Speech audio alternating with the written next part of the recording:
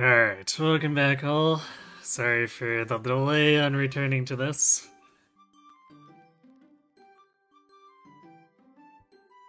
Work's been a little rough, which snowballed into sickness, which, yeah.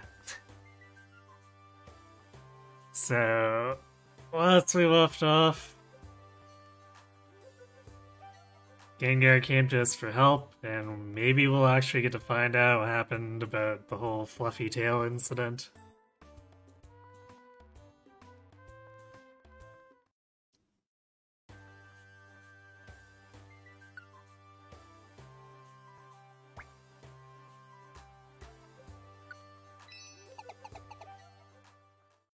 So, off we go. Man, freeze. Ninetales is here, definitely. Give me to the stomach. Kick it. Eh.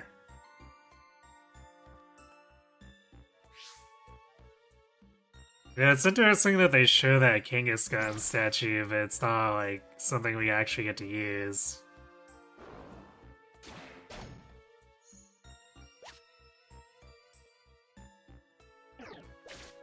Like, I mean, it would technically be pointless for us to use at the start of a dungeon, but it is a little weird.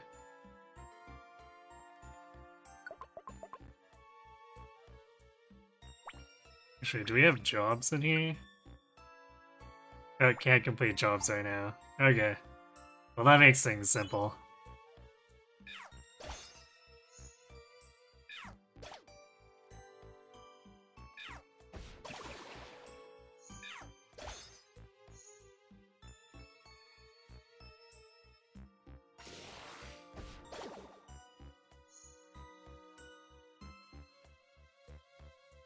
Who is Fettuccine? It is,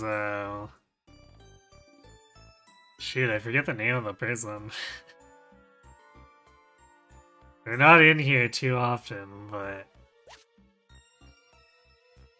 they named a Duskull a ways back, so...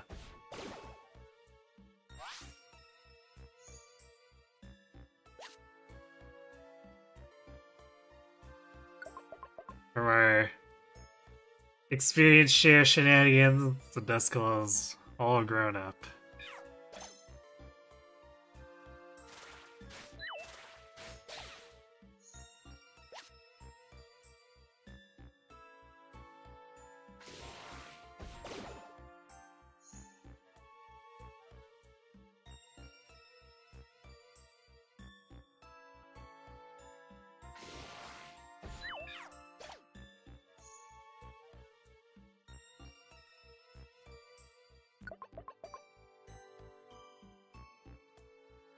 Was the Kekuleon shop up there, but hey, it's an old dungeon. I'm not too enthused about what he might have in stock. This is probably not much of anything.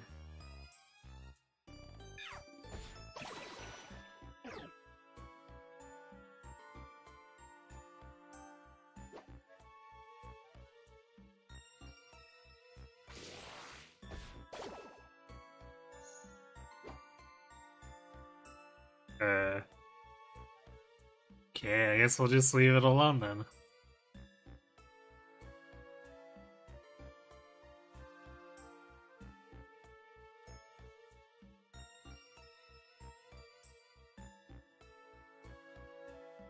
Can't self-destruct on us if we're not in the room.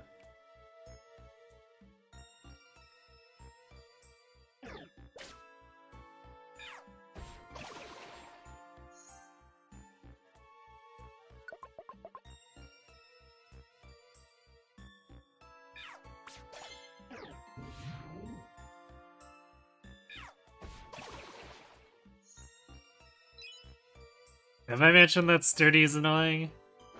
Because it is.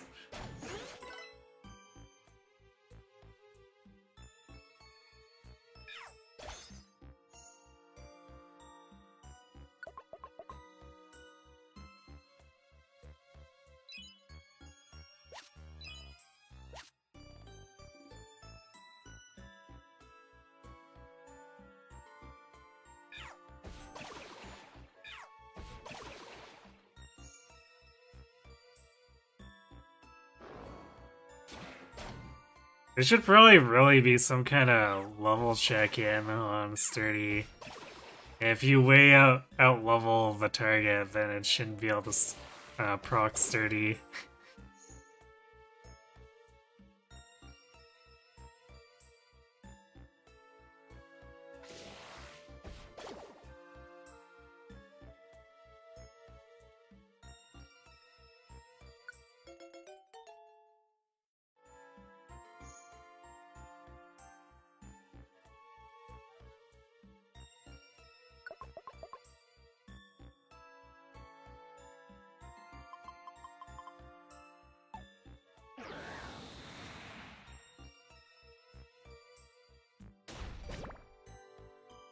Well, rip bandana. Also, blast control immediately coming in handy.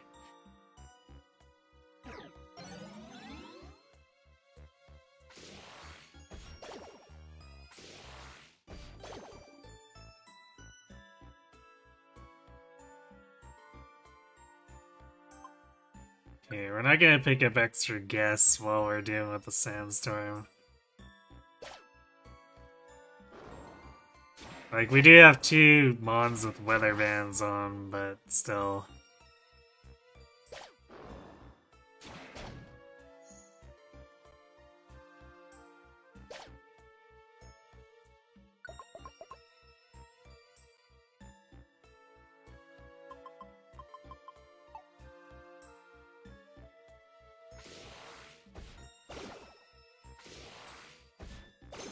Make sure that Pupitar is extra dead. We don't want no sandstorms around here.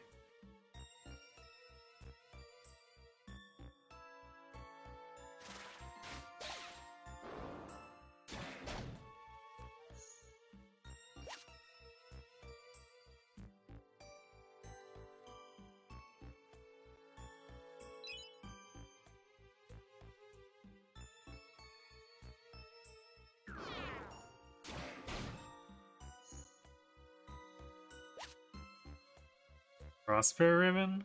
Have we gotten one of those before?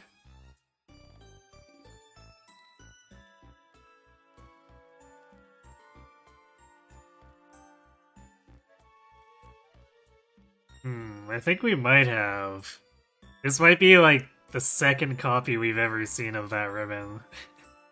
Because I vaguely remember that description, but I think it was like 30 or 40 gameplay hours ago.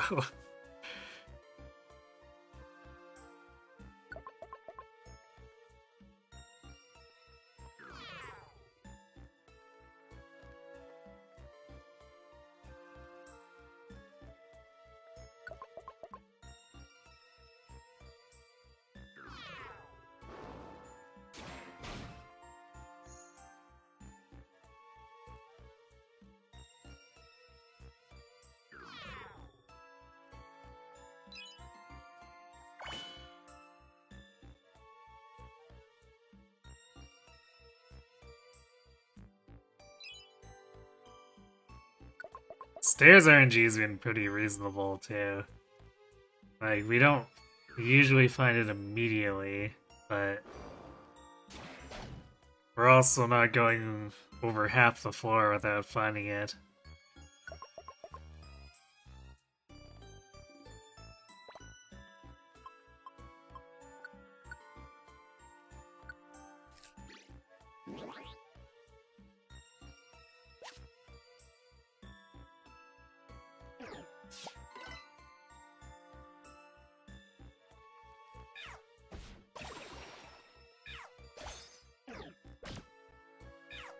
Oh no! Getting stomped for 17. What will I ever do?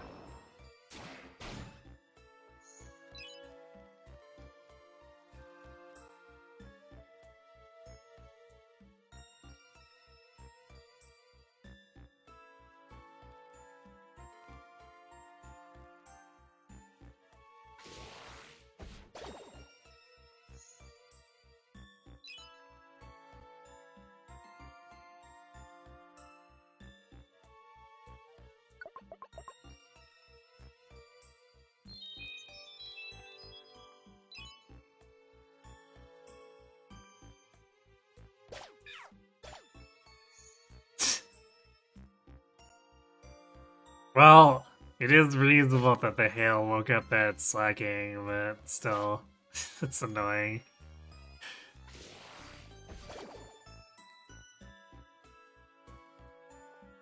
Shogun, you say? Well, I guess we'll see if we can keep the Shogun alive.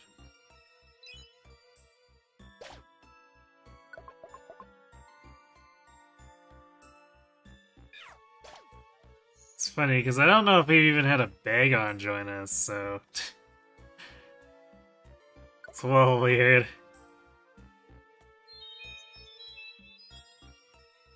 Oh, that Slacking's definitely waking up, so I guess we'll blow him up before he does anything bad.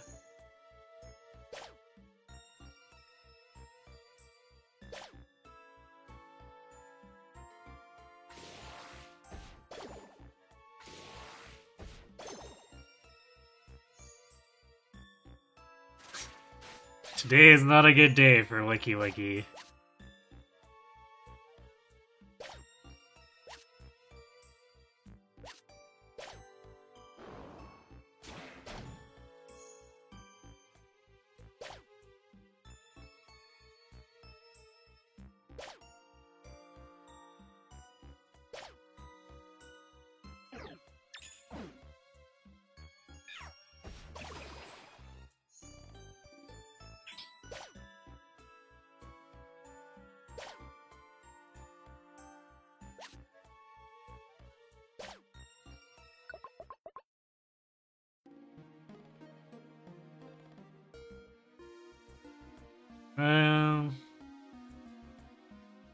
Huh. So I guess we don't get this halfway point when we're doing standard rescues. That's interesting.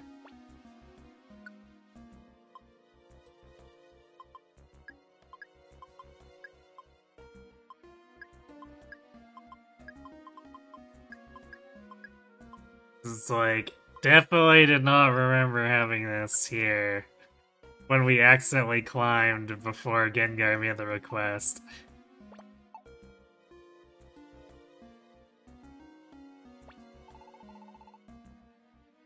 Kit, don't you dare fail after coming all this way. Don't forget to take me, Kit. Is... pretty sure that's exactly like Kat said the last time we were at this checkpoint. We need to always be ready. Thank you, Fettuccine. Such words of wisdom.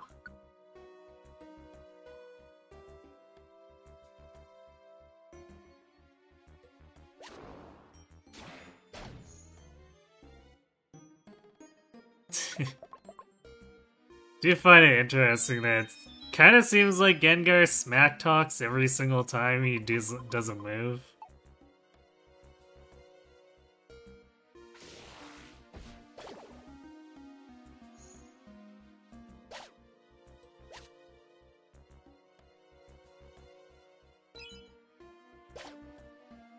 Oops, that wasn't an exit.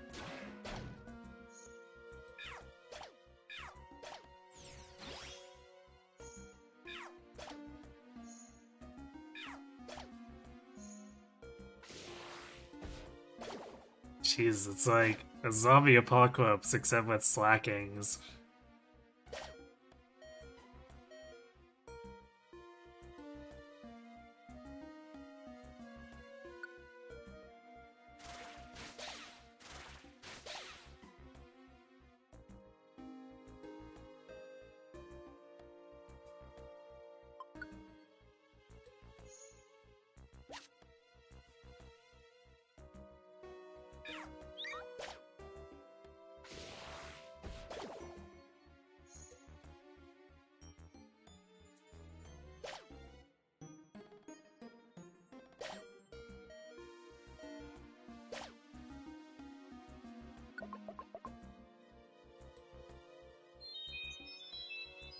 Oh my god.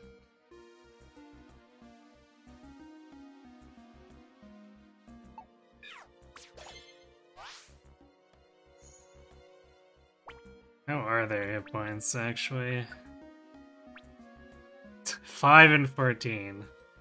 Well, we're gonna have to heal them if we want them to not die. That's annoying.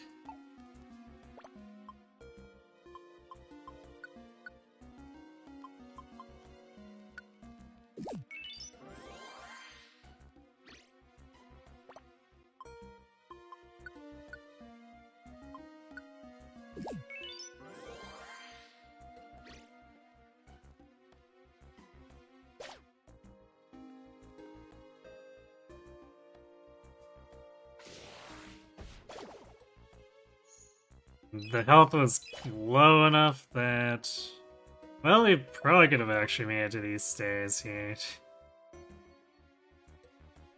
It would have been really tight, but we could have possibly made it.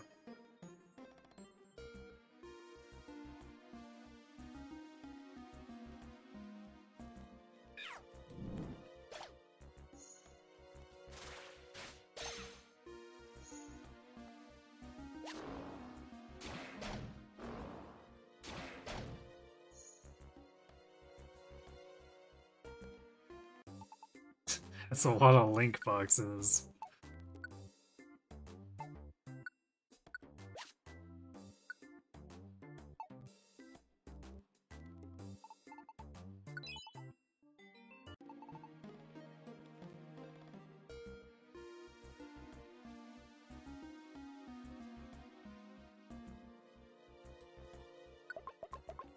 Ecuador must really expect us to go hard on that.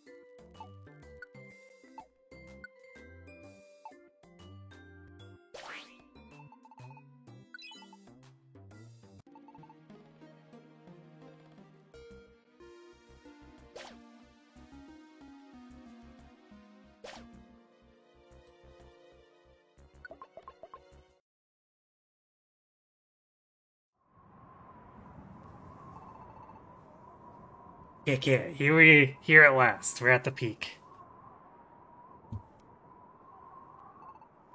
Hey, Ninetales! Where are you? Come out!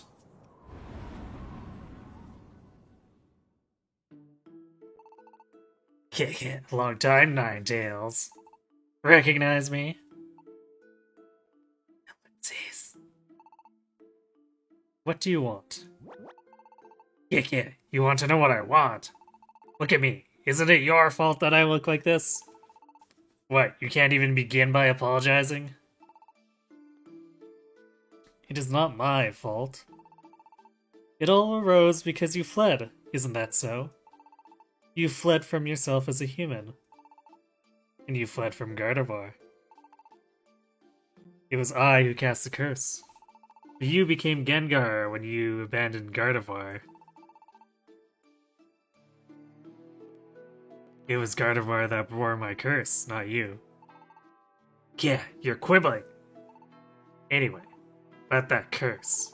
How about lifting it already? You have the nerve to ask that? Yeah, that's right. Imagine me asking anyone for a favor. I'm breaking out in hives at the thought.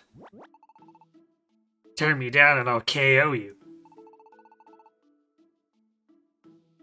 Well, it won't be me doing the fighting, it'll be Kuroi here.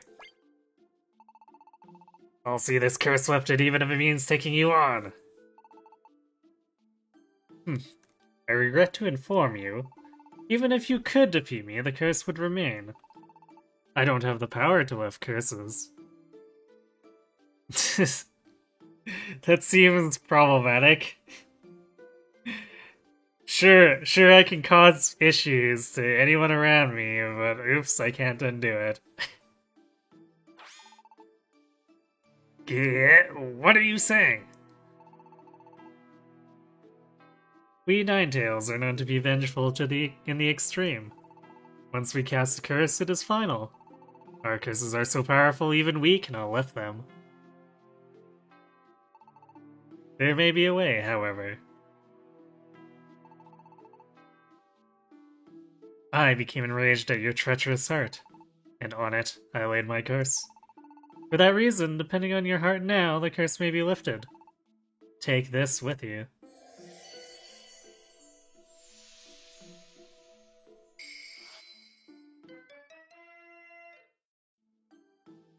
Gengar received the Nine-Tail crest from Ninetales.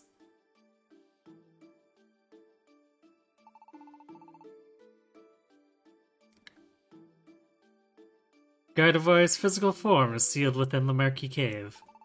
The seal can be broken by that stone, the Nine-Tail crest. Gotcha. We just go to this murky cave and plunk down that rock, and that breaks the seal, so goodbye to the curse. Kick it. How do you like that? It's ridiculously simple. There was a way to lift the curse after all. You had me scared. Kick it. Hey, I kept you waiting. Let's go home. Kick it.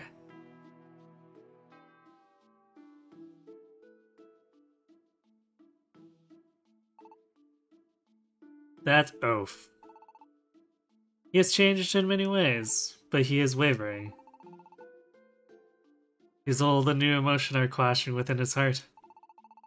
If he would only realize that upon reaching the murky cave, if he does not.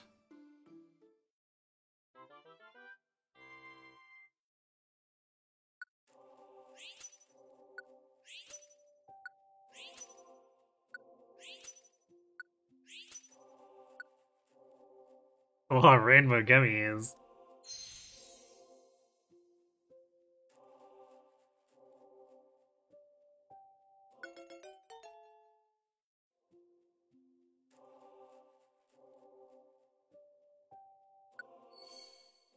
Hey, Math Magician. Yeah, Gengar's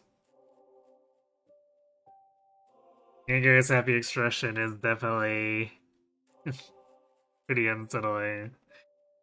Although, I think they just try to make Gengar that in general.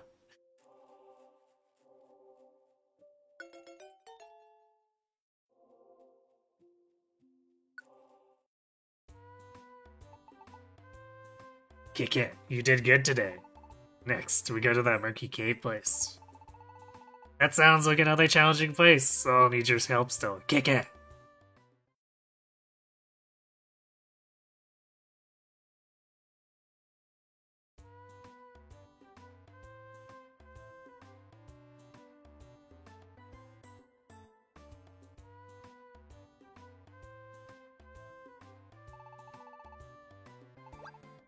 Kick it, late riser.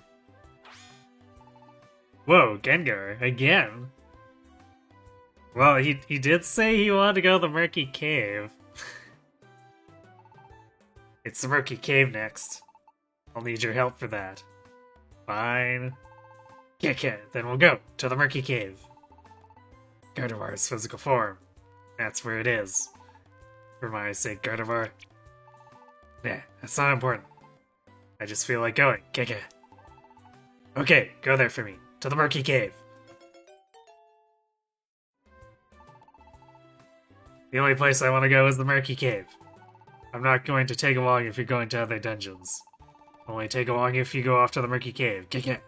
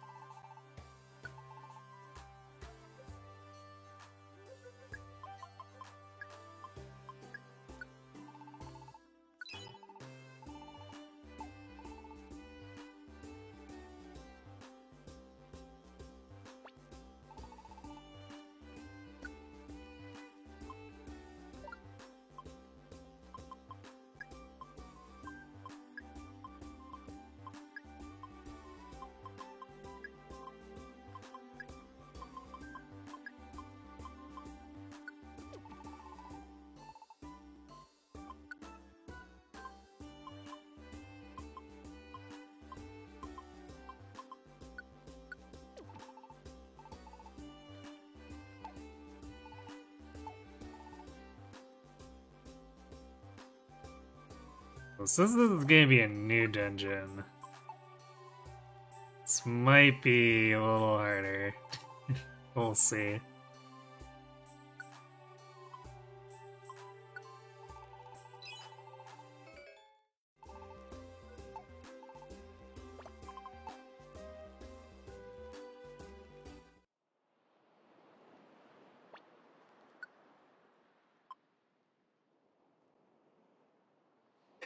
Wow, rescue missions in the Meteor Cave.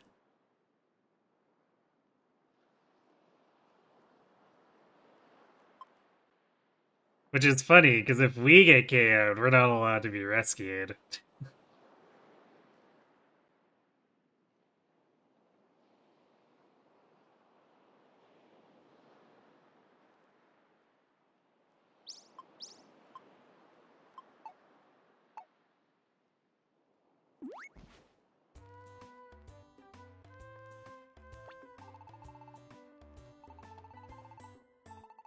Okay, he's just repeating what he said initially.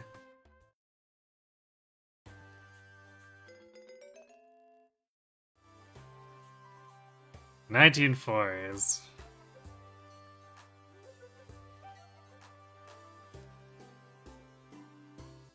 I'm not sure what the trigger would have been, but I can't imagine this is one that would have been too late in terms of what the expected level progression is. So I doubt this will be like Mewtwo tier or anything, but...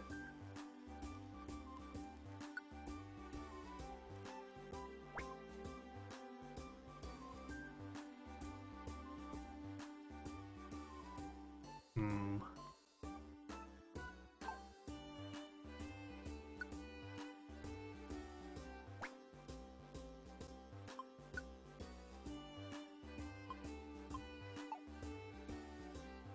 That's interesting, it's not letting us actually choose a preset.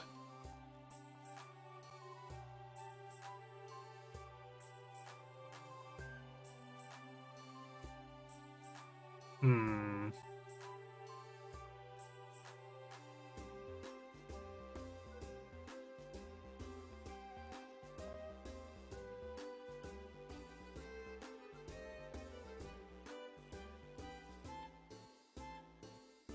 Well, I guess we'll just stick with what we have then.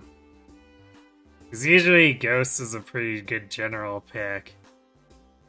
And we don't know what's going to be in the dungeon, so... Alright, let's go.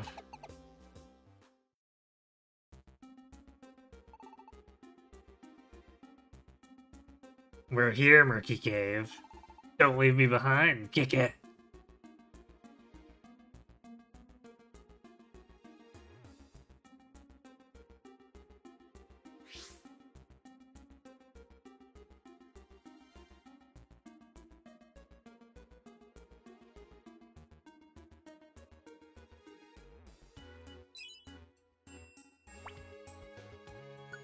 Is it our Dusknoir that has Lonely Courage, or is it... Okay. Because I was gonna say, that'd be kind of appropriate for Gengar to just have...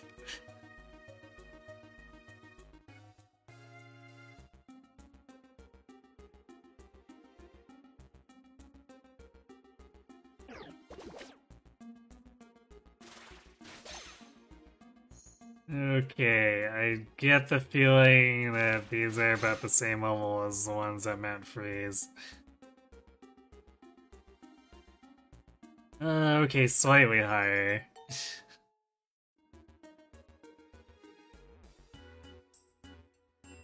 So, like, not really any meaningful way for the level our current team is at.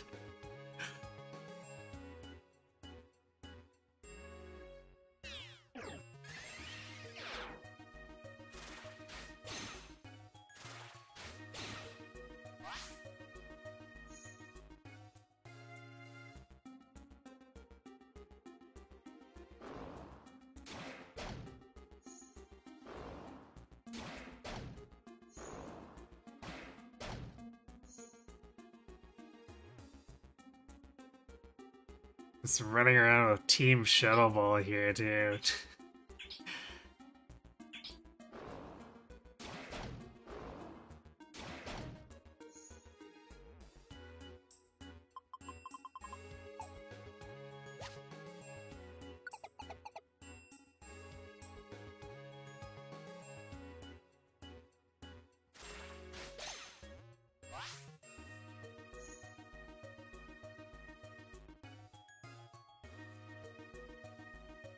Not that I'll complain, but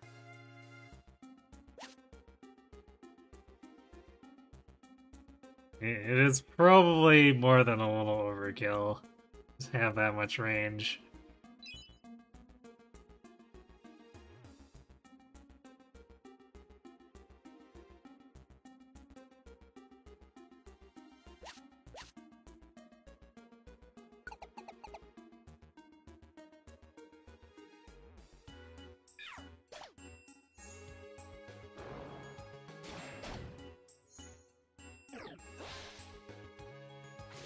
Agility this.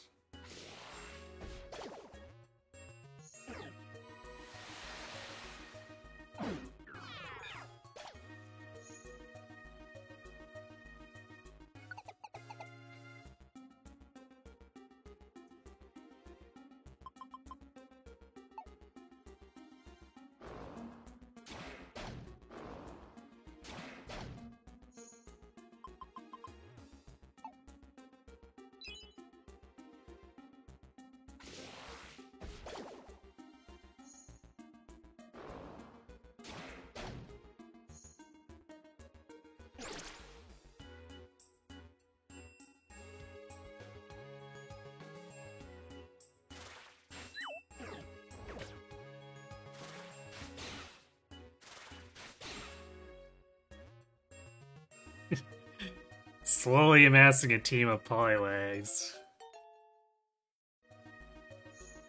I guess to make up for all the ones we couldn't recruit before because the camp cost so much.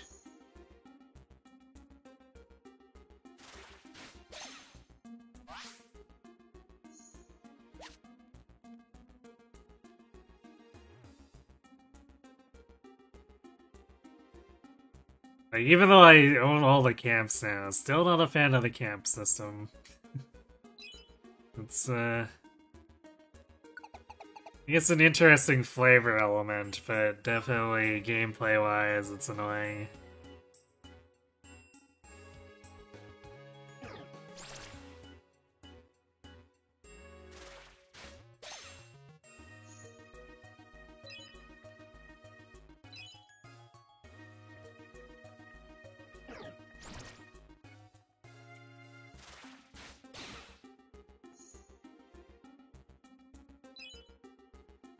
I guess I'll poke my head into the next couple of rooms.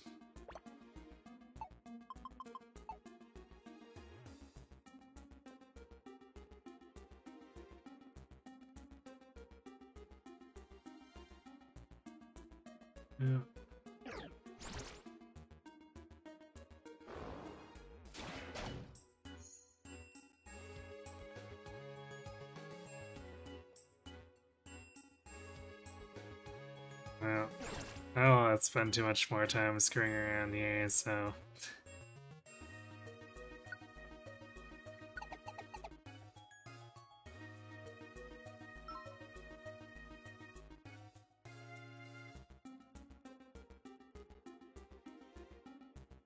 Too many fainted Pokemon.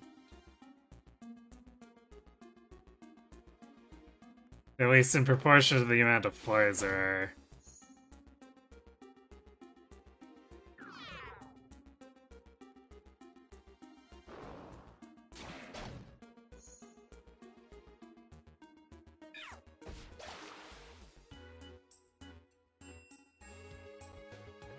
Oh sure, we'll just acquire a full type legend, why not?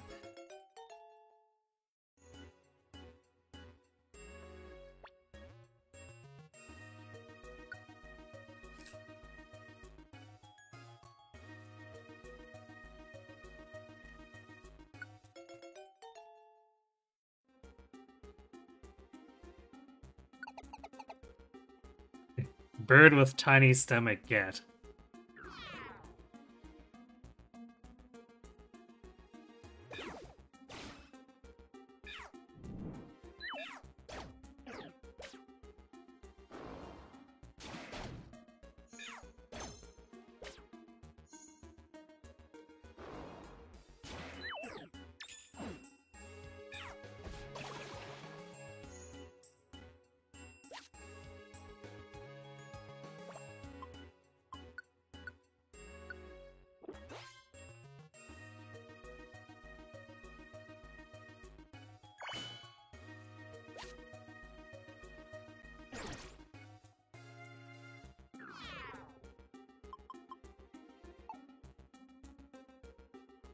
I actually do want to collect these throwables.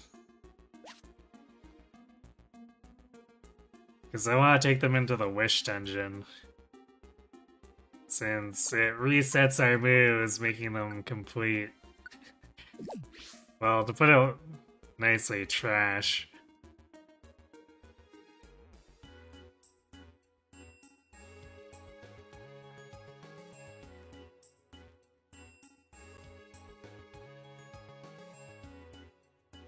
So a lot of those starter moves really don't feel like they put much effort into them.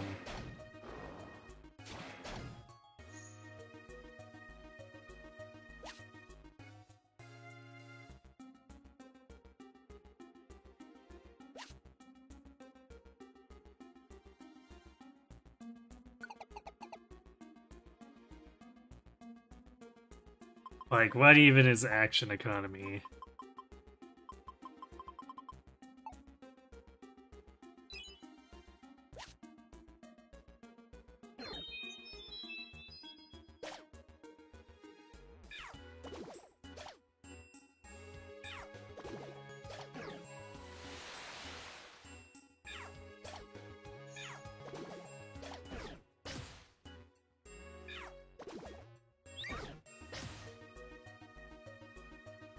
Oh, rip Polylag.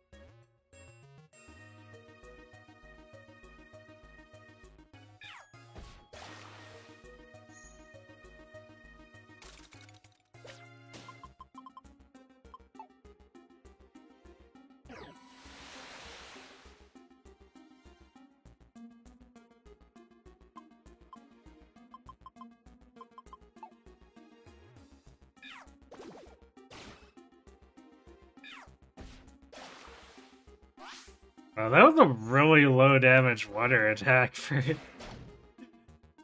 being super effective and under Rain Dance.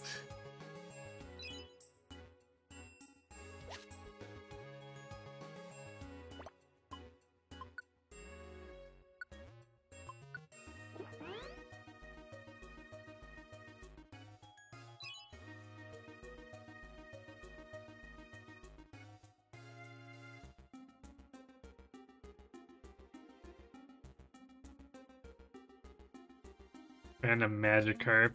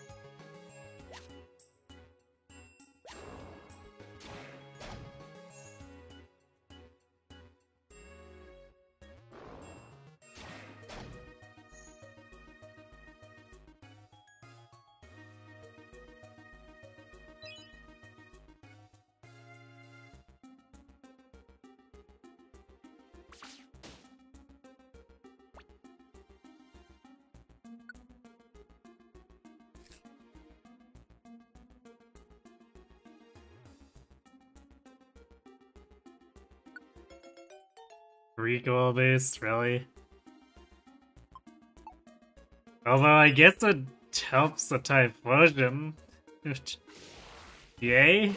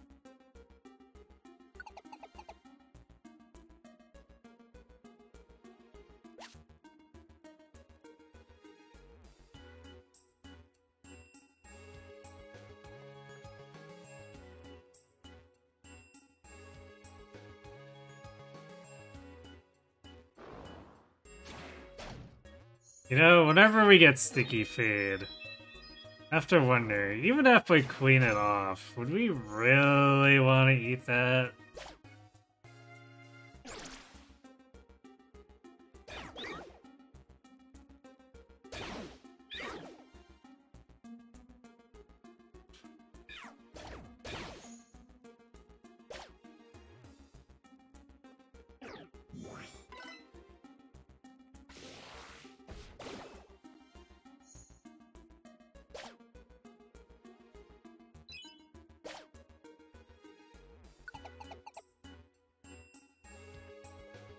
Granted, I guess by this point we're kind of used to eating anything and everything off the ground, so I suppose the answer is probably yes.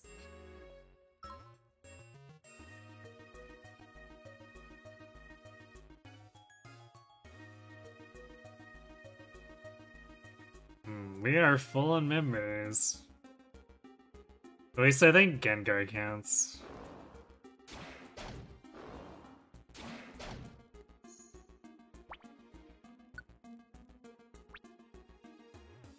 Yeah, he's definitely taking up a guest slot in here.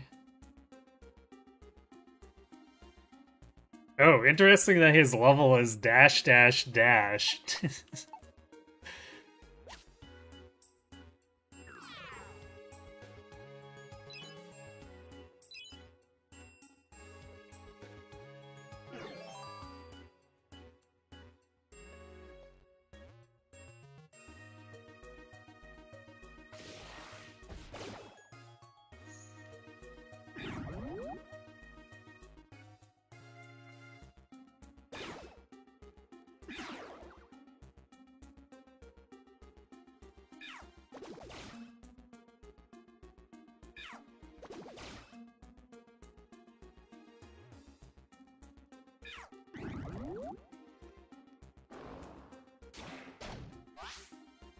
Jeez, why did it take so many rounds to take down that cast form?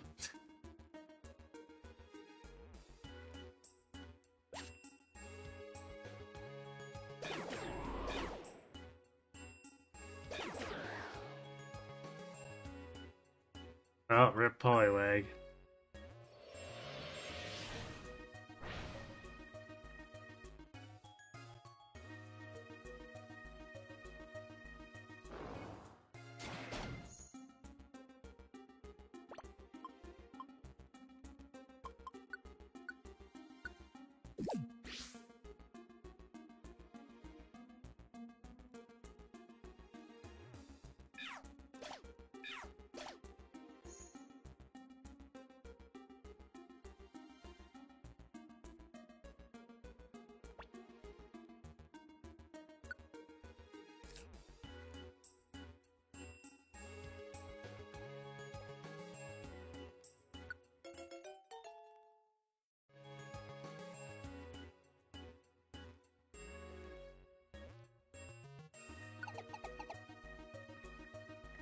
Picking up that Pidgeotto with small stomach is definitely want to screw around a lot more than we should be. At least in terms of, Billy. Because I'm kind of just able to throw away normal apples for recruitment.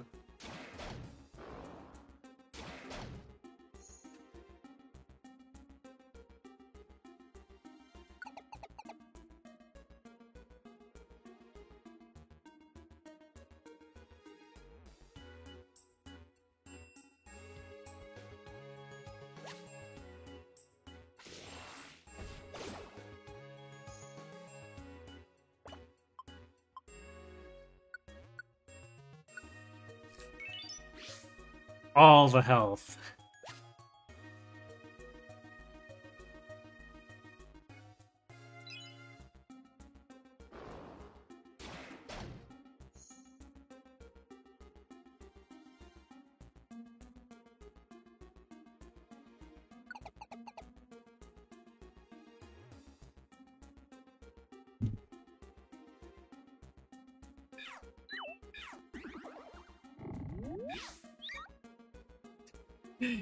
You missed the double edge on a sleeping target. Well done, Typhlosion. Well done.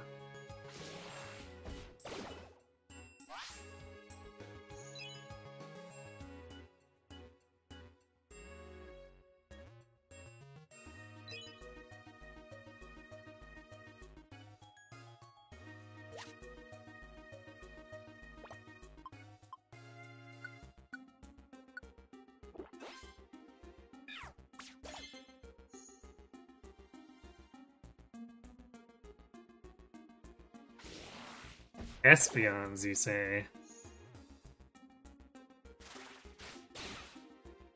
Well, this dungeon got a little more interesting.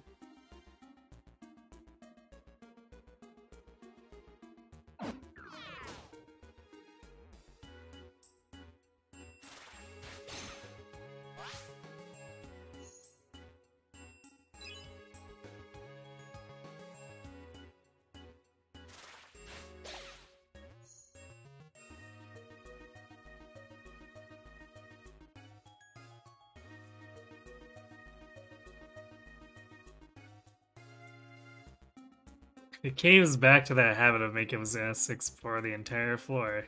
Cool.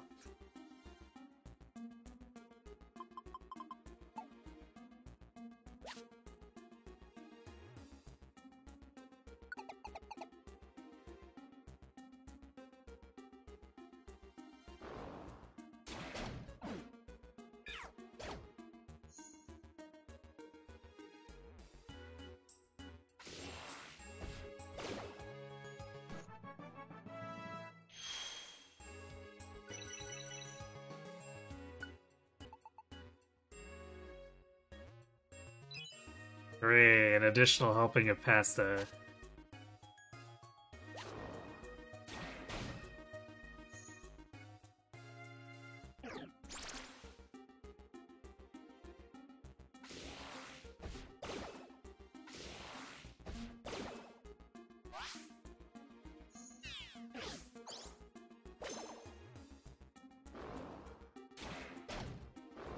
Okay, well, next floor should be story room or boss room or whatever the final floor is gonna be for this particular set, so let's see what it is.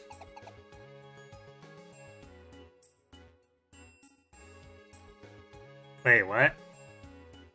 Okay, I guess this is an exploration floor? So do we have to locate Gardevoir?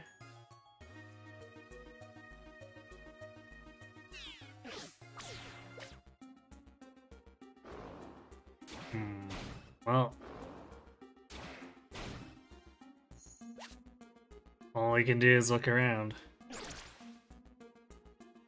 Stairs down.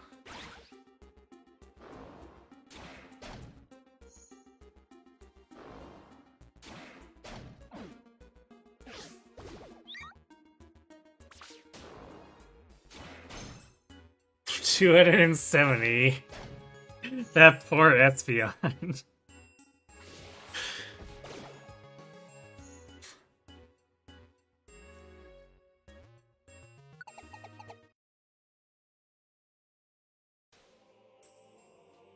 This just goes to show, even the power of evolution cannot beat the flu. Kick it, we're here at last. This is it? This is the deepest floor of the Murky Cave? Oh, look! There's a dais. It's a hollow spot. I guess the stone goes in there. Gengar placed the nine-tailed crest in the hollow spot.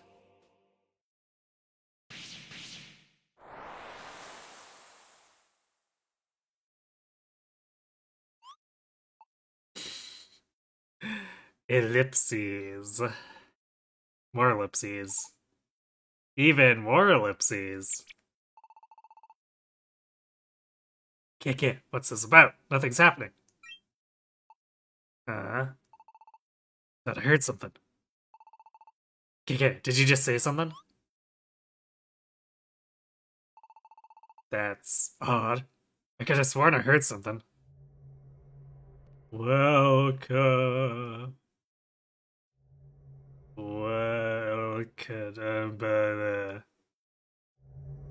Welcome to the Murky Cave. What? What? Where is that voice coming from? Who are you? I am the Judge of Darkness. That's an interesting title. You have nothing to fear from me. I mean you no harm. Just now, a key was inserted to break a curse. The curse. It is the one on Gardevoir. Yeah, exactly. Please, lift the curse now. I cannot allow that right away. Oh good, I guess we're gonna have to fetch quests with Gengar some more. I must first know if you have earned the right. I must evaluate you through Mortal Kombat. You must bear your true feelings to me. Okay, significantly less Mortal Kombat, I think.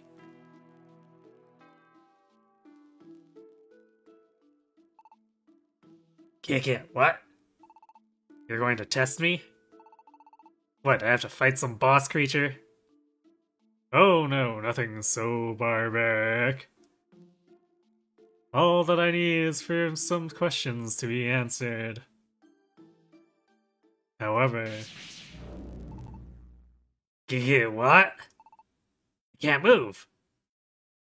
Gengar, you will not be doing the answering. Kuroi, you will answer. What? What are you saying? Why is someone else speaking for me? Let me do it. Gengar, your heart is interwoven with conflicting emotions. You will probably never show the truth within your heart. What? Kuroi will enter Gengar's heart. What? Okay, this went off the rails. Please navigate carefully through Gengar's emotions.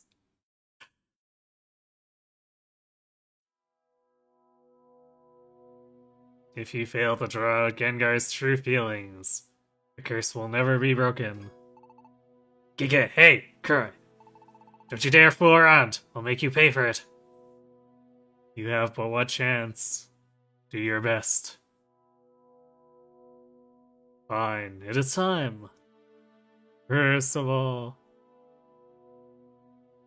why does Gengar wish to break this curse?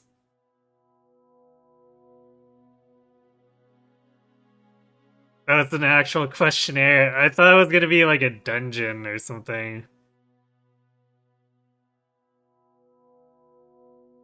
It's like, please go around Gengar's heart and piece it together or something weird like that.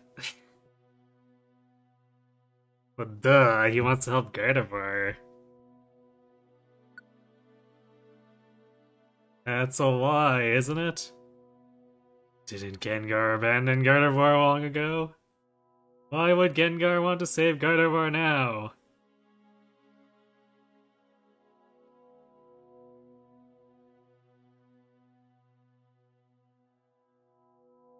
We're taking the curse, or he came to understand Gardevoir.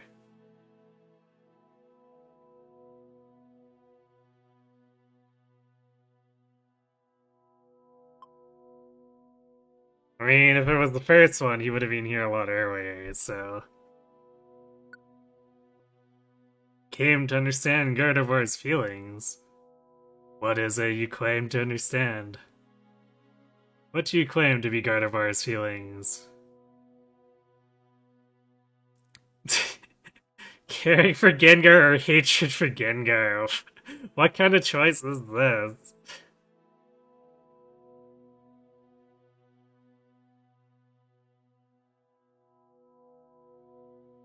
Of course it's caring.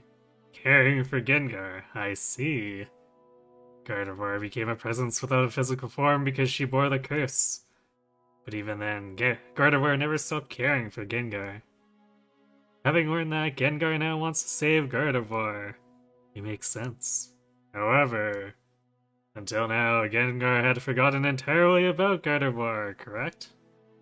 Now Gengar wants to save Gardevoir. Isn't that asking a lot? No?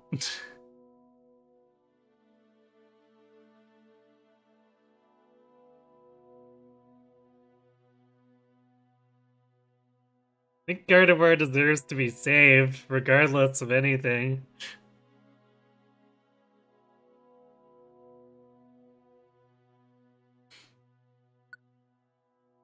You say that is not so.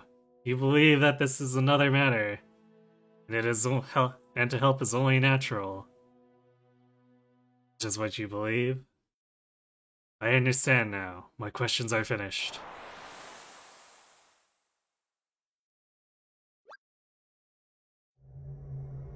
Gengar, whether you have the right to break the curse or not, I will now render my judgment. The curse cannot be lifted. What?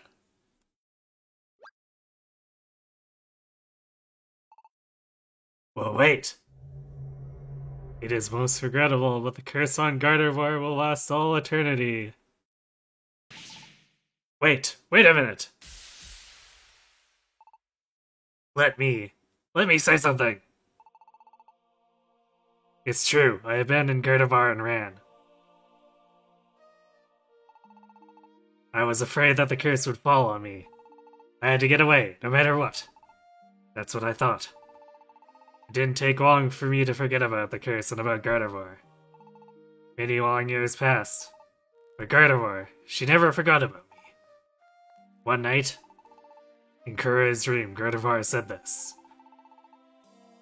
She said that she considered me an irreplaceable friend. And that she still believed we would meet again. Gardevoir kept thinking about someone like me. But how selfish I was. I lived carefree all this time. I realize now how selfish I was. It's not just Gardevoir. Kurai put up with my selfishness and brought me here. I finally know what I was missing. What I lacked. It was something for the others, a sense of gratitude.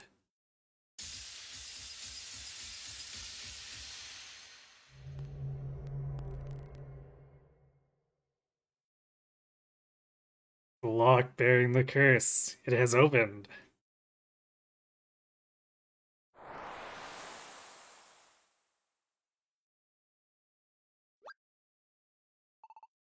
Yay! Gardevoir!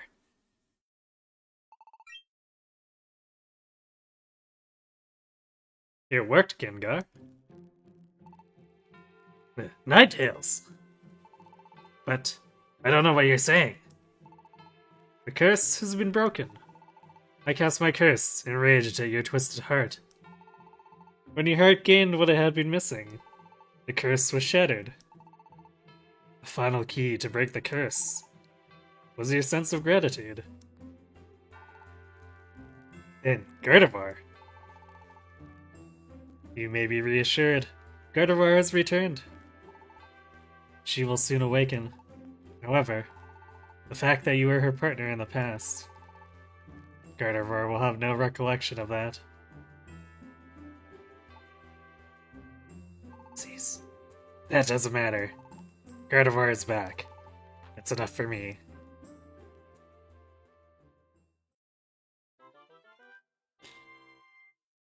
Somehow I think she'll figure it out.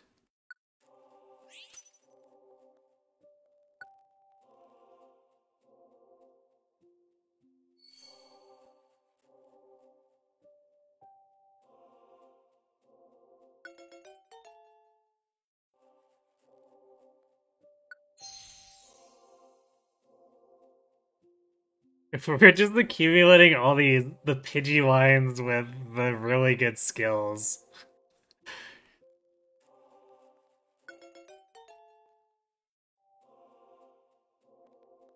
One of these times we're just gonna have to form a party of those Pidgeywines and go through a dungeon or something.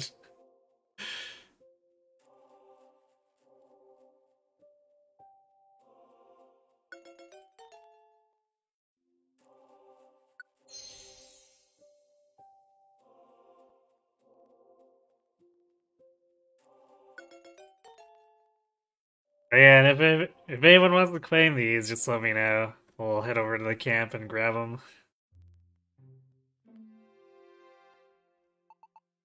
Thank you so much. My curse has been lifted. You did this for me, even though I had never met you before. I have no idea how to thank you. From the bottom of my heart, thank you so very much for saving me. Ellipses. Good for you, Gardevoir. Hey, Kura, Cat. Thanks for getting me through this. This is my thanks. Mobile Scarf. I think that's the one that lets us walk through walls or something. Adios. Oh, wait, please. What is it now? Your name. Or, your name. Please, what is your name? Cat. That's a very funny name, Gengar.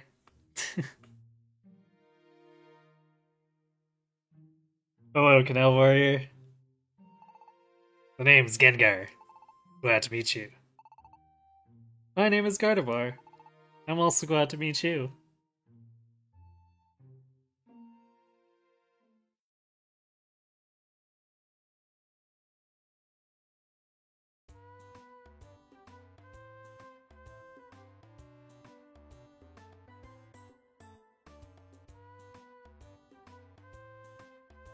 That still feels unresolved.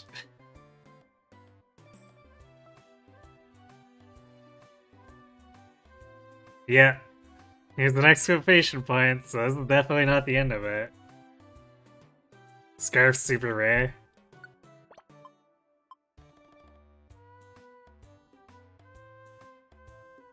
I figured as much. I think I might have one already, but...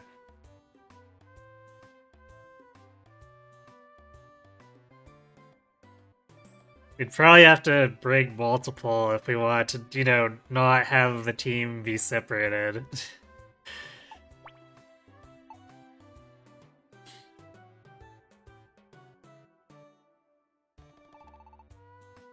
I've done a lot of thinking. I would like to join Team Fluffes and help on rescues. Please, may I become a member?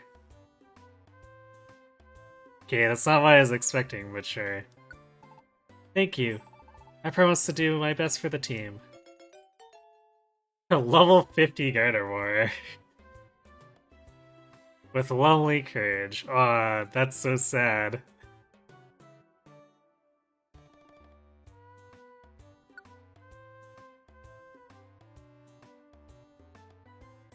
Okay, I guess that is maybe the end of that. That's tragic.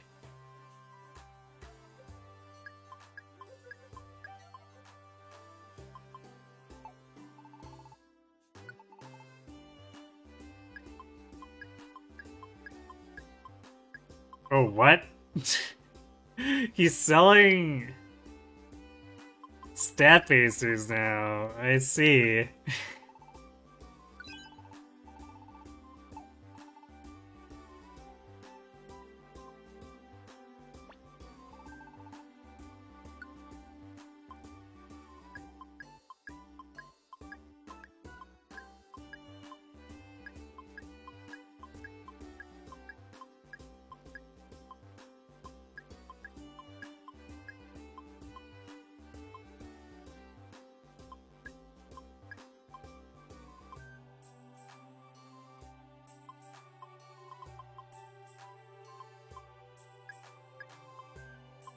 Actually, let's see.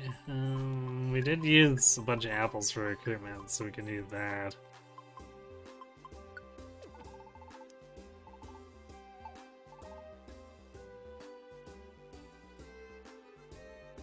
You know, Kekuichou sell stat bases. It must be pretty rare. Cause that's the first time I've seen it at all, so I don't know if we tripped a certain trigger or what, but... or maybe it's just such a low percent chance that we're unlikely to see it.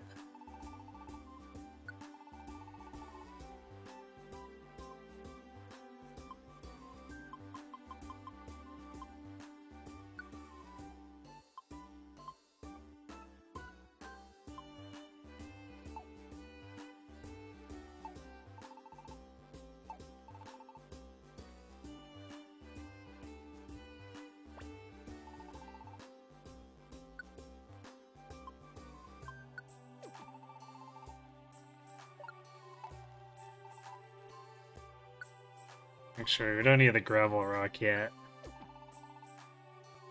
We'll save this as much as possible for if we do the Wish Cave.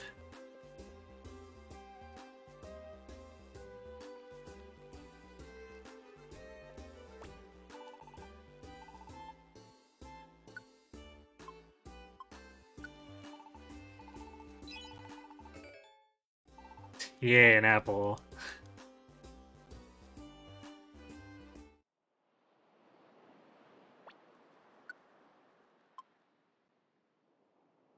It's a job for the Wish Cave.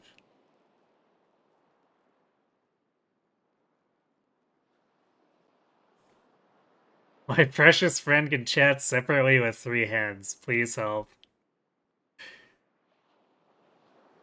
Oh, I guess because it's Exeggutor, which is technically even more entities.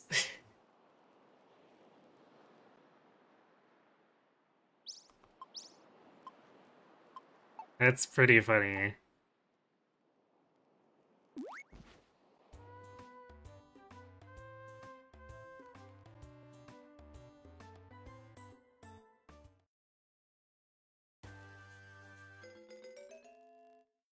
Marvelous Sea is now open. The Fantasy Strait.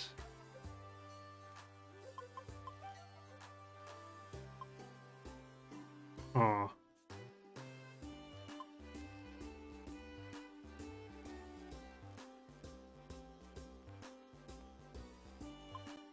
They are relatively short dungeons. I wonder if they do anything?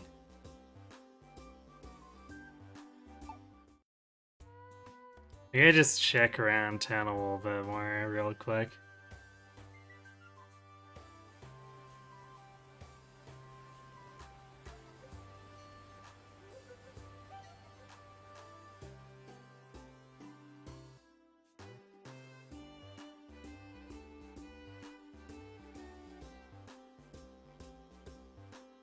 Well, if there is any more to that storyline, it's not here right now.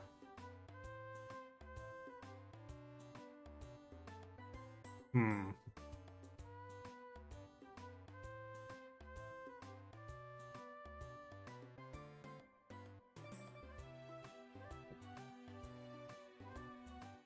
Okay, well, I guess let's check out the new dungeons. Because... like I said this before, but I feel like the Wish Cave is going to... take us a very long time to get through. So I think we pretty much have to dedicate Sunday to it. Hey, cat.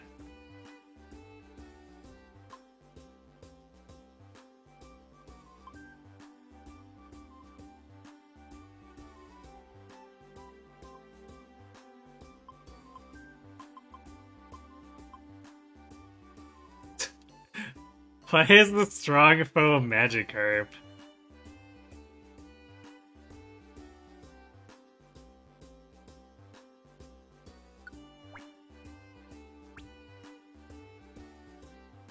Alright, well it's a water dungeon, so we're gonna bring the Ampharos.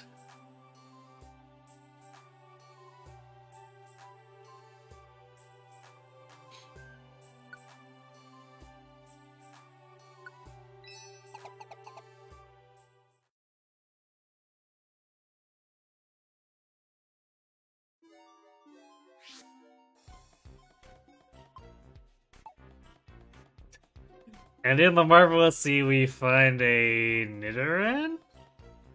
Question mark?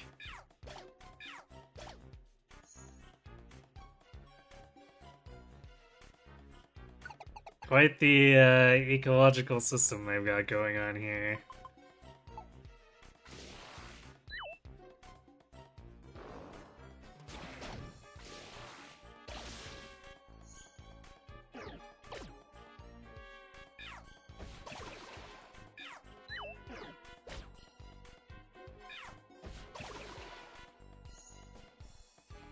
Wow, these are some high level.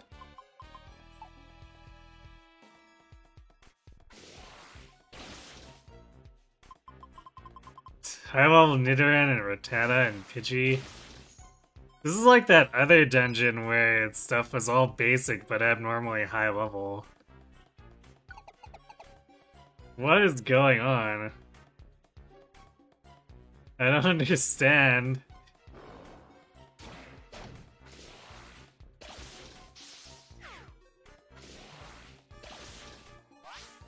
Like, this stuff has almost as much hit points as I do, which is kind of ridiculous.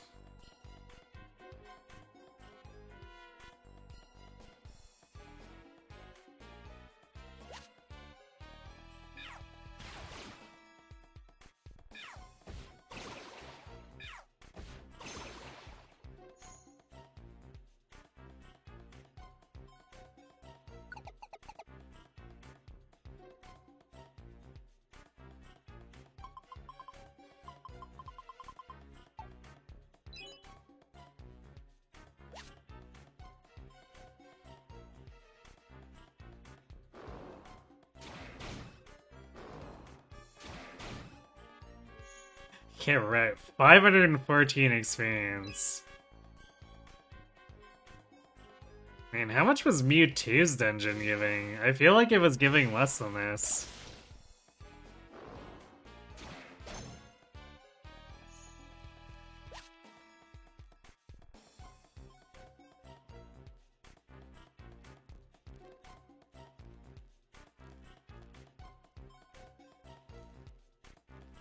This is like those space-time distortion dungeons in Bravely Deep or Bravely Second, where you get the super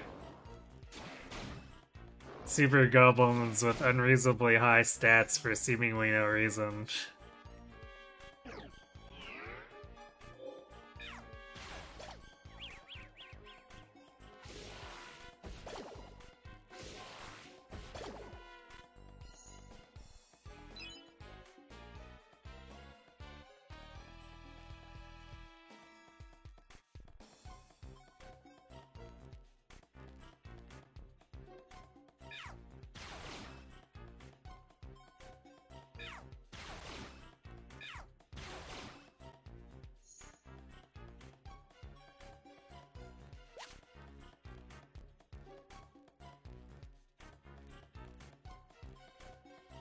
But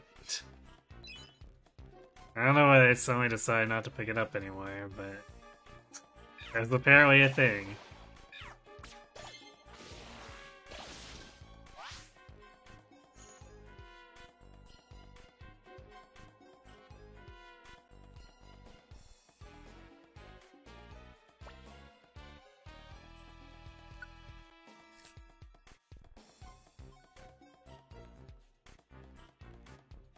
Level 62. So yeah, I think that's just a little below the level of the enemies in Mewtwo's cave.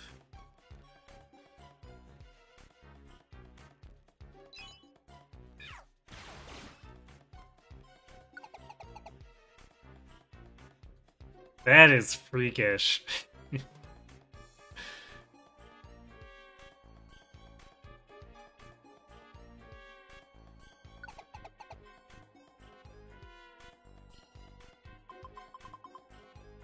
Says Magikarp might legitimately be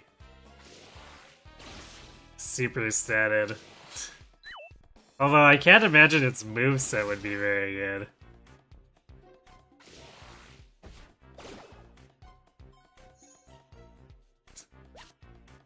Never mind. I'm pretty sure it just gave experience like a, one of those licky lickies from Mount Freeze, so I guess Magikarp's a joke mini-boss in this dungeon.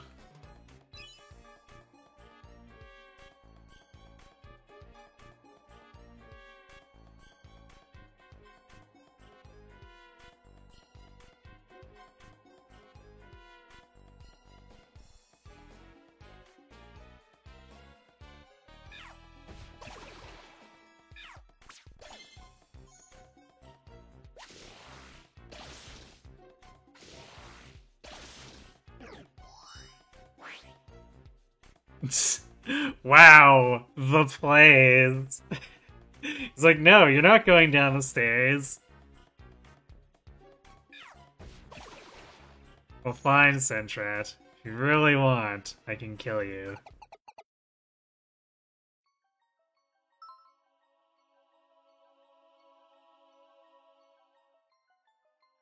Whoa, fluffer enough.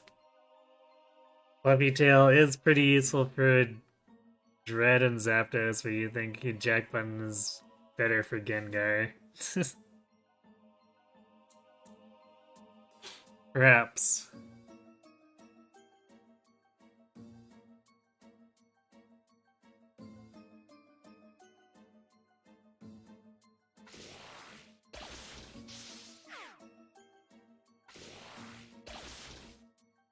Wow, yeah, this dungeon is super Jabady, like, hey, Marvelous Sea with, all those Magmars.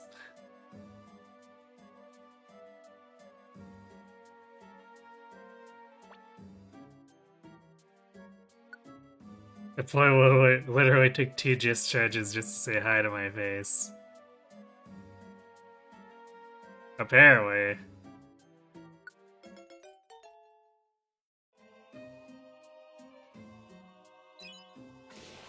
Although I have a feeling hi wasn't the only thing he wanted to do with my face. Just a hunch, though.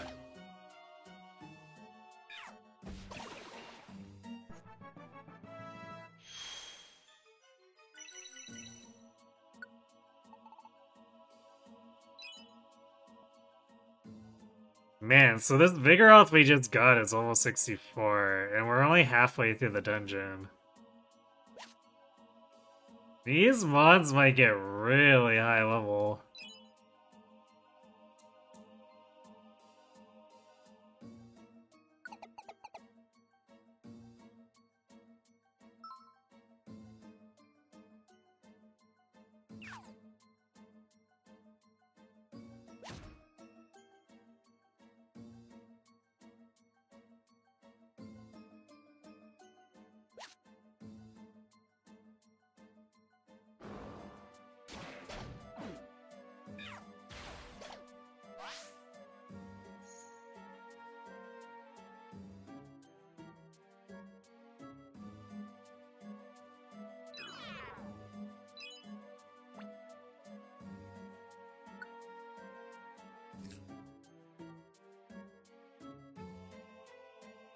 Actually, nice the food finder trait's getting us all these free recruits, basically.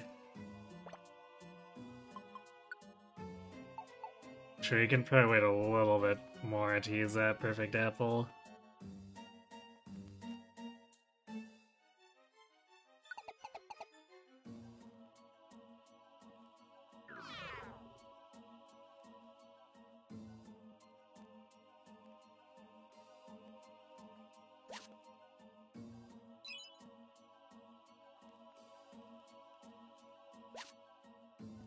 Slumber Orb, okay.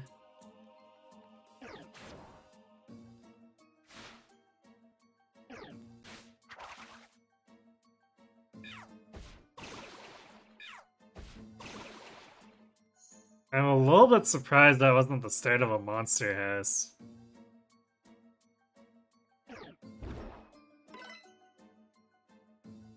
Wait, what?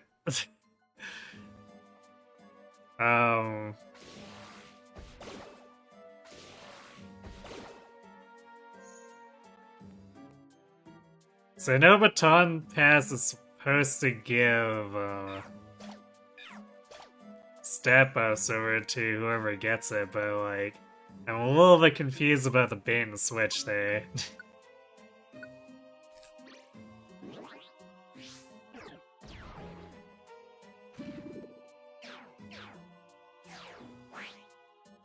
What? What is going on? So that Skiploom debuffed me, reduced its hit points to 1, and disappeared.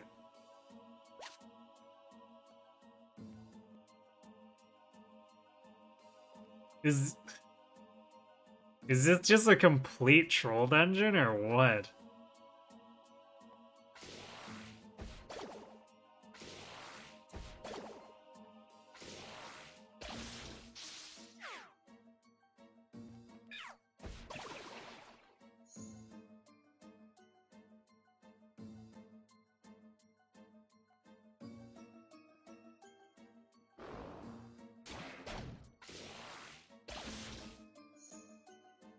I think that might have been... No, wait, that's a Hoppip. So I don't know what happened to the Skip Bloom. But we don't really care that much, I guess. Not enough to pass up the stairs, anyhow.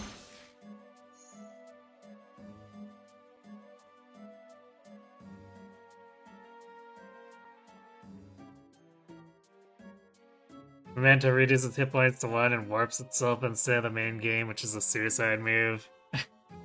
I see.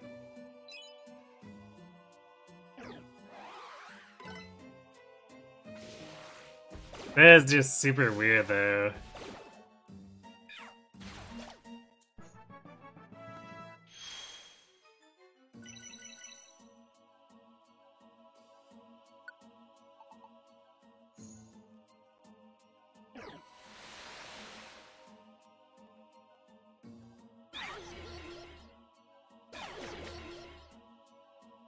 Oh. Okay. It was our Vigoroth who did the Fury Swipe, so not Vigoroth getting Fury Swiped. Which is good. I was a little afraid. Because these enemies are pretty high level, and having them get awakened would not be good.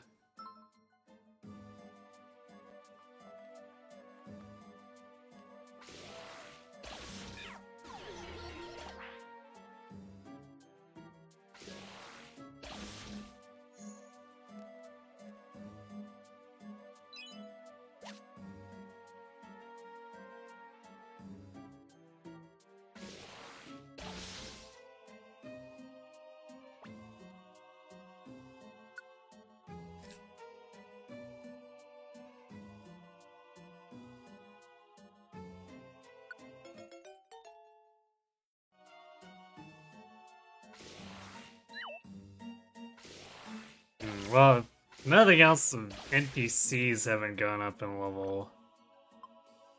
Which doesn't necessarily mean that the enemies are constant in their level, but...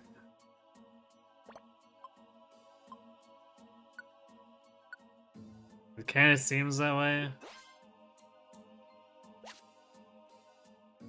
Which, even if they're still level 34 or 64, like, we out-level them a bit, but... The fact that they're tanking us as well as they are is definitely concerning.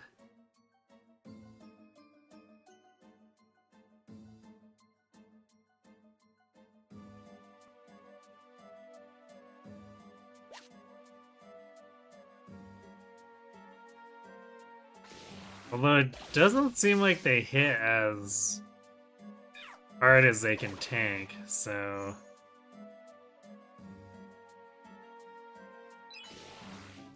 Maybe I'm just worrying about nothing.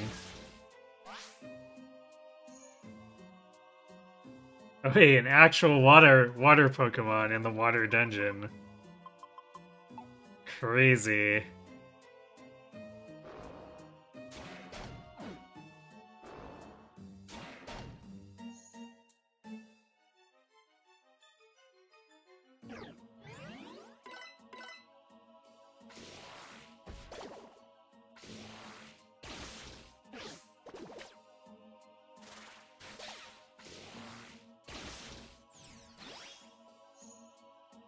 Yeah, these guys definitely have more bulk than damage output, so this is kind of like...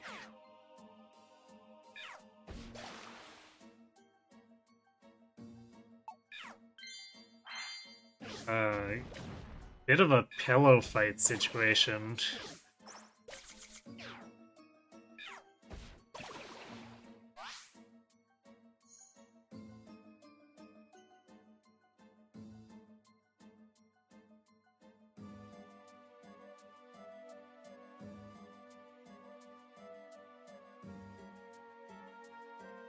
Because it's like, boy, are these guys annoying to take down, but for the most part, they don't seem to pose a threat.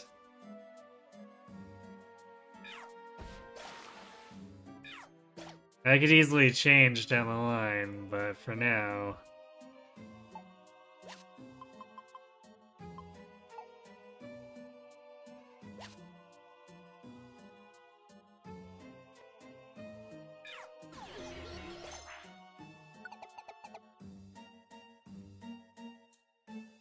Although I guess we're also almost done this dungeon.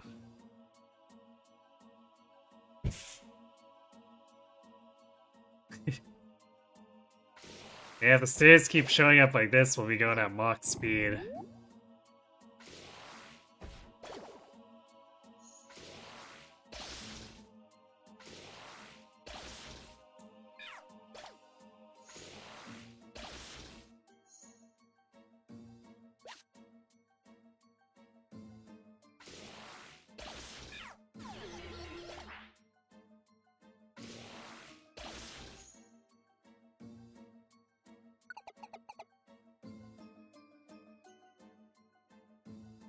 Upper is a little bit of a weird move.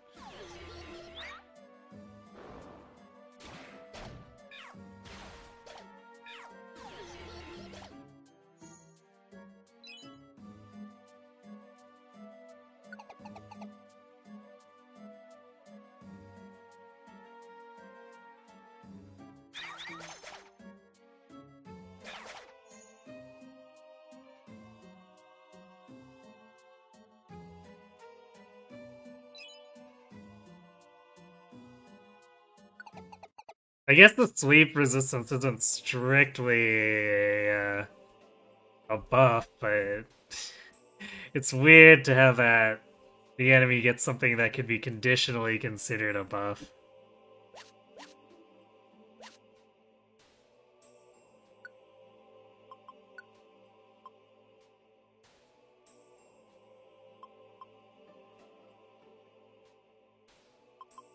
I think we have more cover bands than we really need.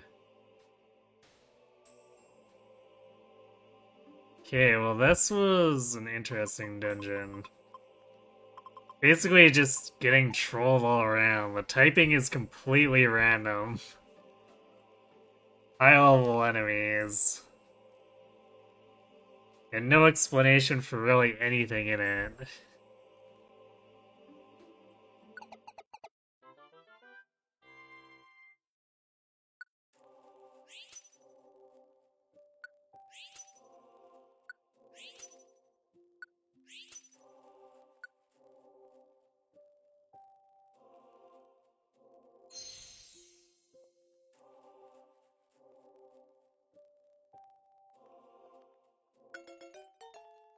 But hey, I guess we get a bunch of free high-level recruits.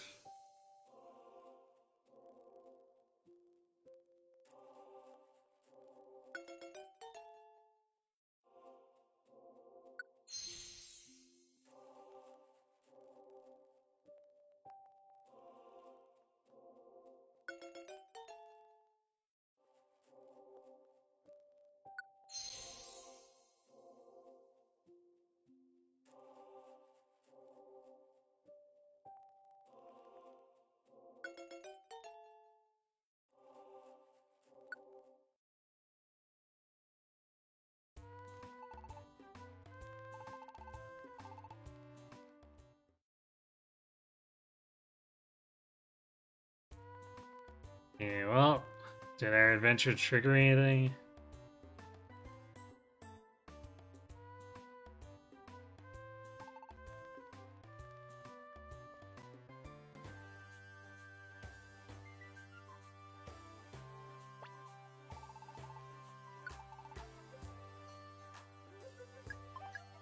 Oh wow, yeah, I think we definitely hit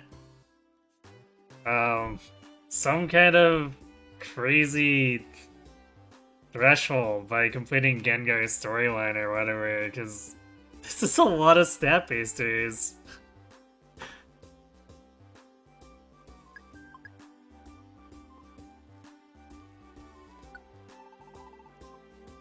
Like, legitimately, I think I'm just gonna end up running out of money if this keeps up.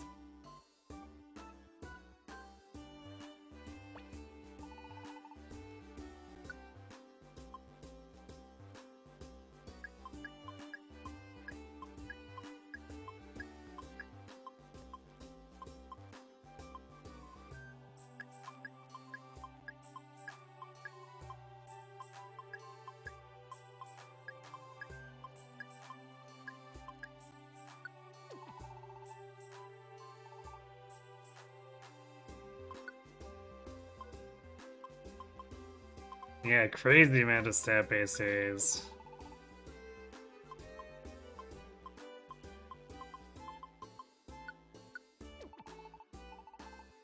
Yeah, like, there's no way it was this rate before. So, like, because we would have noticed. So,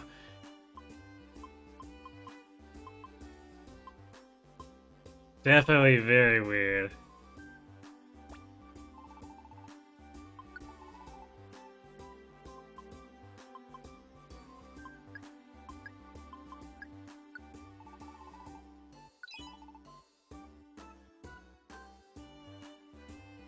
Maybe money's worth picking up now. Might be. 100 at a time is still probably not the greatest, but I guess we might need to scrape together everything we can. Granted, I guess we're already at a point where we don't need to hoard tons of them, but never hurts to be prepared, I suppose.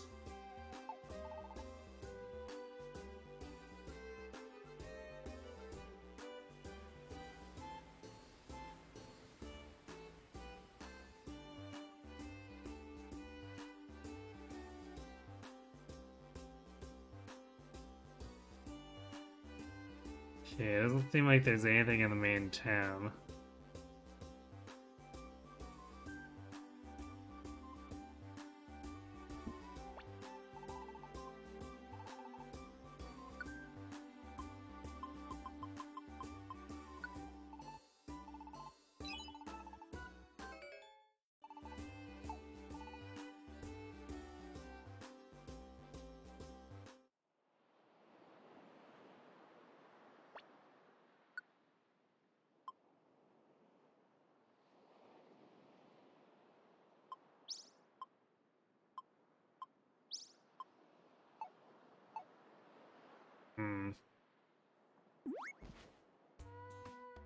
Yeah, so it doesn't seem like there's anything else for that storyline, which is a bit disappointing.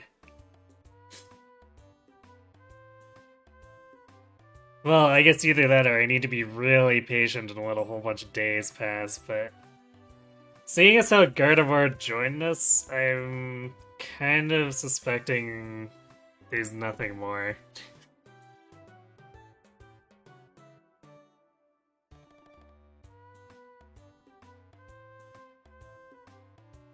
So, I guess we'll do the other new dungeon and see if that unlocks anything. So, give me 1 second, I just get real full on a drink, and then we'll tackle that one. So, be right back.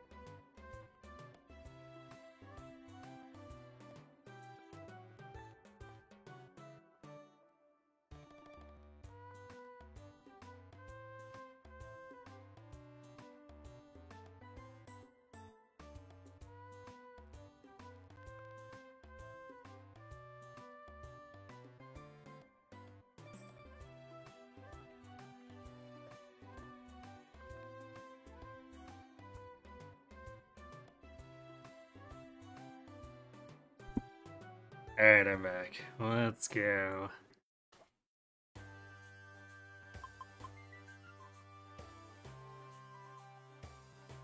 Well, I'm willing to bet Fantasy Straight is another troll dungeon, so...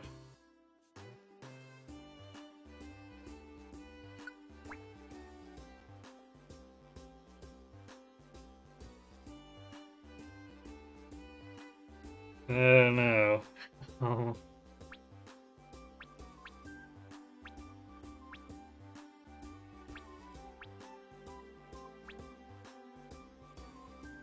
I guess it doesn't hurt to have a room nick, so I guess we'll stick with the Ampharos and see what happens.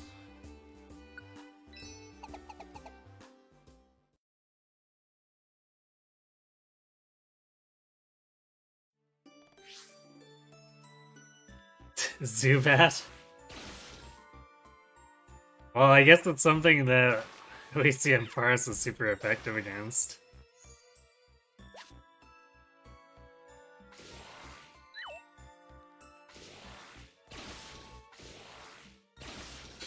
Pidgey. Yeah, what is with these two dungeons?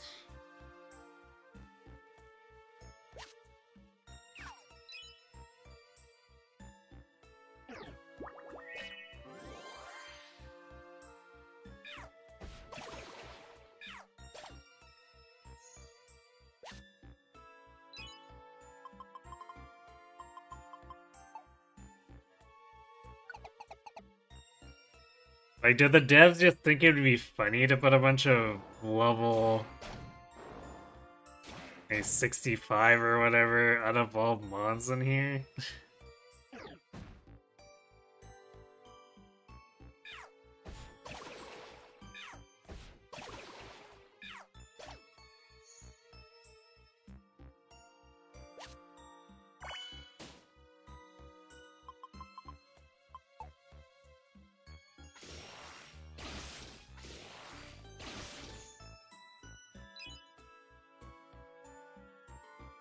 Wow, we've broken 100 per pickup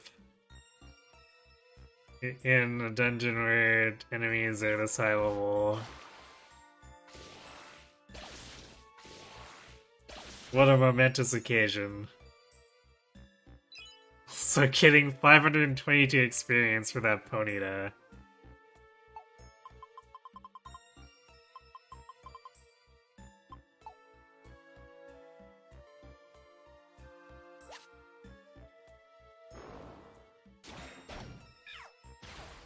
Also, I like how the game keeps giving me Drought Orbs in dungeons that are very obviously not gonna let the Drought Orb work.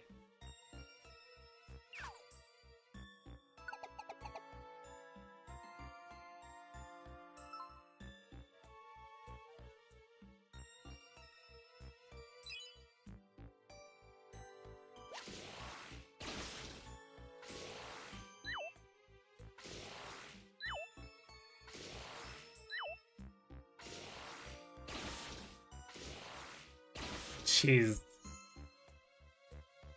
To get up attempts or what?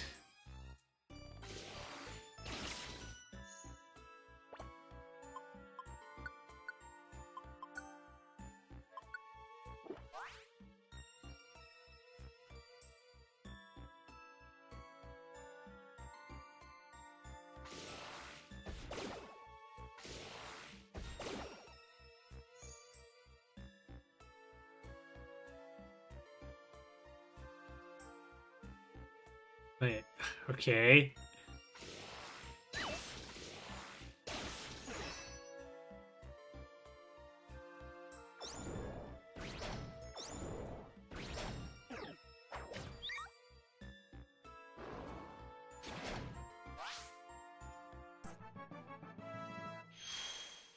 So I think this floor is just 3 big rooms, and the Fainted Mon is in the left one.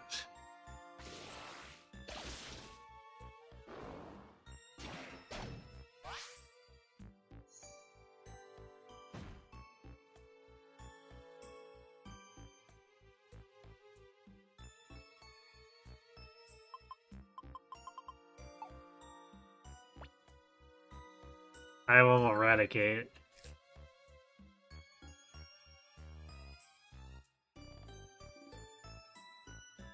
Another food finder, too. Actually, that's pretty appropriate for eradicate, if I do say so.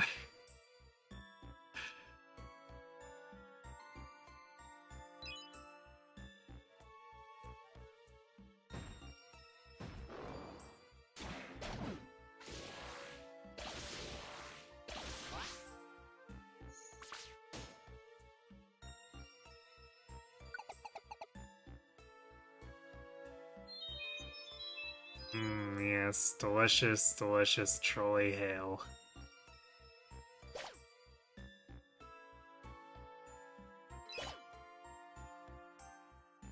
Where would I be without your sweet embrace?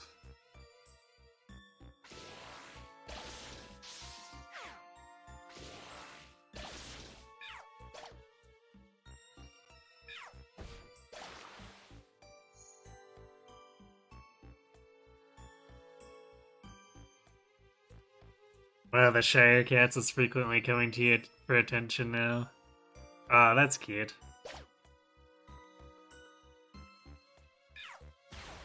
I bet you totally got recommendation from the other cats.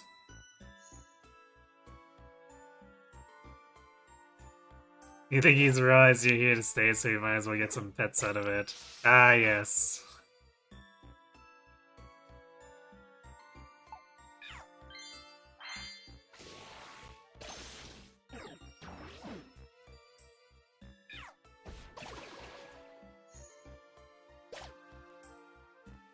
The take advantage of Who-Man approach.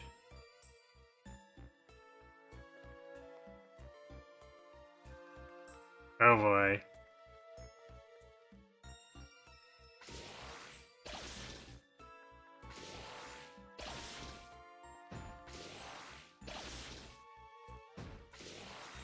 Oh, I guess this is our life now.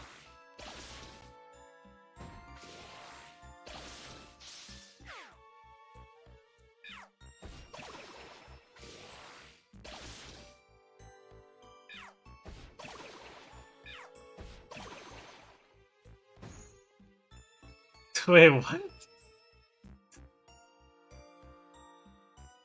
Demolish that wall over there just because, I guess.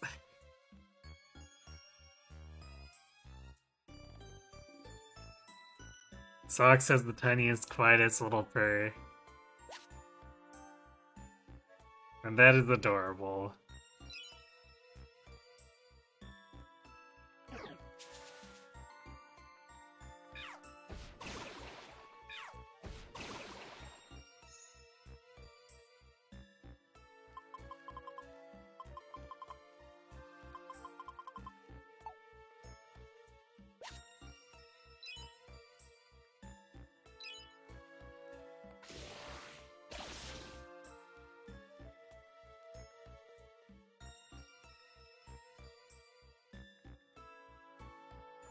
You know when you scratch his neck better than you can hear it.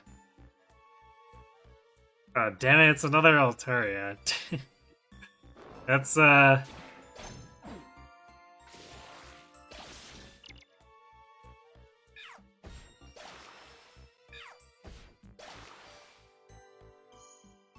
That's always interesting when you get that with a cat.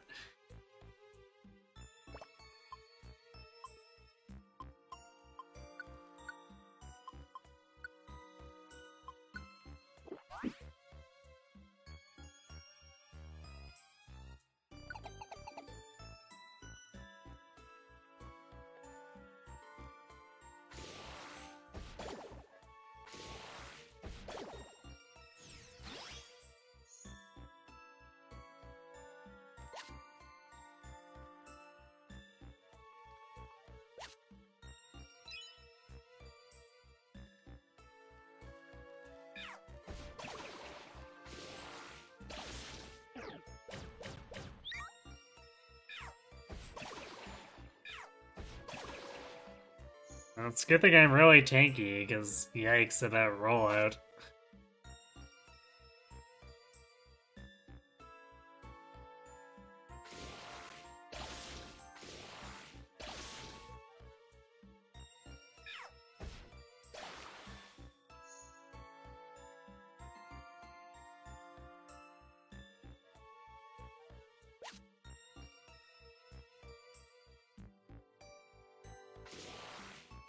Don't know if it's just sticky RNG, but it seems like these last two dungeons have been spawning in an abnormal amount of orbs.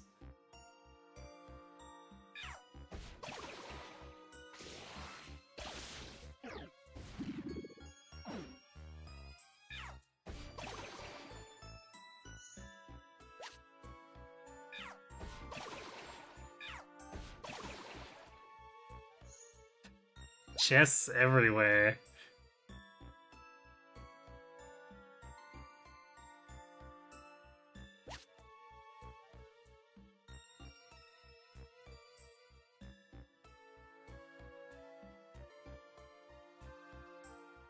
We're gonna leave that alone.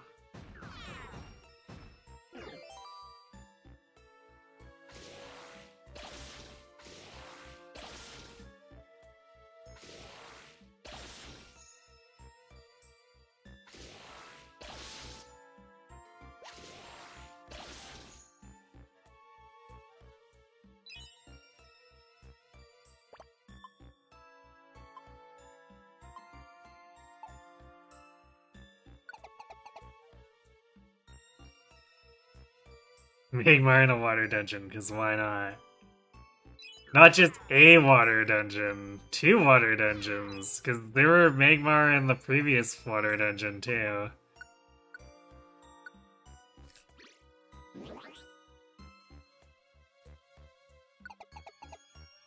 So it's like, I don't know what's going on.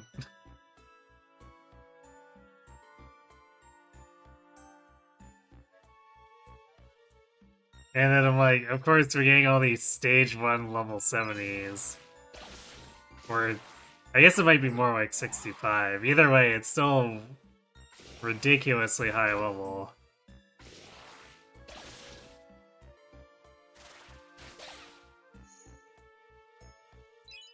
Gotta wonder.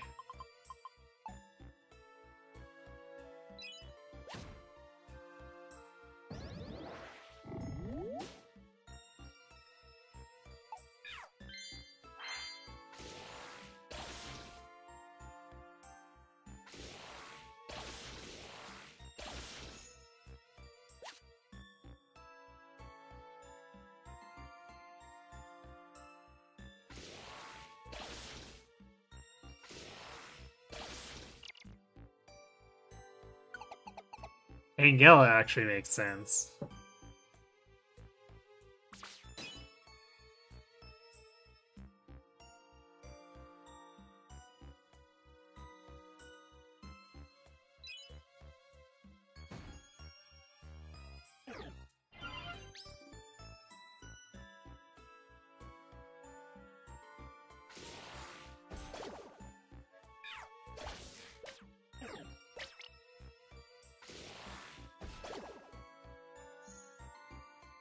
Damn it, Unforest.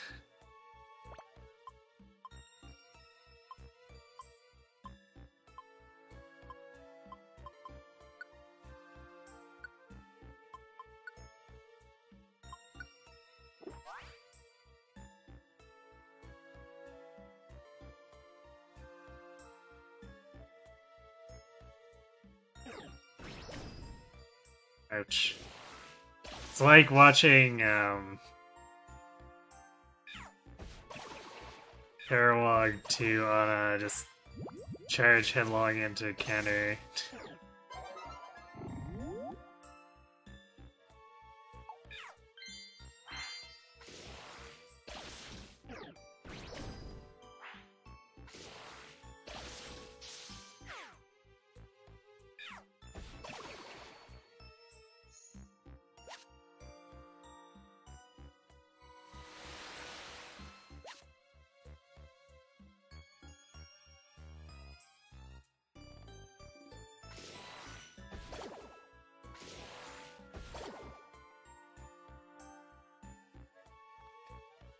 Sure, let's get an A-bomb, why not?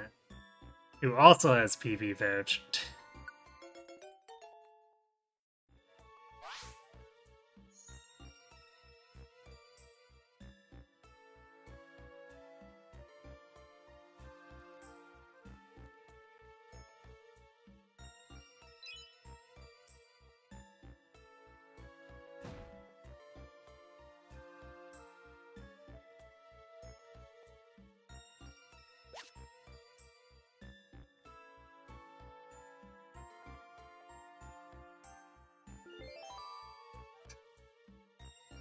I think the weather's just changing at random too. At least it doesn't look like any mons are using abilities.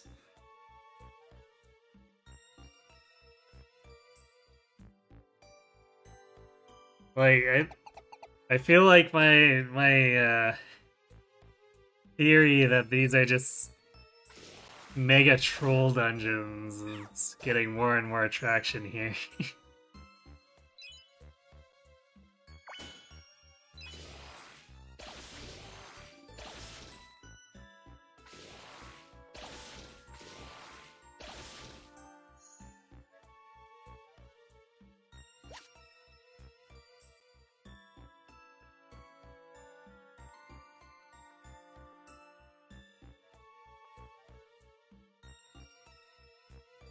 Had a horrible migraine all day. You're honestly surprised you haven't thrown up yet. Sorry to hear, Cat.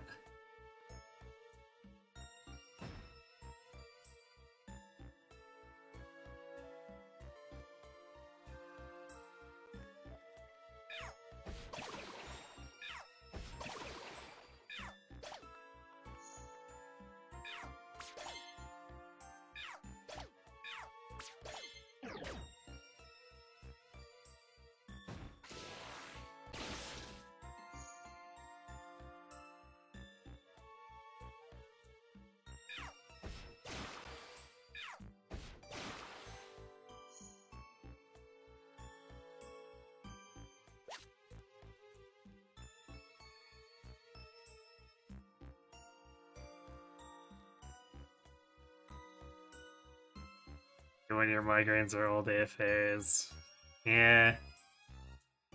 I haven't been doing so well with that kind of stuff for the last week either, so I can sympathize. Although I don't think anything quite got to throwing up degree. It was it's definitely enough that I didn't think I was gonna be able to make it through any of my streaming nights.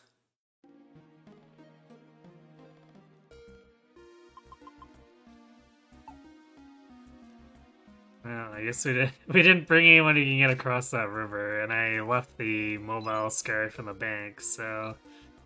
Well, too bad for whatever that stuff was.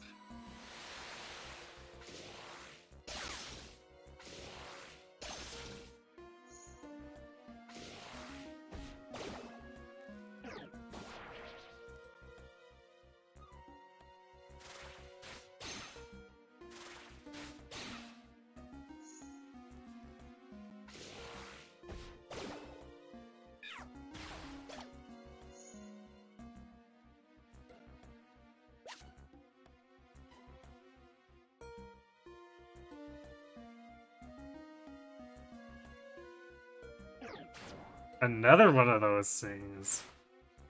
Is this dungeon gonna be full of this stuff now?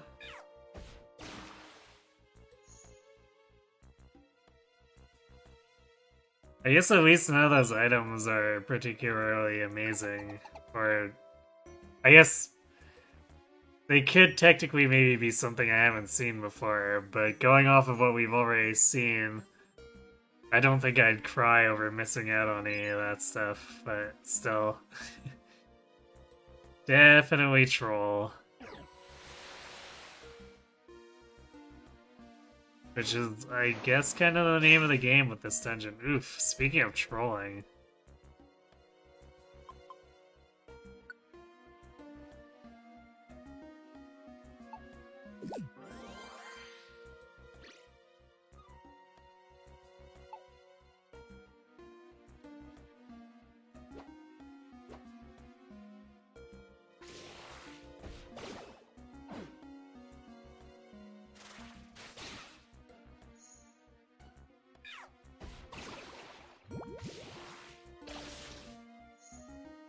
Okay, that was a scary room.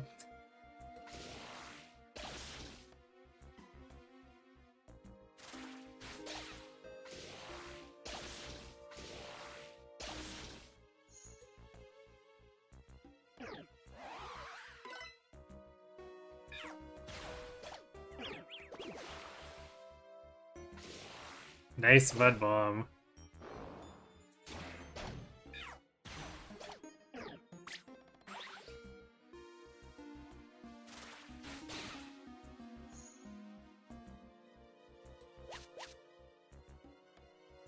This is only 413 too. What the heck?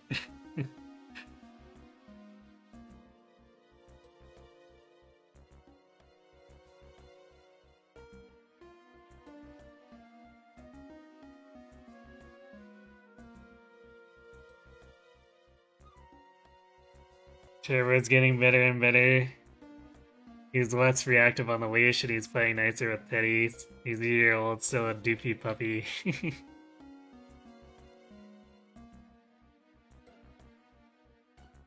Pets usually don't leave that phase, right?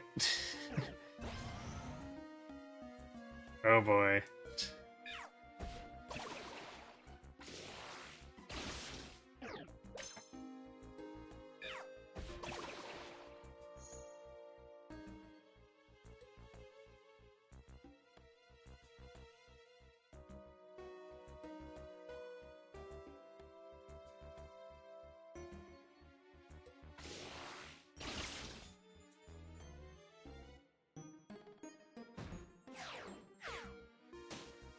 Oh yeah, I guess if we want, we could just plow through all these walls.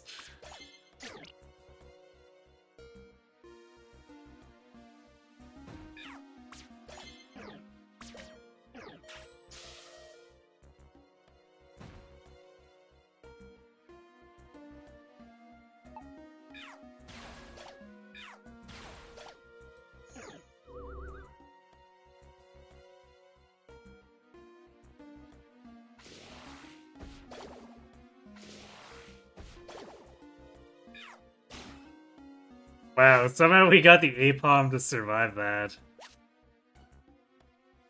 That's a little crazy.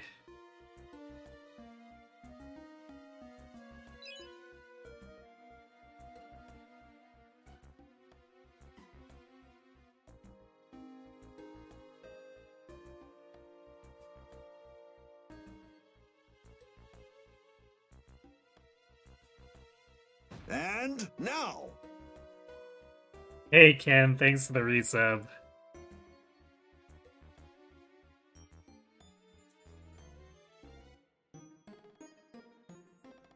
He really did just turn 50, holy heck, got a handkerchief.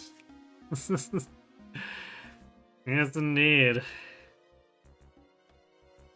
50 months is pretty crazy.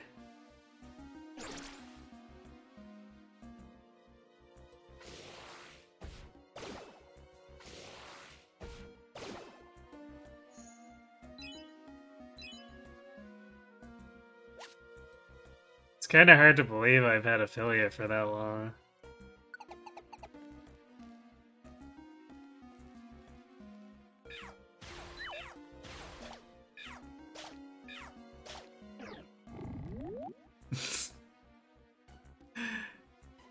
Gets wailed on, goes to sleep. That's Shuckle for you.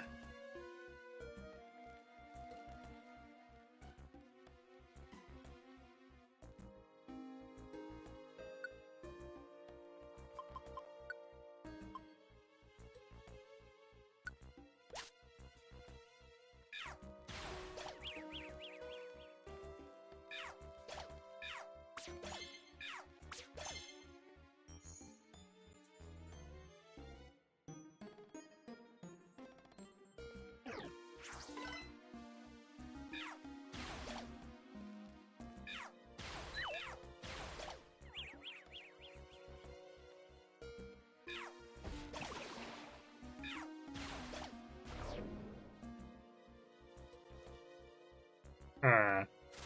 I don't know what Destiny Bond does, but that definitely looked ominous.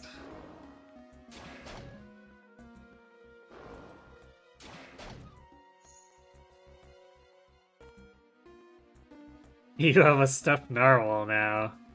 Nice. Sounds like you've accumulated quite the stuffy collection.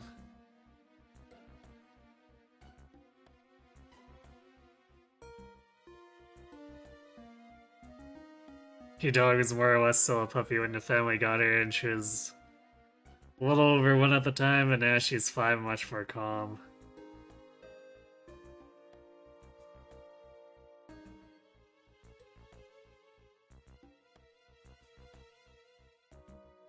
Yeah, I mean, I guess they do calm down a little bit, but I still feel like pets kind of get stuck halfway in that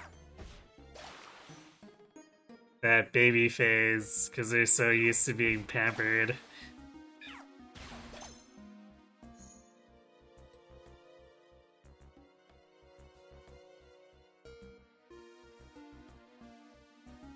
In fact, Vikings would trick mainland Europeans into buying narwhal horns by saying they were unicorn horns. I mean,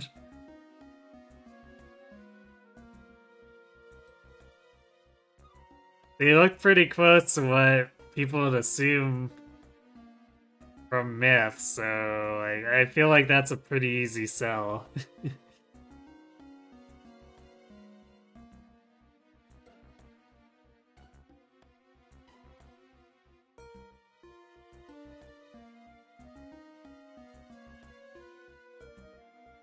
Sleep with 5 to 6 stuffies at night, and the rest are on a shelf. You rotate them so everyone gets some love. Ah.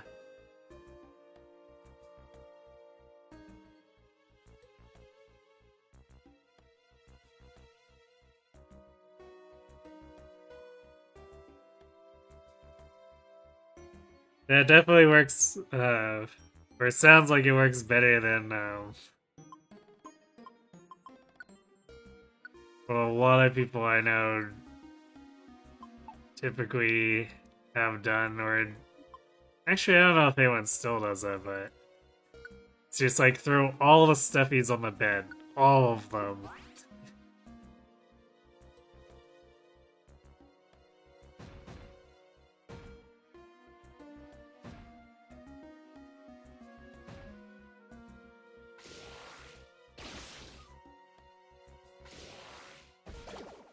Rooms like these definitely make me glad that I can just demolish my way through however I feel like it.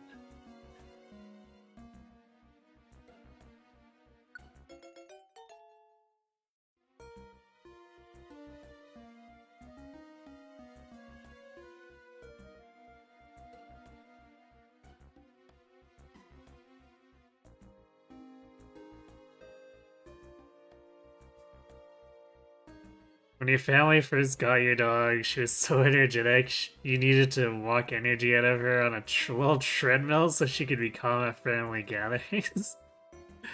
That's adorable. Also crazy.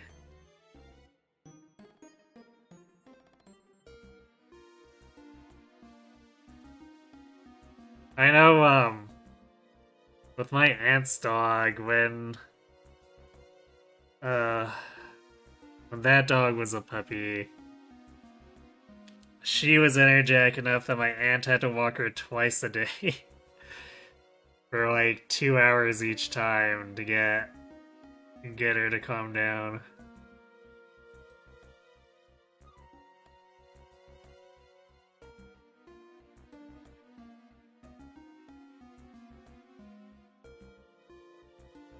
You always keep Wags, the German Shepherd, with you. He's been your buddy for almost 20 years. That is a very well-loved Stuffy.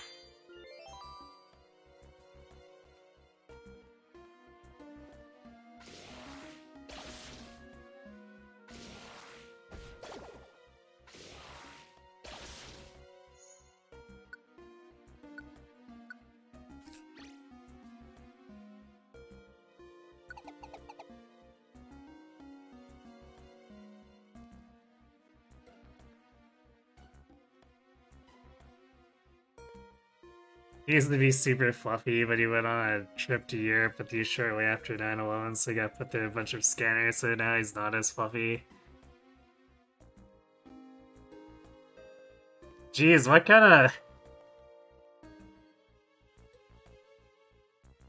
kind of scanners end up stripping fur off of a stuffy like that?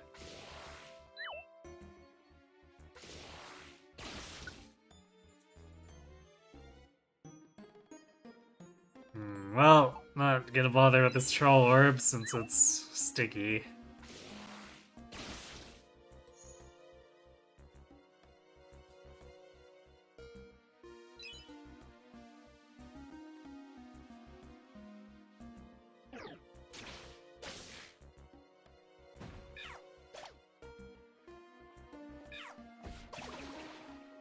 Oh hey, it's a Smoochum. So they are in this game. Although that one didn't want to be recruited, so rip. You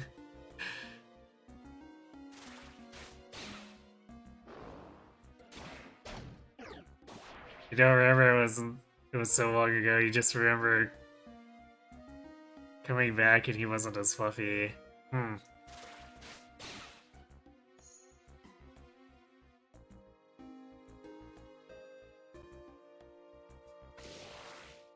It's interesting. I wonder if it just didn't take too well to travel in general.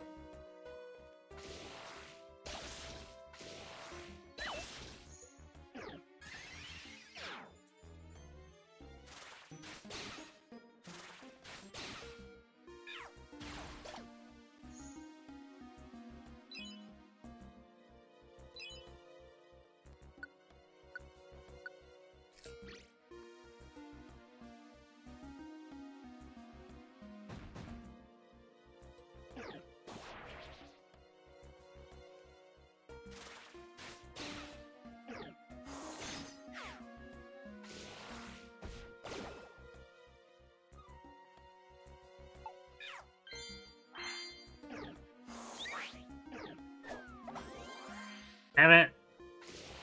Now we're getting Delibirds flying in again.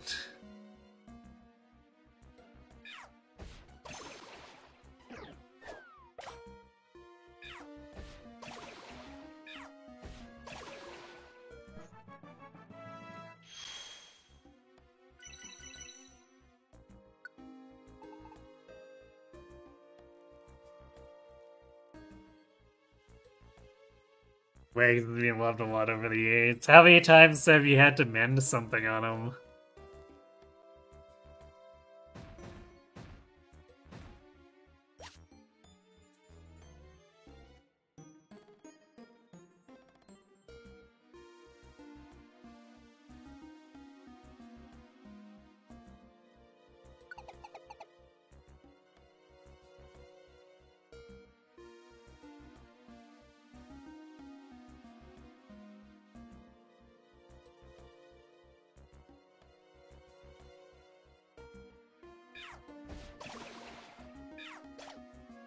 None. He is incredibly well made. That is impressive. Super impressive.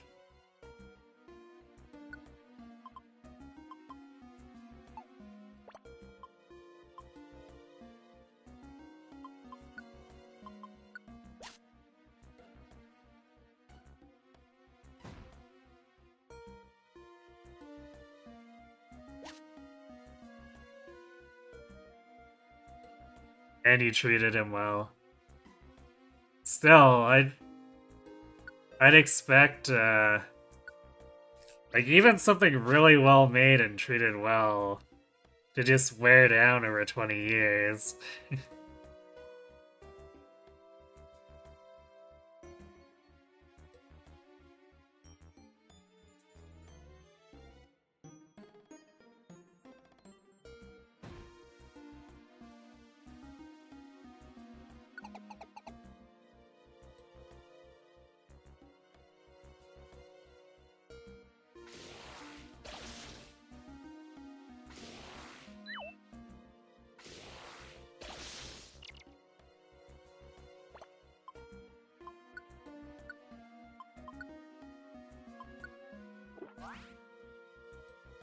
I guess props to whatever company did that crazy Stitch job from that nothing is broken ever.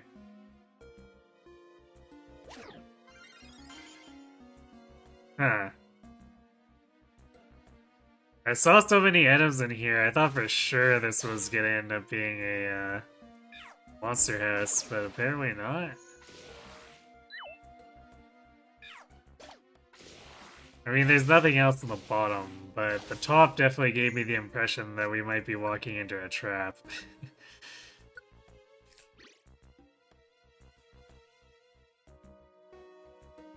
You clutch them to your chest every night as you drift off.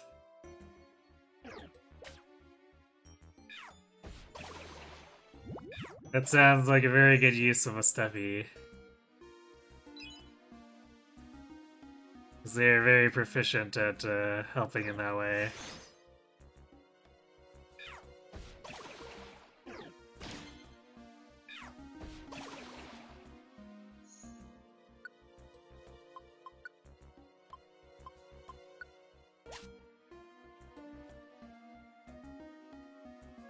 Yeah, these Switchums are not playing nice.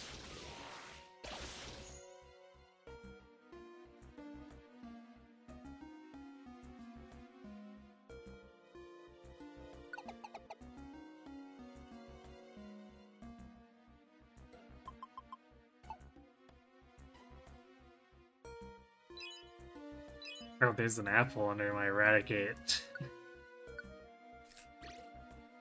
Food Finder's doing some work here. Because we find the tiny apples frequently enough that I haven't really had to do much with anything else.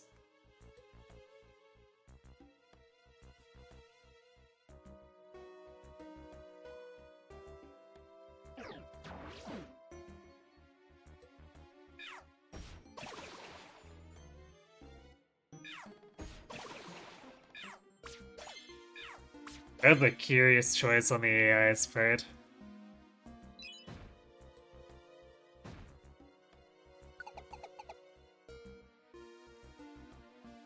It's like, oh, I can reach you? Yeah, I just want to move adjacent to you.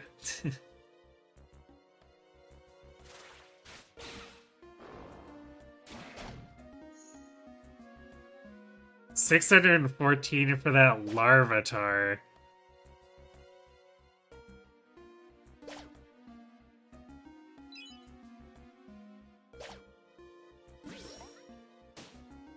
Concerned Doge.jpg.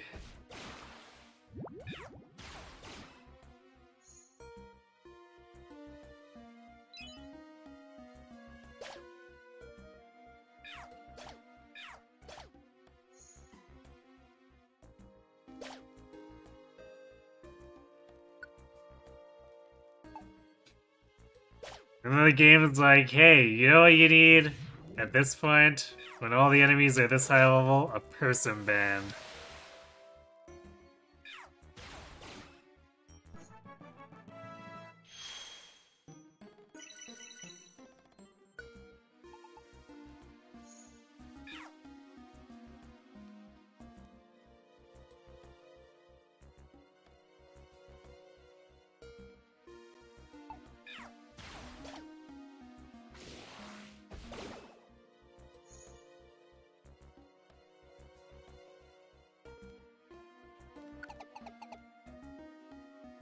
And Turboix is excited he sounds like a Wookiee? Really?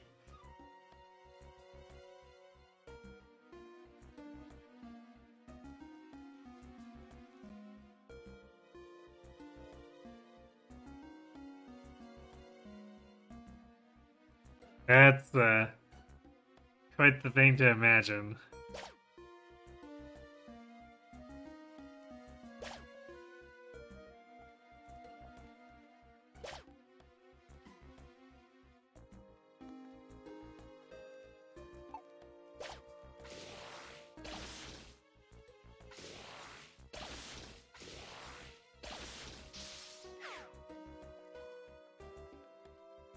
He makes the funniest noises.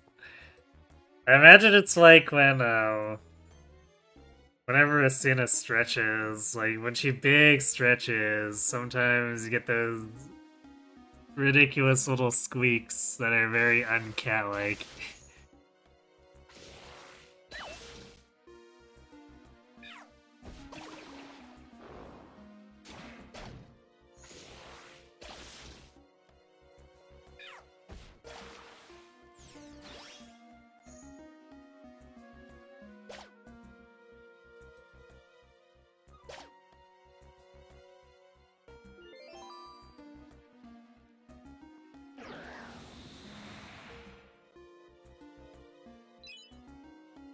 These Larvatars, man.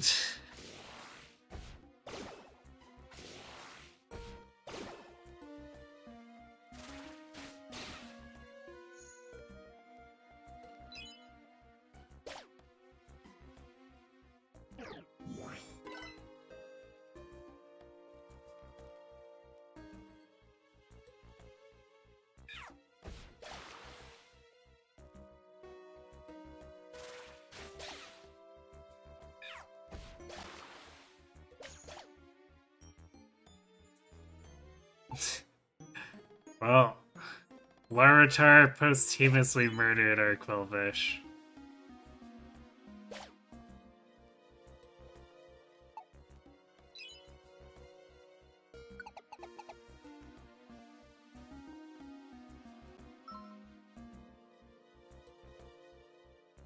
A victory bell, huh? Or is that a weeping bell? I can't quite tell.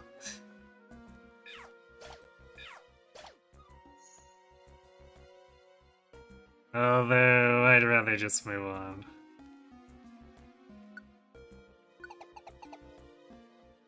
Because these fours are getting kind of dangerous.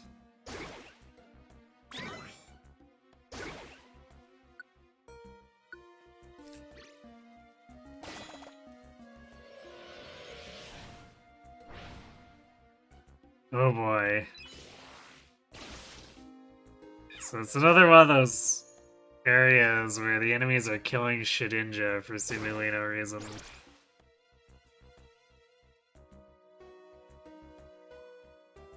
That's exactly what we need, to have awakened enemies running around here.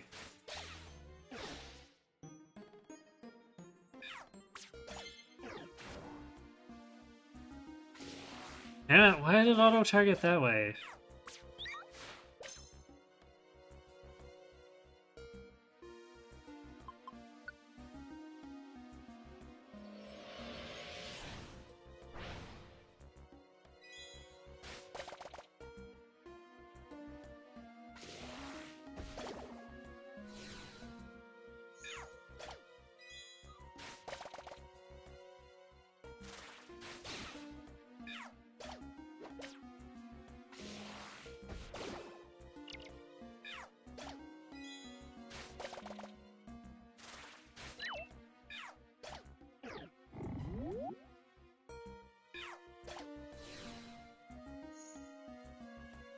Nice one, Eradicate.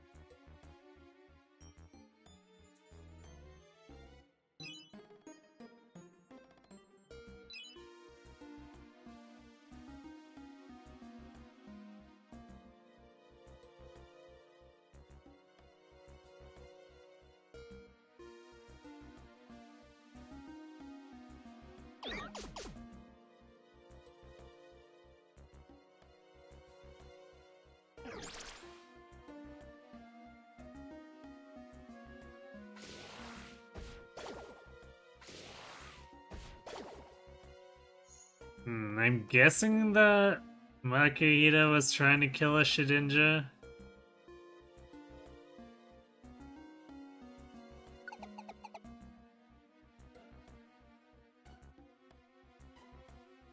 But it really eradicated the enemy there. Yes, yes indeed.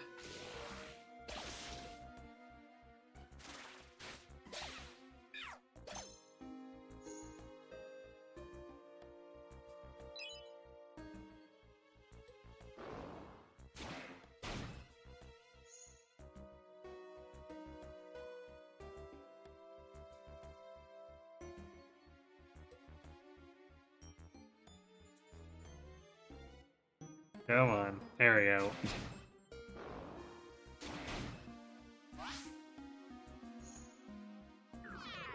It's at least we're sniping the Shedinjas now before the enemy can get to them. It's too bad we don't get free weekend status off of taking out the Shedinjas here.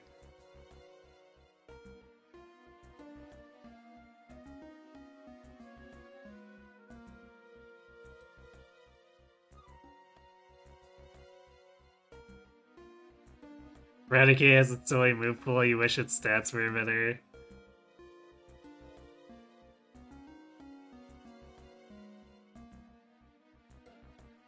Yeah, it's kind of a shame, but it's so common when it's one of those things where it probably shouldn't have better stats.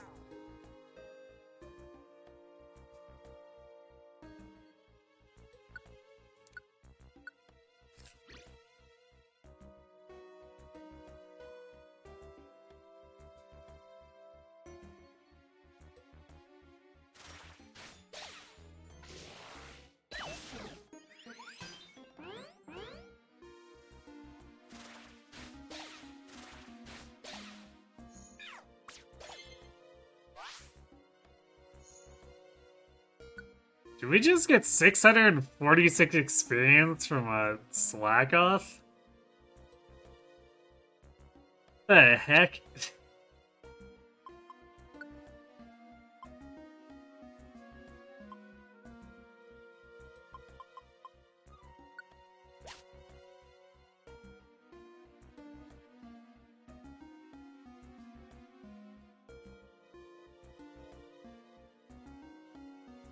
Of course it's bottom right.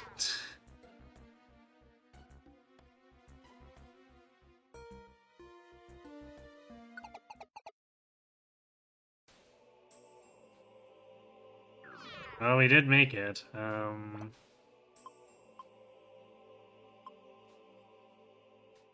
probably get rid of the tiny apples.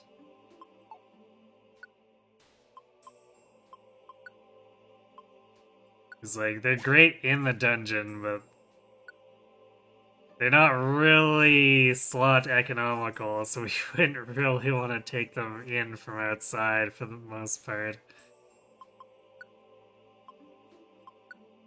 Like, maybe if we were doing a hard recruitment drive.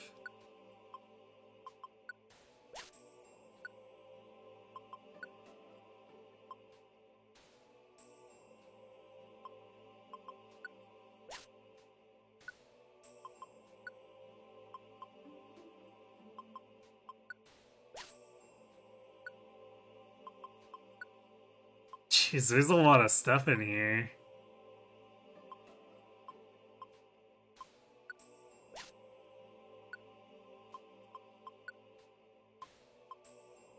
How am I supposed to carry all of this out?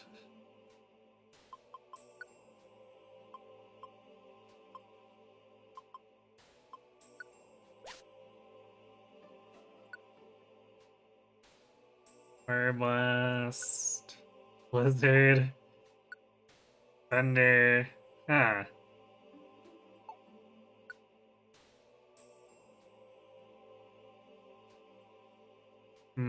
Actually... I don't know if we've seen a Blizzard TM. Guess it might be worth taking this one.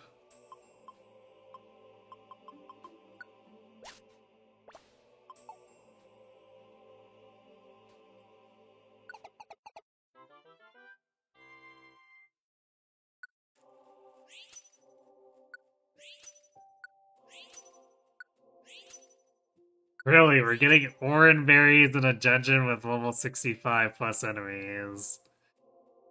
Thanks, game.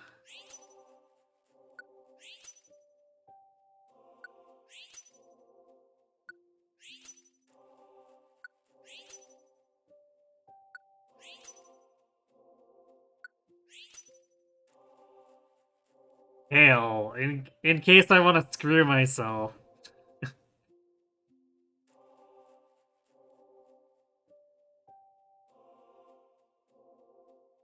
Yeah, that's why I took Blizzard. So I remembered it being a room nuke, but I didn't remember seeing it in the shop at all, so figured having the ability to put a room nuke on someone, at least an ice user.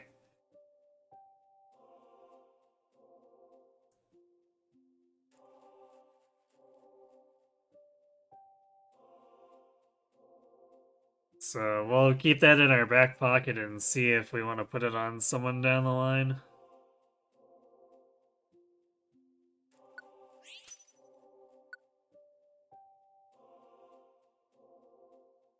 Man, that was a lot of chests.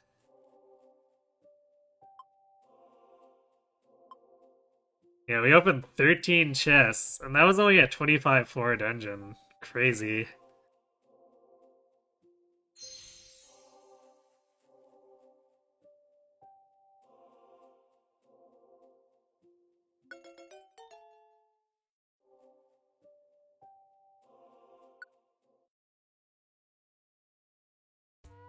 Well, at the end of the day, the only guest left standing was the Raticate.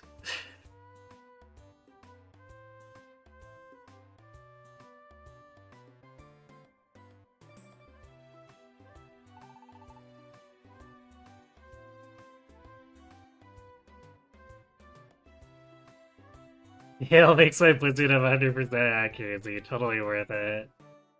I know, right? Although, I guess if I was running...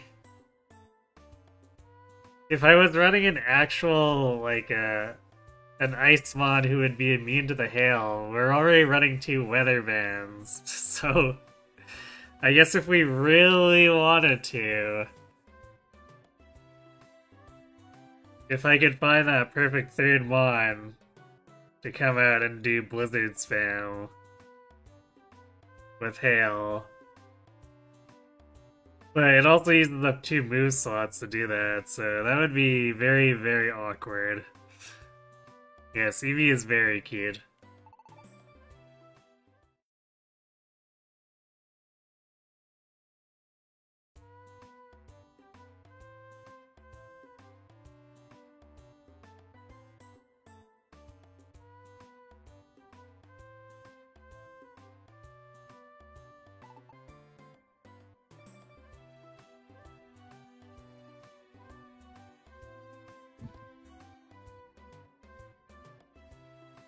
I can't see if we trigger anything else, but first shopping.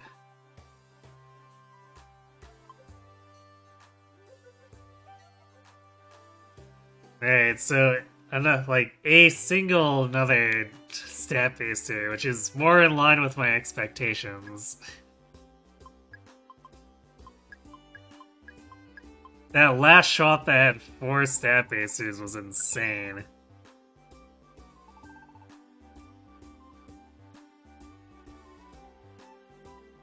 Thanks to this streaming now on an Eevee plushie.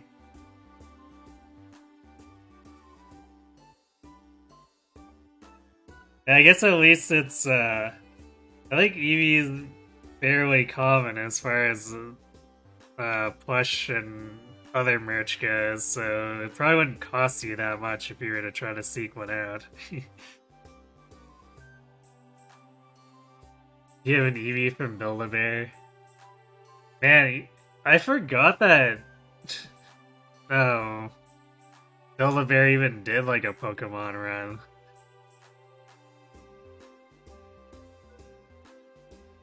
Your name is Fluffy and you love her. Well, that's cute.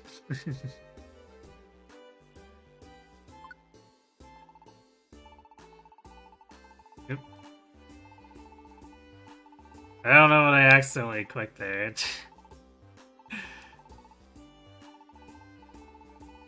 I think I clicked for explanation. Yeah, I accidentally clicked info, I think.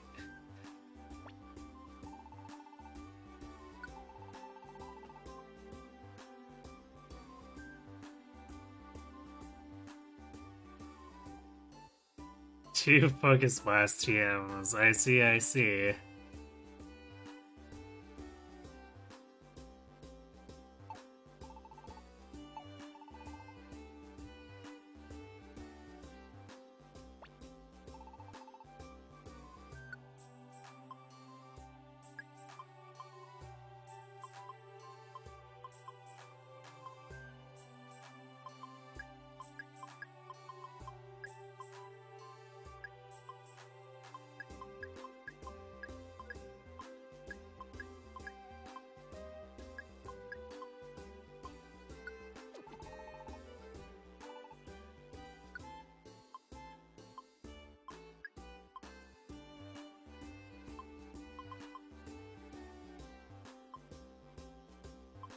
Okay, looks like we need... Actually, we want to swap all these apples for perfect.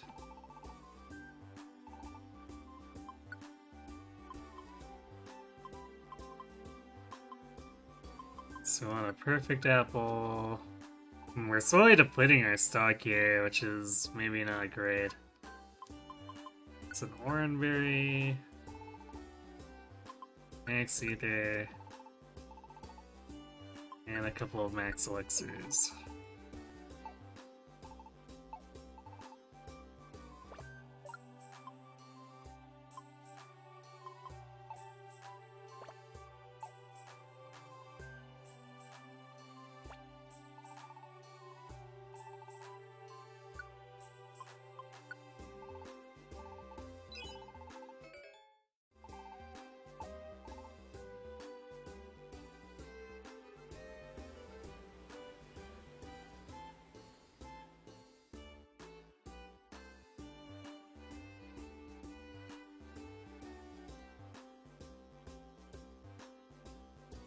It's definitely looking like, if anything,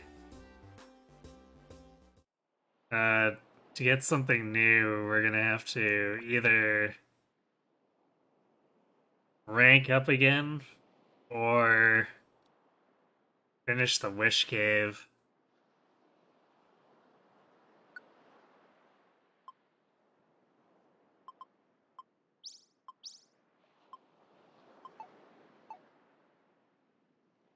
I guess there could theoretically also be a really long day timer from the end of Gengar's story to the next thing, but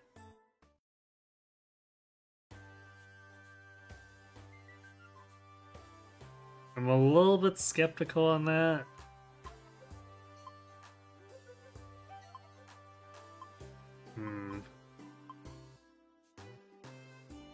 But I feel like trying to do Wish Cave right now would be a mistake.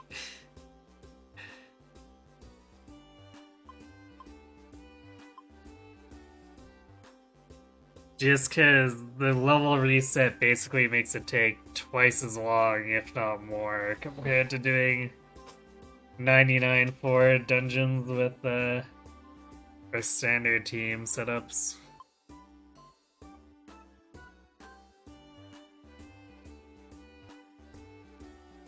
So maybe we'll try going for a rank up and see if that gets us anything. Because how far are we off of?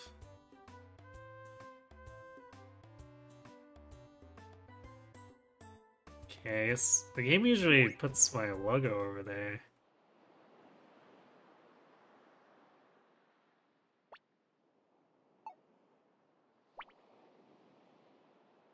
I guess we can get in the menu, so 82.95, that might be a few jobs, but these high-ranking jobs also give close to 300 each time, so we're probably pretty okay with that.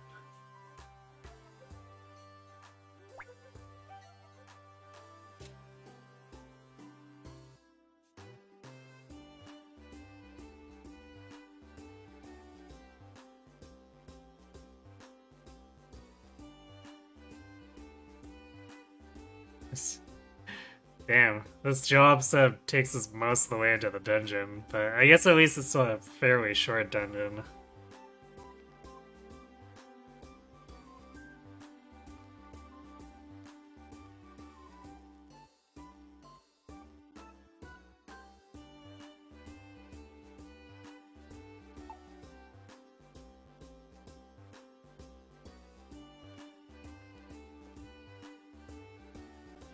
So this is mostly bugs and fires.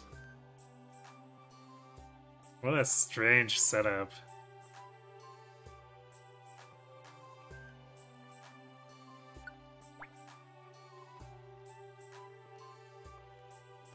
Which means maybe we want to take the Ampharos again.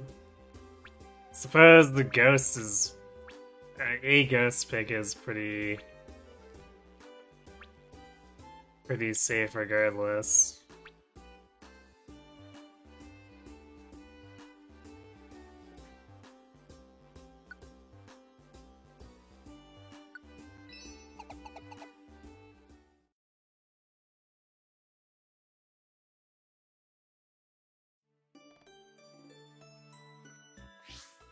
Although I don't think Northern Range, because those are B-level jobs, I don't think Northern Range is terrible either.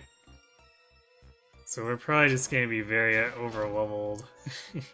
Yeah, 160 for a kill. Very stark difference from what we were just fighting.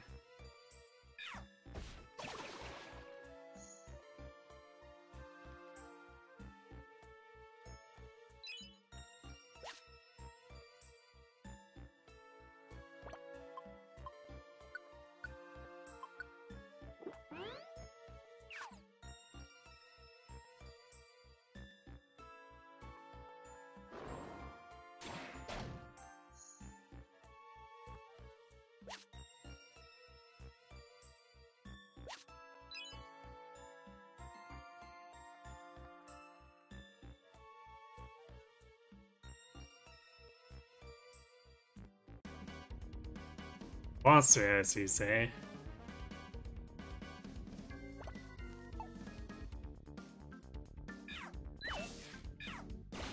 What? You're not discharging? Hello?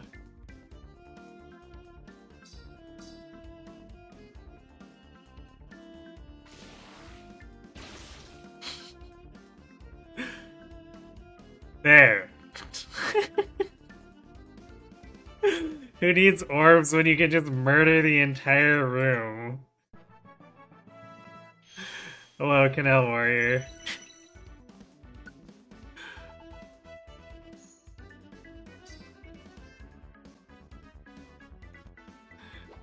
Monster Head, more like Monster Hosed.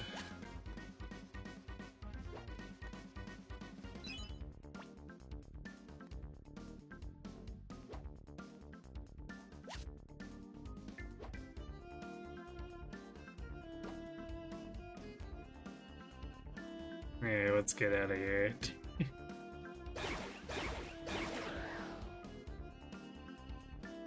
Wait, what? Is there another spawn back there? That's weird.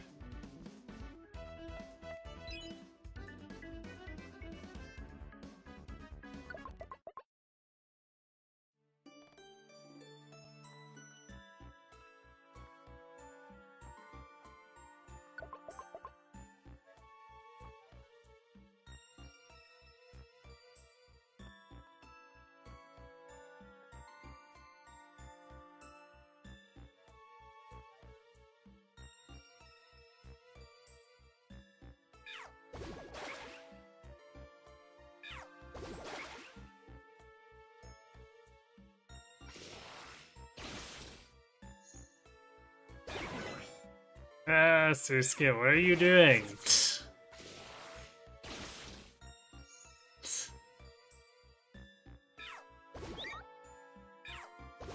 Don't be a hero.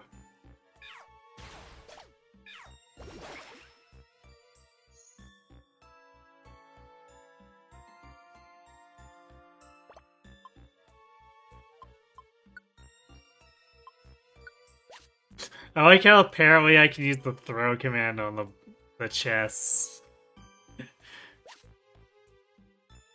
I don't know why I did, but apparently I can.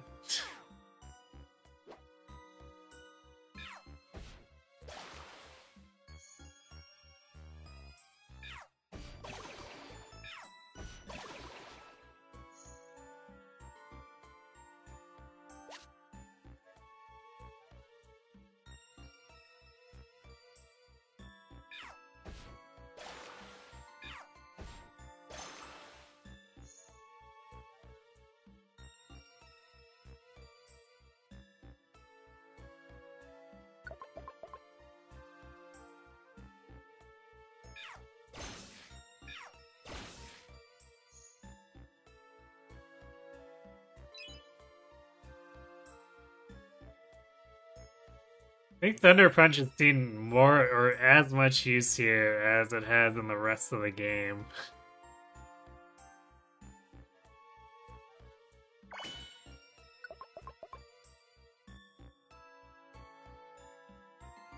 I'm not quite sure what it is that makes Ampharos feel like it needs to hold back on using Discharge now, but that's apparently a thing.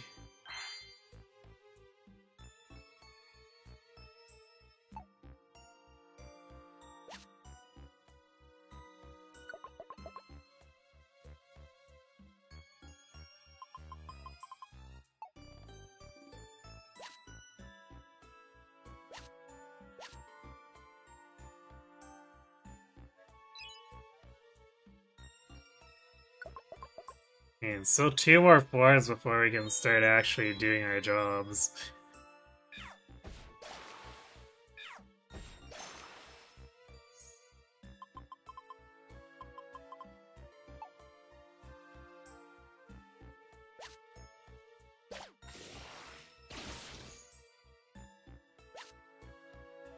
Ooh, Empowerment Seed. Don't mind if I do.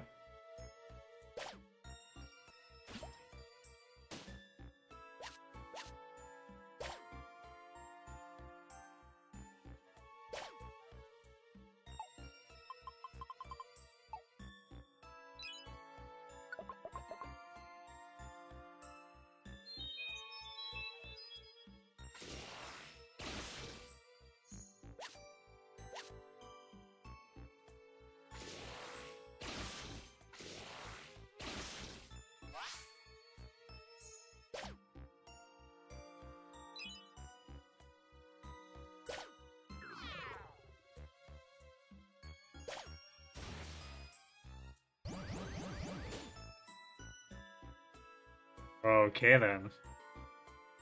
Yeah, discharge now.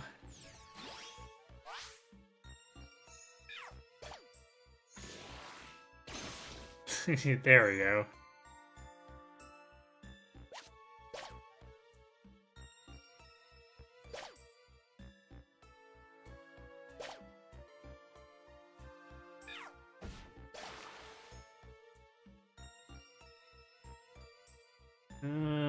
Not while it's hailing.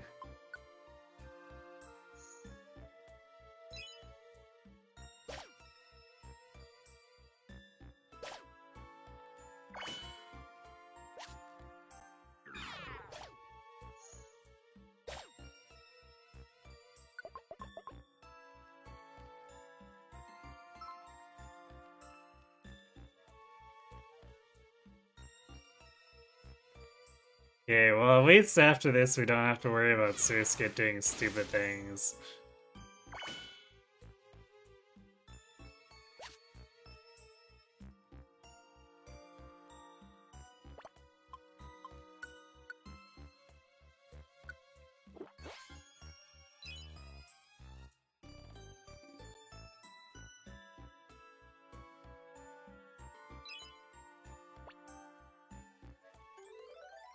Hooray, we did it!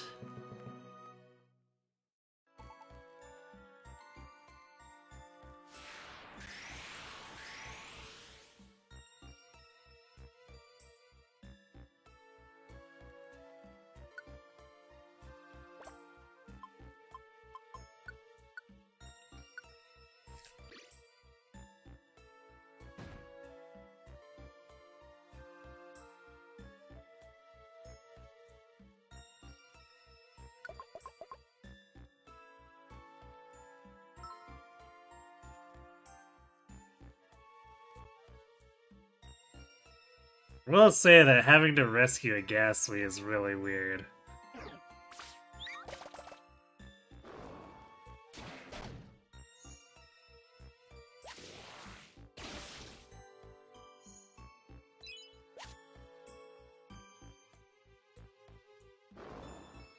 Like, with all of its mobility, I really don't see how it could easily get stranded anyway.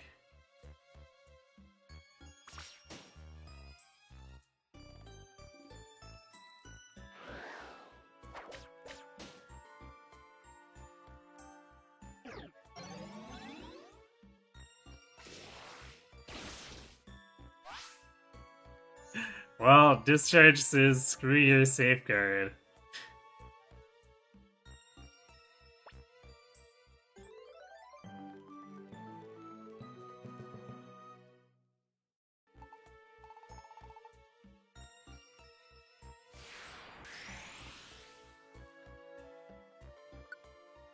Yeah, it's 2 down, which gives us 15 and 18.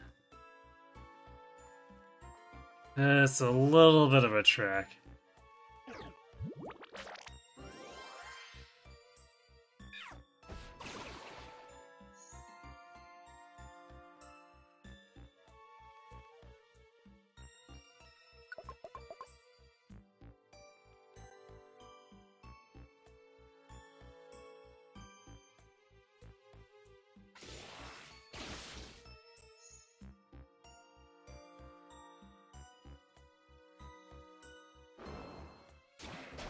Is that gonna be a monster house? No, surprisingly.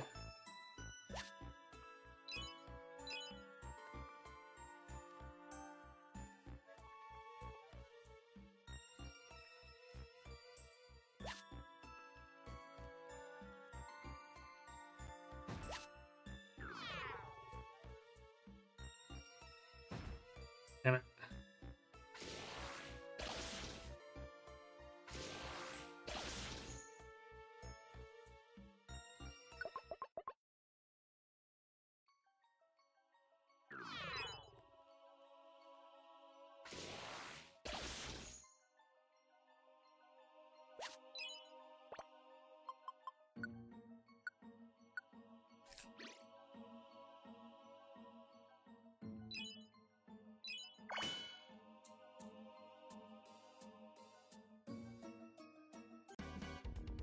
There's the monster house.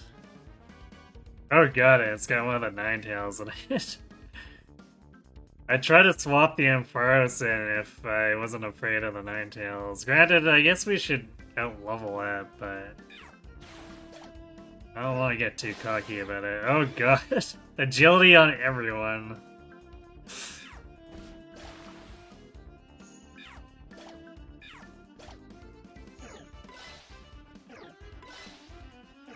And double team.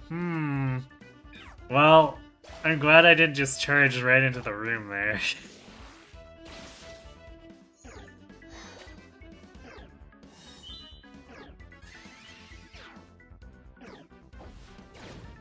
Ow.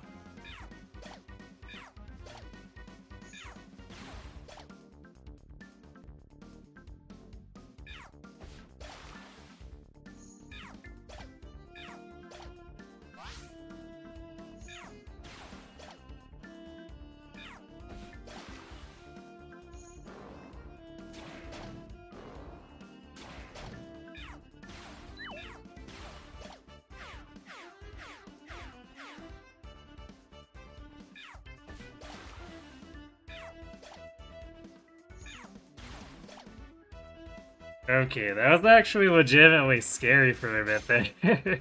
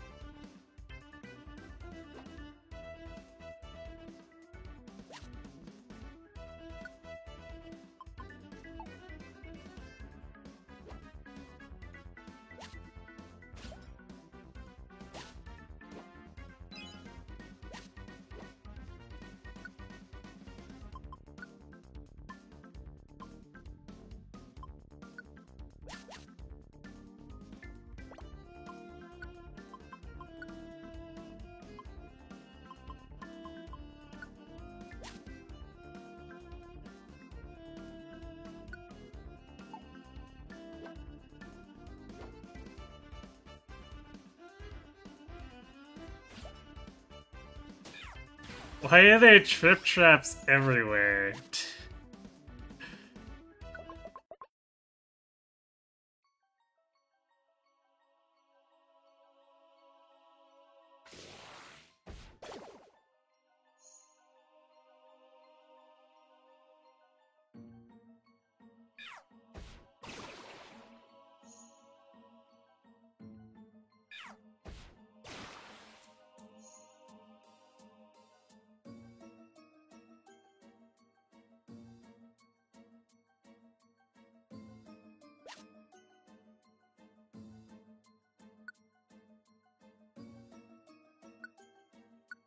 I guess we'll heal up since we're gonna leave it behind anyway if we don't.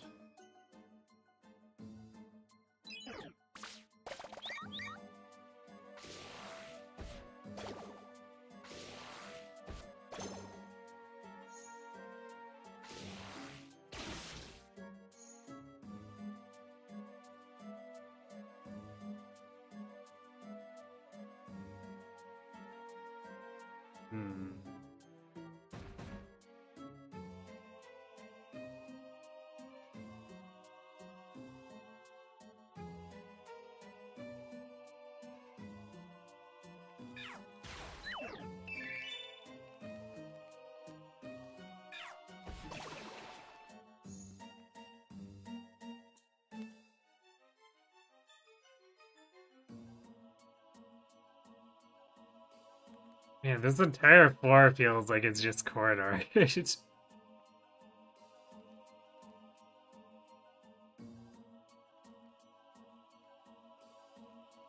Yeah. Damn it. Alright, we'll check the center one.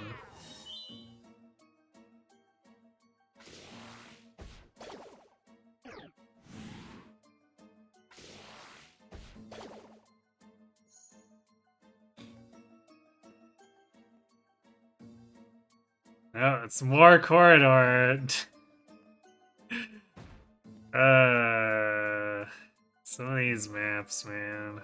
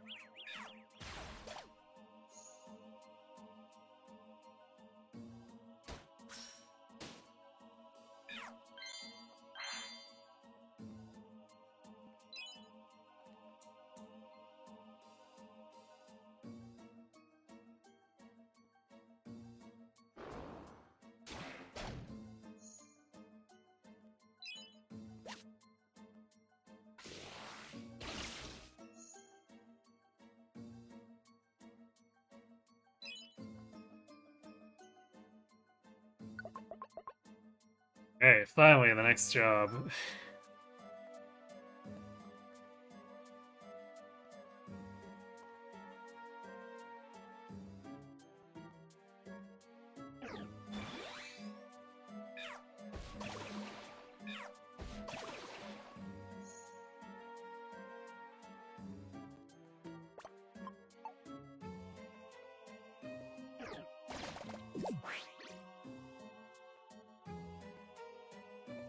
Oh, warped. Oh.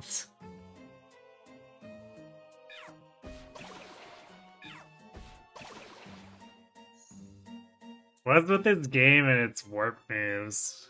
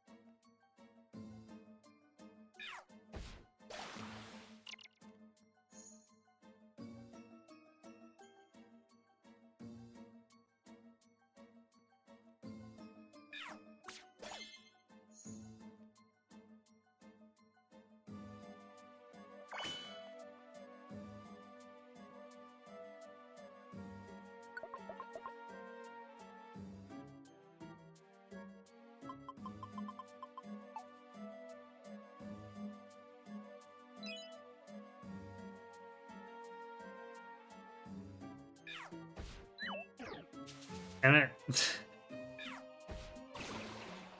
Well, at least it wasted its turn on Poison Petter.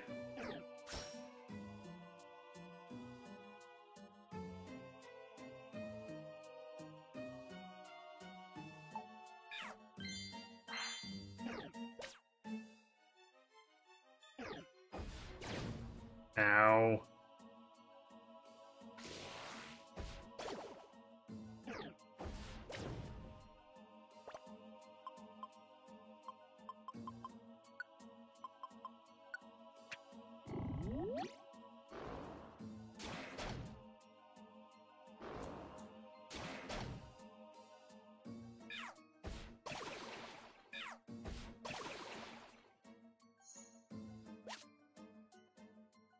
Leap Seed to the rescue.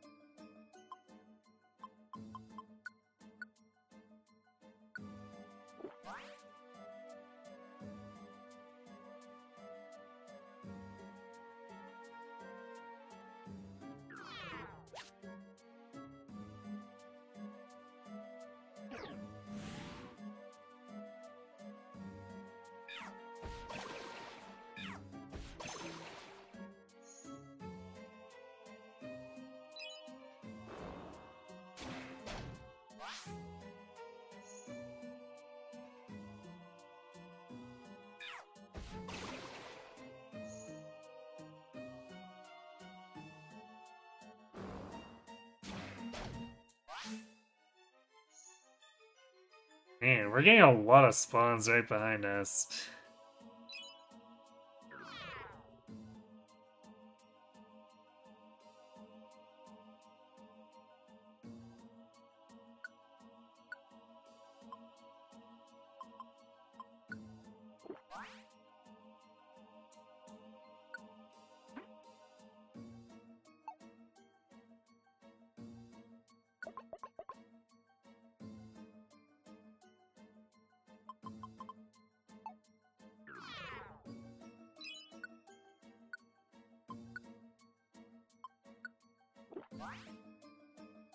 Recover that 8 PP for Shadow Ball.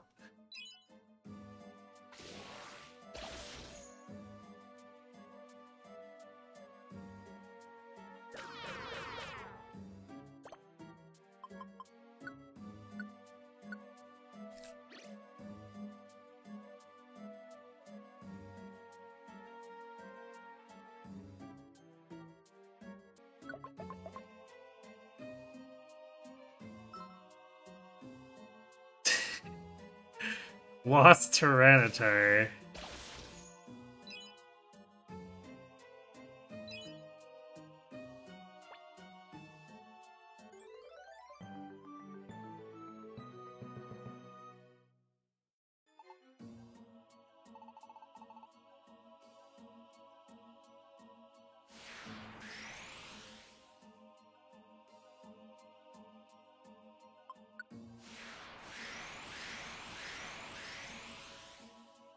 Oh, there's a job well done.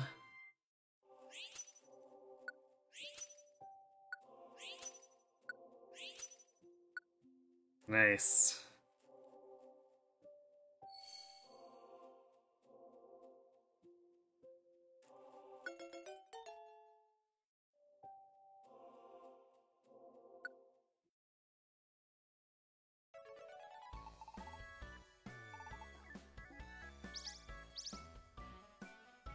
Two times stamina bands. Sure, why not?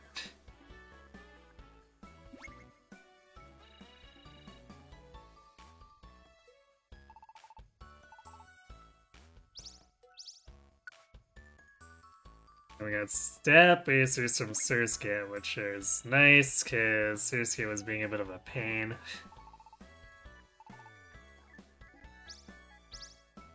Violent Seeds.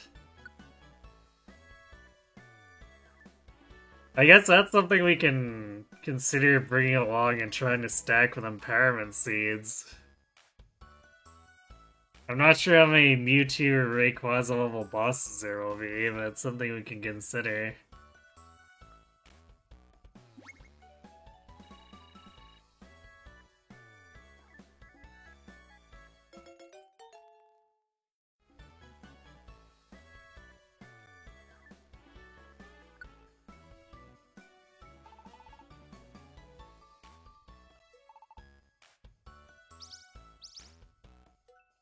Ooh, 2 life seeds.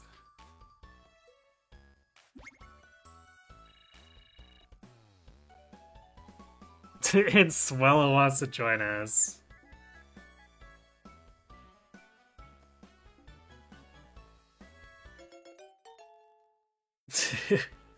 Man, look how smug that portrait is, too. Swellow's like, oh yeah, I am Swellow.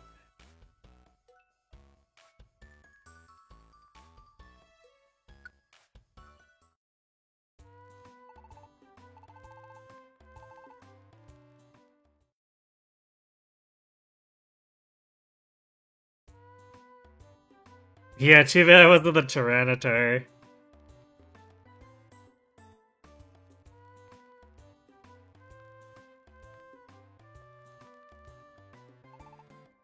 Alas. Maybe another time, right?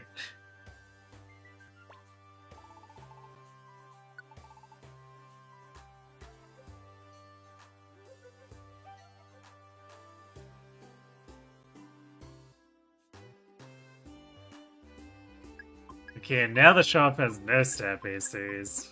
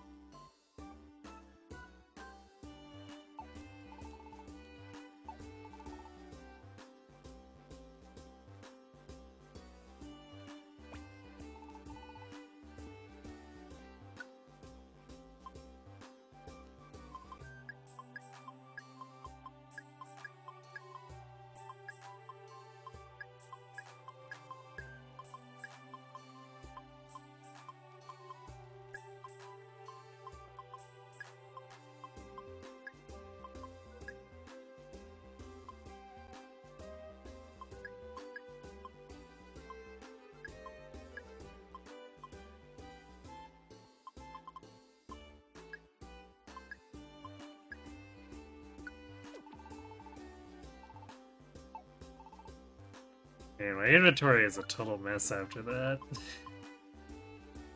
Yeah, we need to put away quite a few things.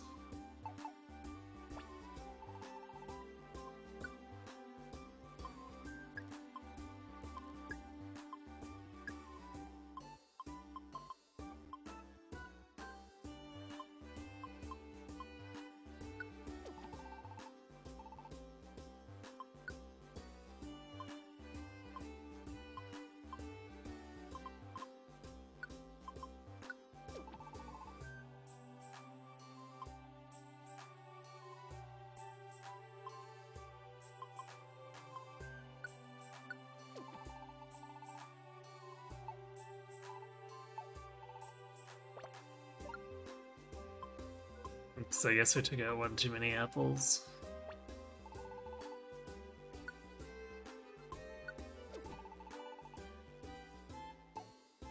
Good enough.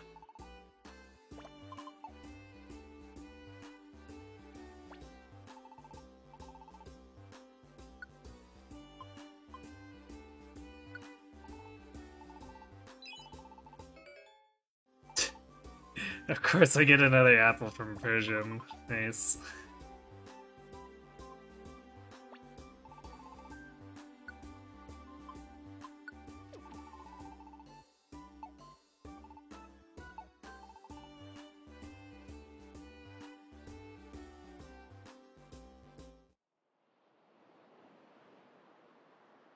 Hey Shadow, so much money. It's gonna go pretty quickly if the shop starts restocking stat basters again.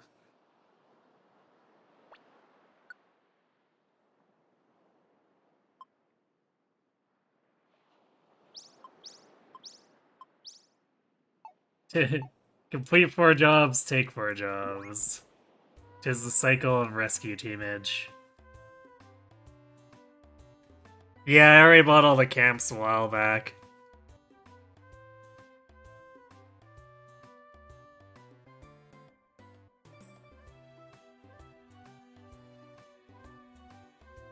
Went on a crazy spending spree. I want to say about 15 hours ago. And we just withdrew our bank account and bought all of the camps. And we still had about 8,000 Poké left after that, too.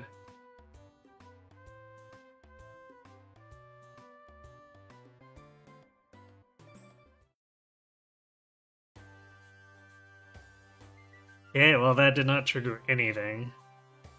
So I am really starting to suspect that the Wish Cave is where they really want us to go. Although, it's not giving us the go thing here, but it is giving us verses, so it is telling us that there's the boss there that wants us to collect.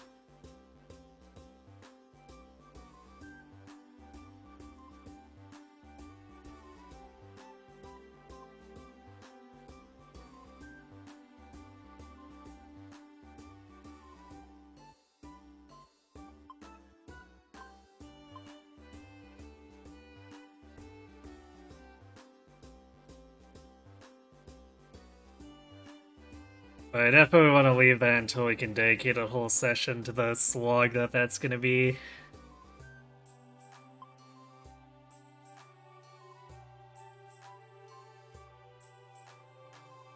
And we might get some more resources from ranking up too. We might get a TM or two we'll want to take in. Or we might end up recruiting another one of the baby Pokemon, who are usually a little more conducive to doing those things if we decide we want to min-max a bit harder.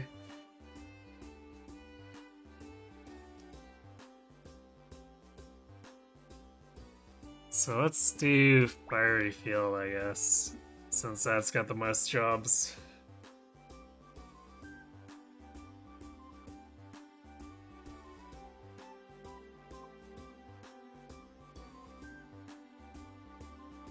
Oof, wants us to get 426 to get the famous stone.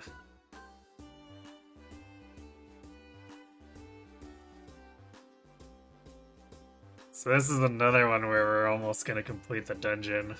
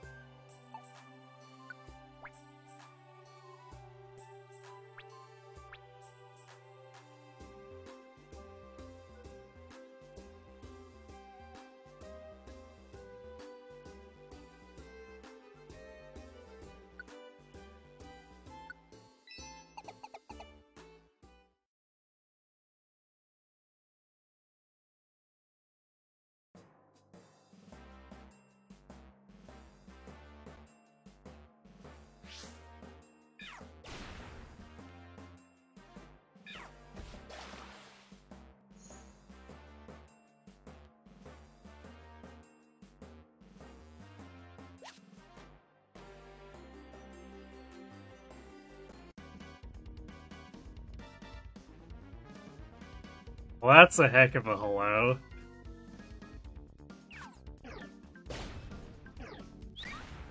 I'll just stand over here while they kill each other with Magnitude.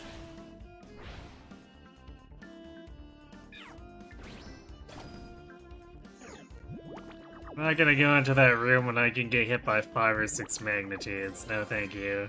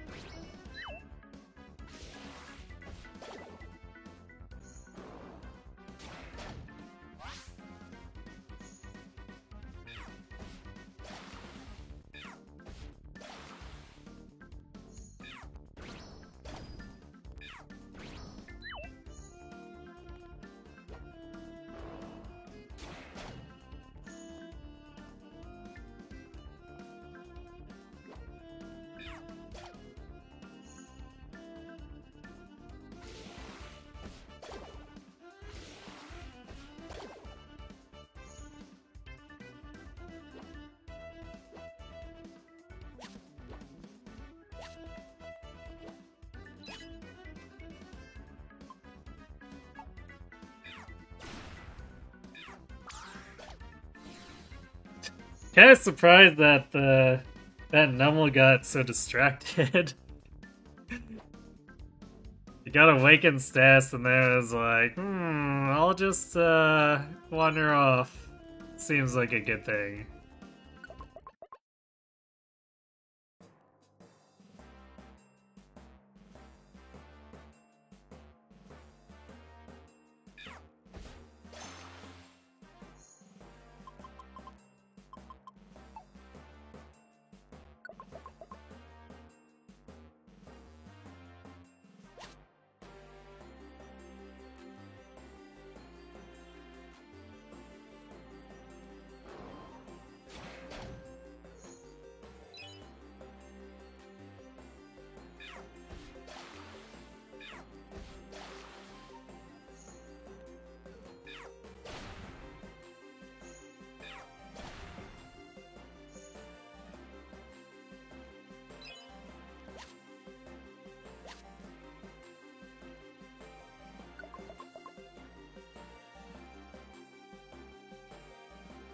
My guy, hot takes on New World.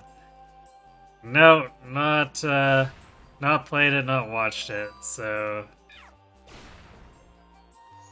I do not have an opinion on it.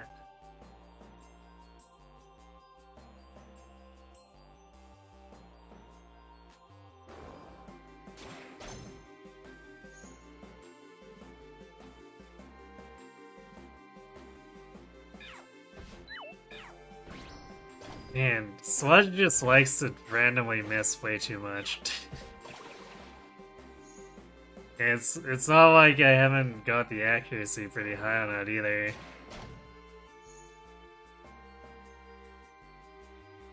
But yeah, it's I'm fairly selective about the MMOs I play.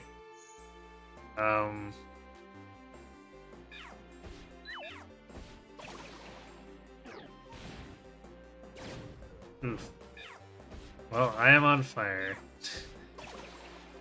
Because they tend to be major time sinks, so it kind of has to really sell me on itself before I'll try it. So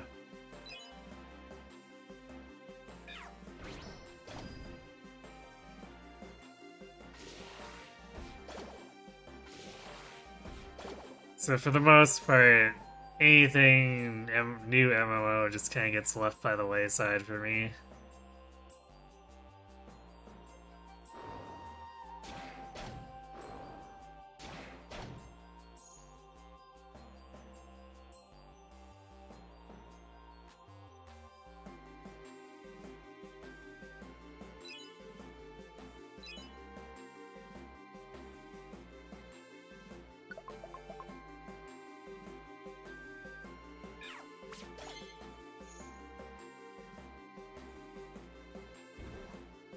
Yes, but Ditto. Oh yeah, these are the crappy item Dittos that are worth next to nothing for experience.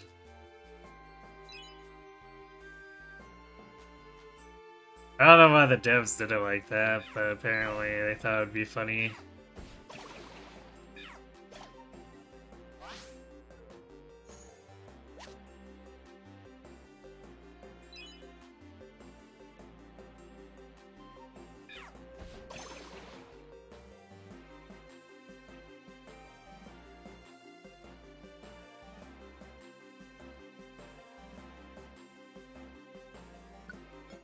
You've been getting to play Lotus Labyrinth R. I'm not sure what that is.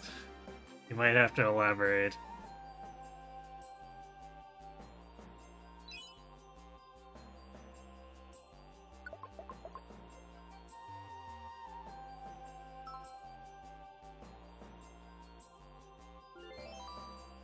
Okay, so now where is Corphish?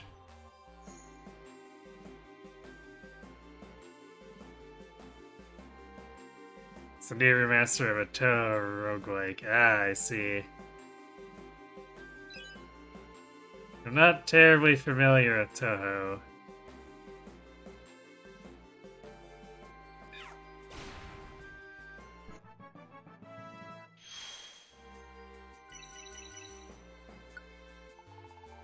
Most of what I know are like surface appearance stuff.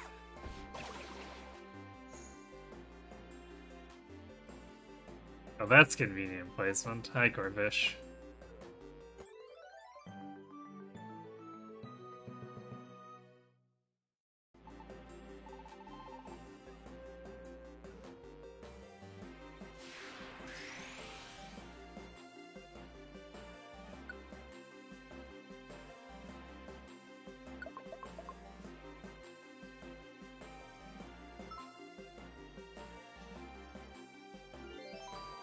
Slowpoke is also by the stairs. I guess the game's trying to make up for the fact that it's making us go all the way down for a couple of these. So it's like, alright, well for the ones you reach fast, you can reach even faster. Uh-oh.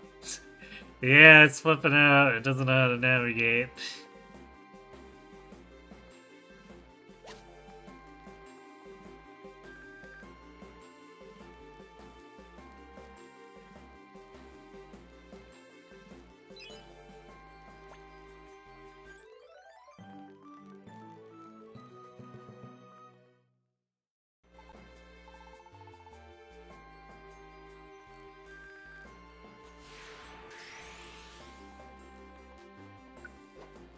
Okay, so the next one is 15.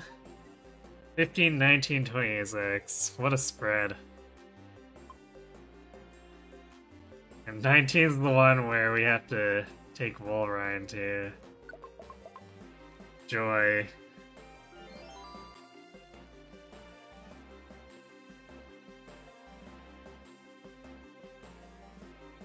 It's pretty much a mystery dungeon style roguelite. Get up to 4 teams of 6 members. That's a lot of... That's a lot of units.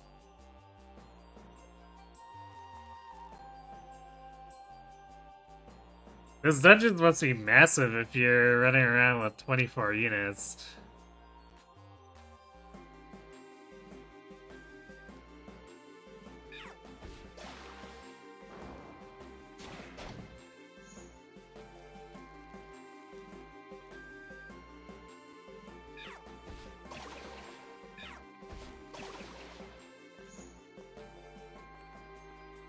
Teams stay together, but the 4 teams can spread out. Oh, so is it like the 4 teams are more like JRPG parties since they have to stay together?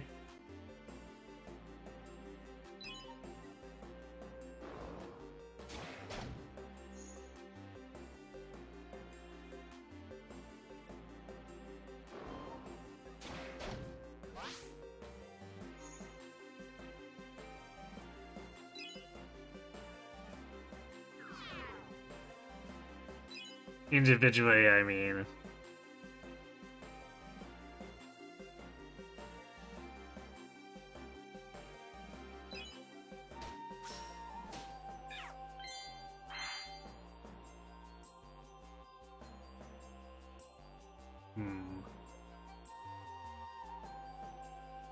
Let's see his center. Aha.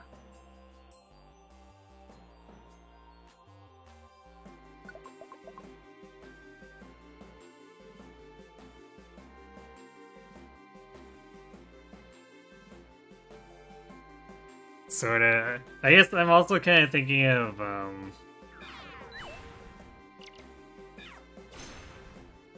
another example is, like, Ogre Battle, where you've got a bunch of teams that can move around, but the teams, their members have to stick together and fight together.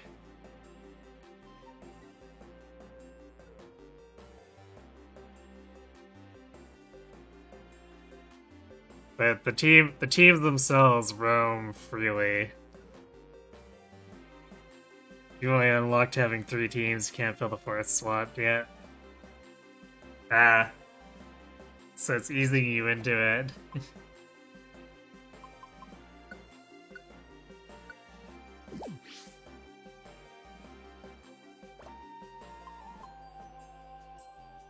Stupid sticky max elixirs. What are you even good for?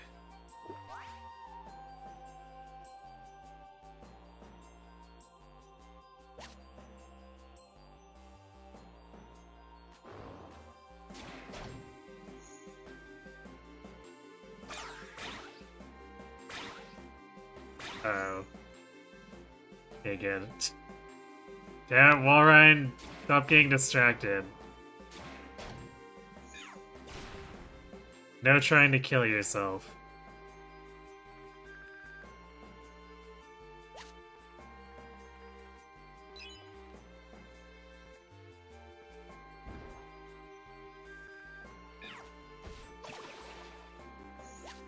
Let's play the game of how many of these are dittos. Gasp. I never would have guessed that that was a ditto.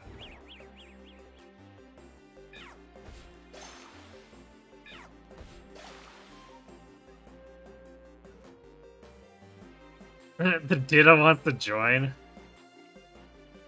Yeah, sure, whatever.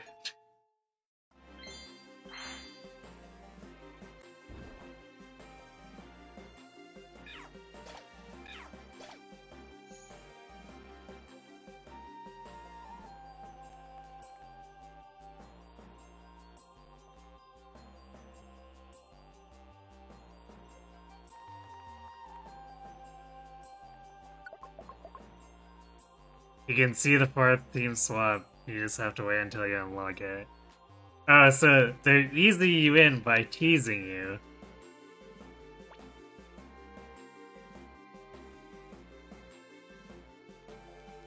Ah, damn it, I guess...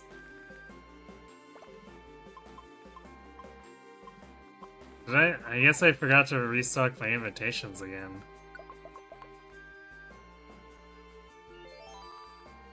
Well, that's annoying.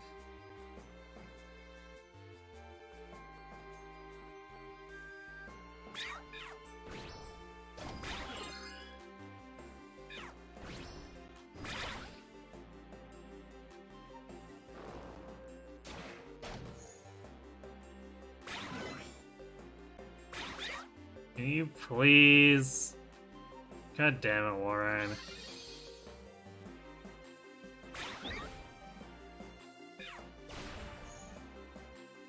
You are stupid and useless.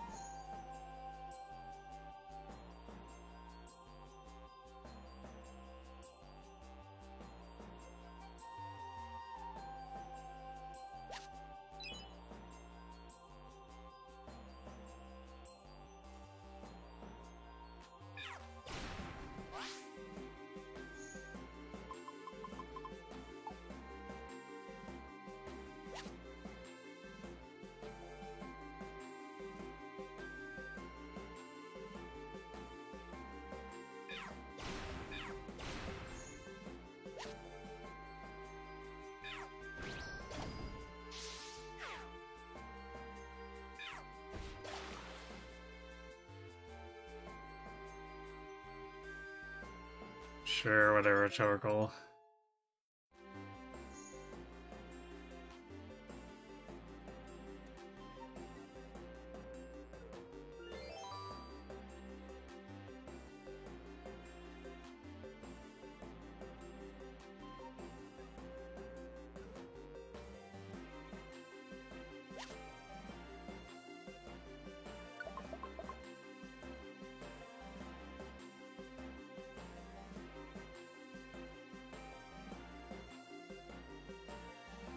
You don't actually see the team slot, you just see the space. So, I mean, it's still kind of interface spoilered that way. Even if they're not directly revealing it.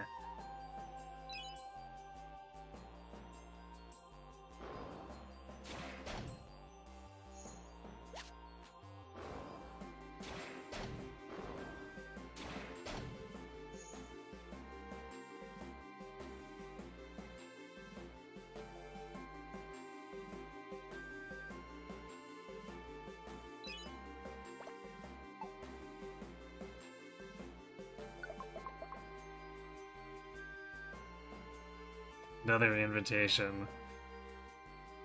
Well, I guess at least it gets us through a 4 really fast.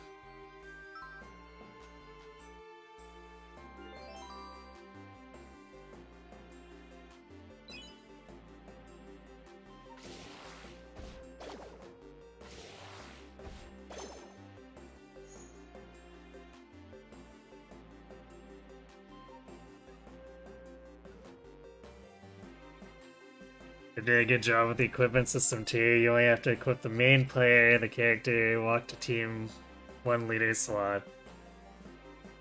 Everyone gets to use the same equipment bonuses from that, so you don't have to equip 24 characters.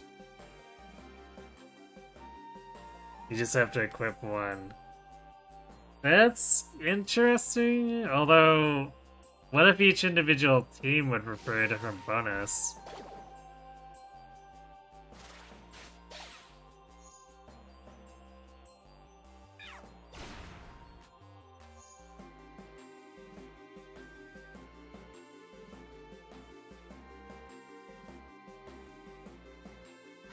So I could see it being reasonable to equip the team lead of each team.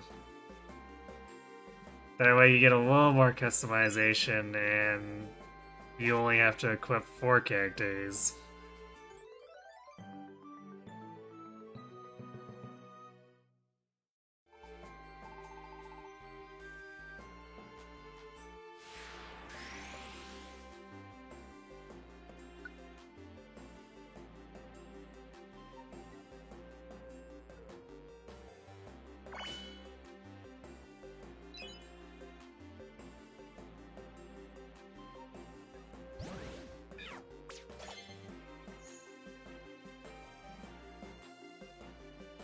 Well, that camera picked the wrong neighborhood to wander into.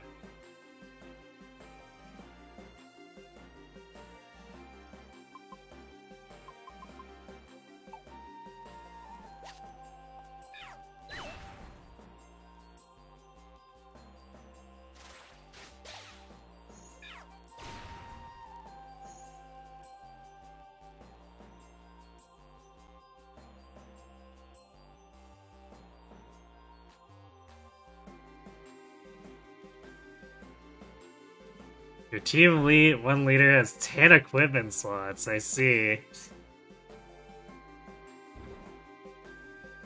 Okay, that's a little more involved there than initially sounded.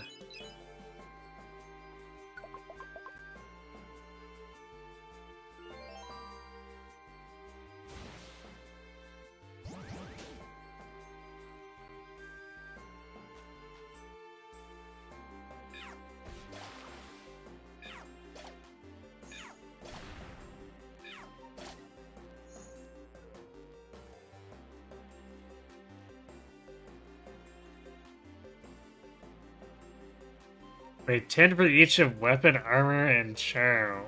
So you can equip up to 30 things onto your main character? That's a little crazy.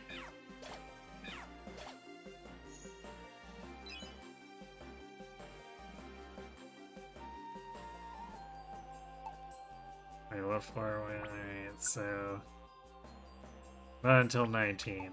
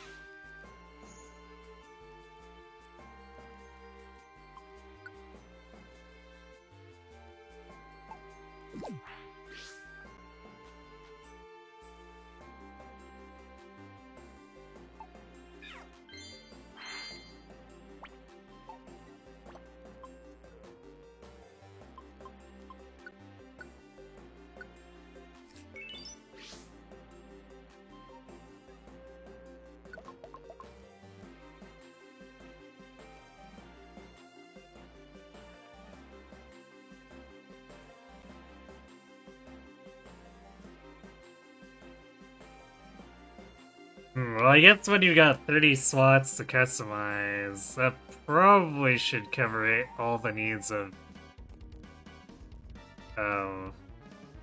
of your entire squad, or I guess army.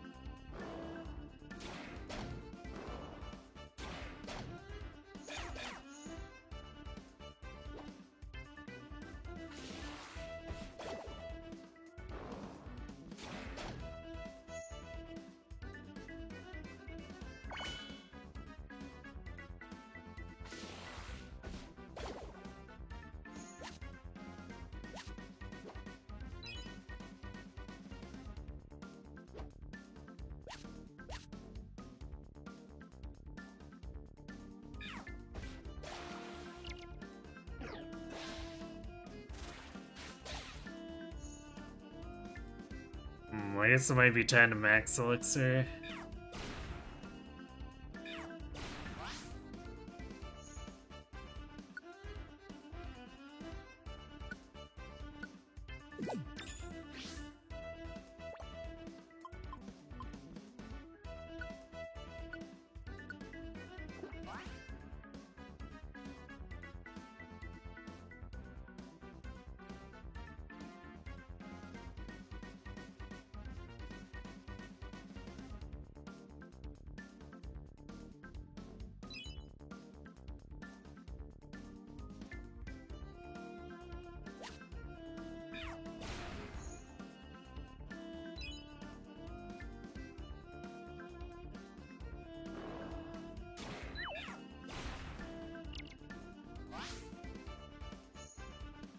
Right, I mean, I guess you're still technically stuck with a generalist setup, but at the same time, that also means that, I mean, the multiple slots allows you to build a generalist that covers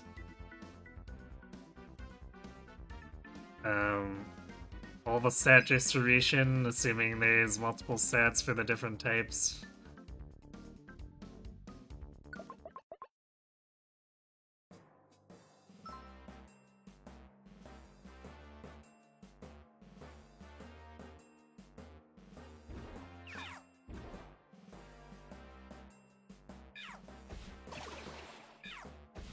The initial impression that I got was that it would be just one equipment slot each, which is definitely not as flexible as the system actually is.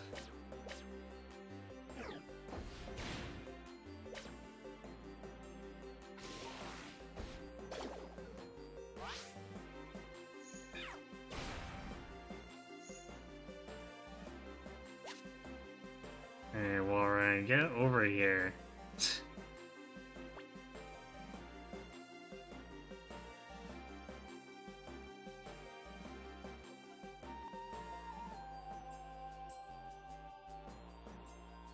Quality of life improvement once you kill all the enemies that spawned in the monster room, the music goes back to normal.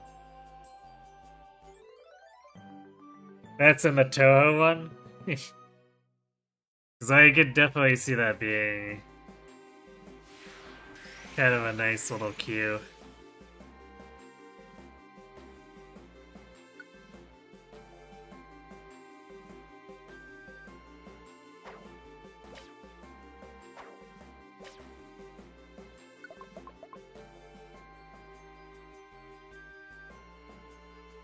It's in the Lotus Labyrinth, but not Tower of Desire.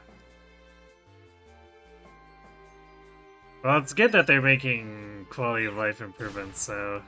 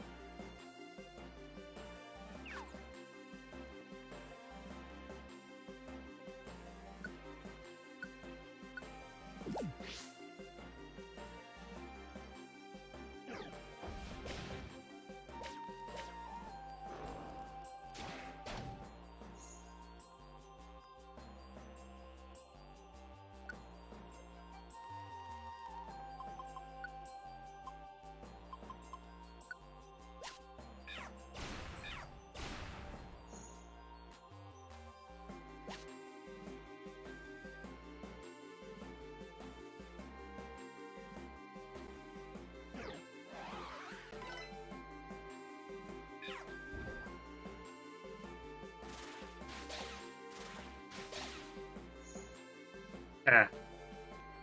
Your amnesia sure didn't help you there. Another monster room, huh?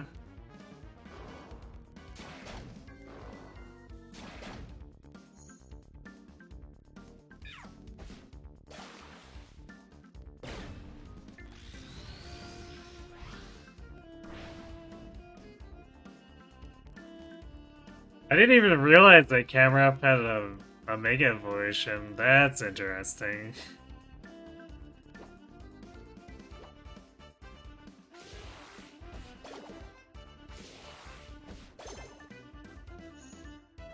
And all it took to get it was murdering his comrades. I hope you're proud of yourself, Camera Up.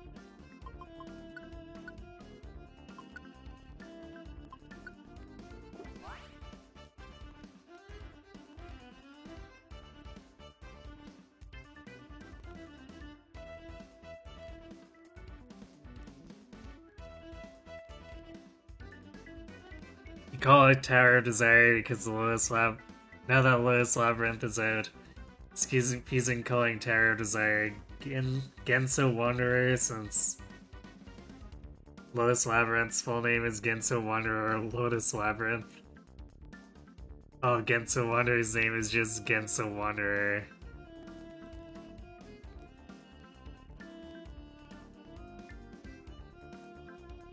But since you know it's a remaster of Tower of Desire, huh?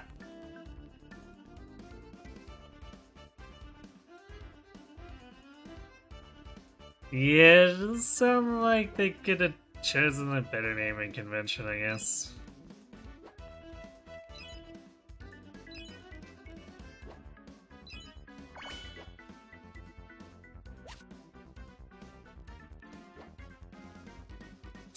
Wow, and the stairs are in this room too. A troll.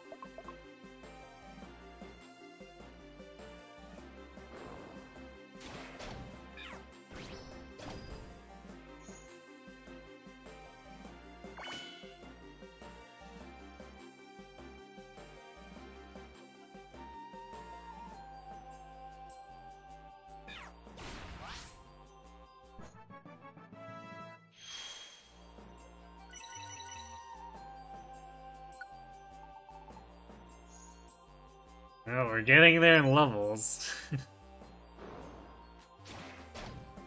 See if we end up hitting 100 before we finish out all of our question marks here.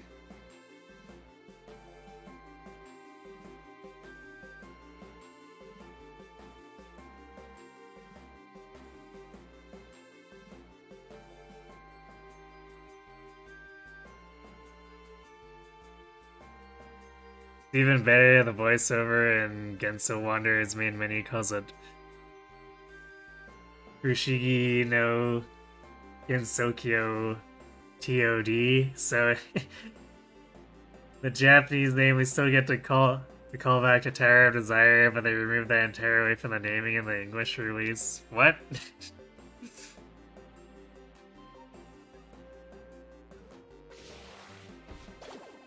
So you're saying the translators weren't on the ball?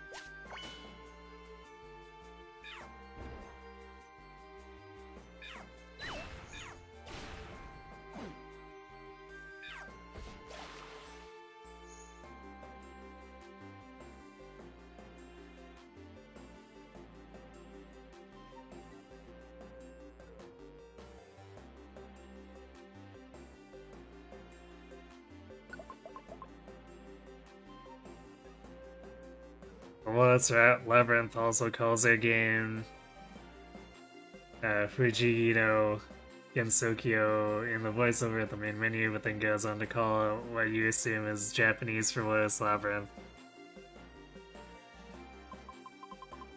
Right, so the English translators dropped the ball, right?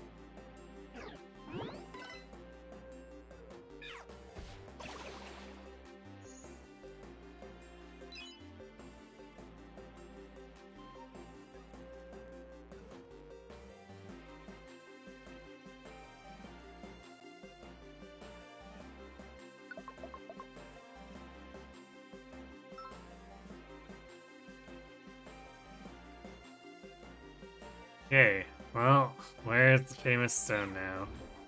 Well, that was easy.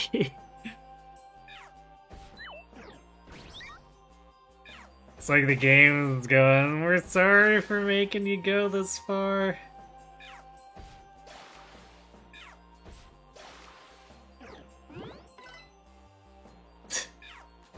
Ditto, you tried. You really did, but you don't even hit as hard as I do.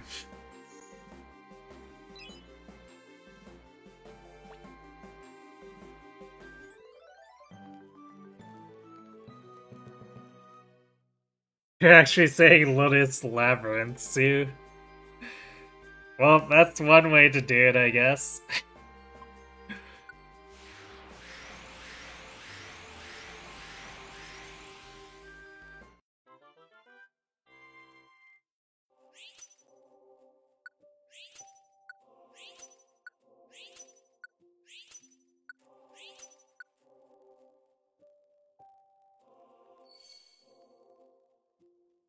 Oh, plenty of stat basters.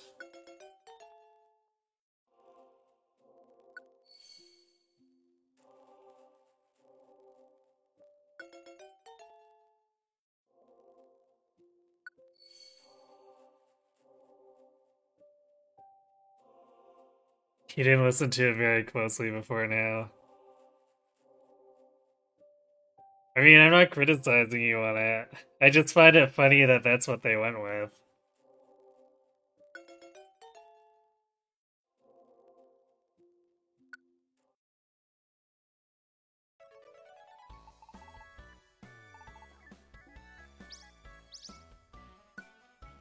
Protein.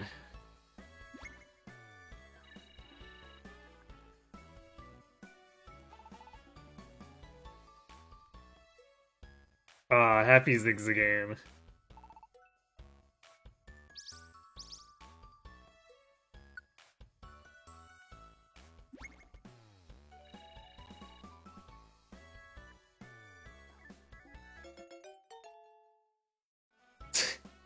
Yay, a level 15 Zigzagoon.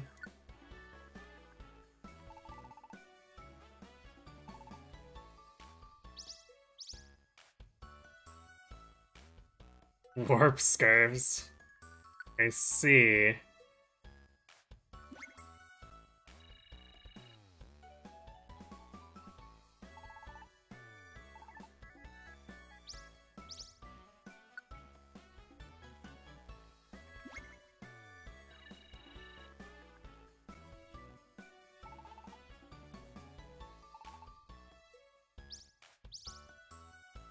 Blast seed. Okay, sure.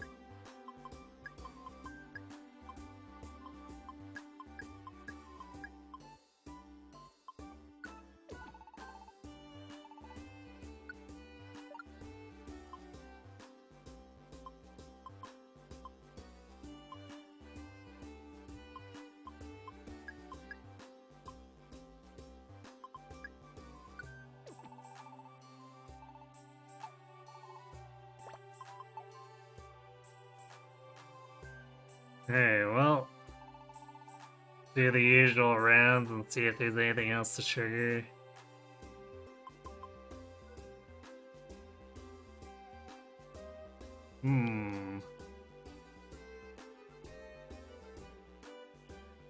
Gonna buy this energy ball.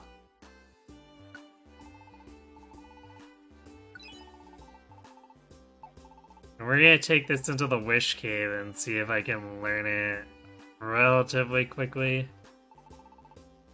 Because that'll take a lot of pressure off.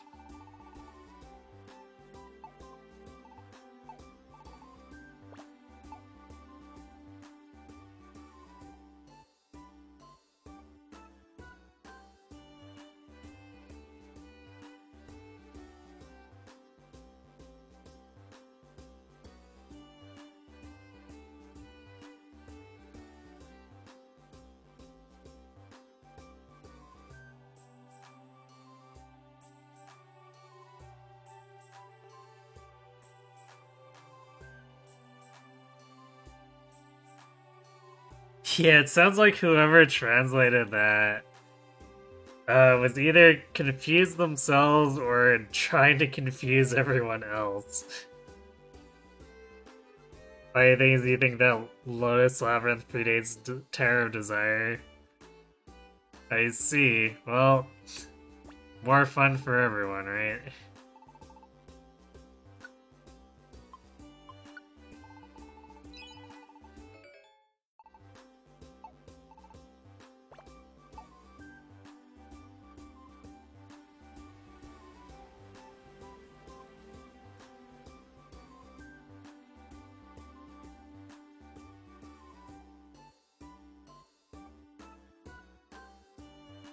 Boring square is still boring.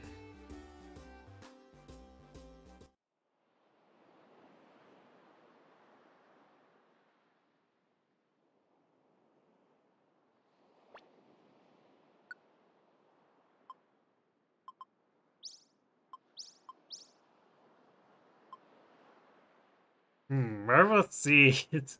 This one sounds like a really easy one. War 4. It's a 2-star, so that seems like a real easy pickup.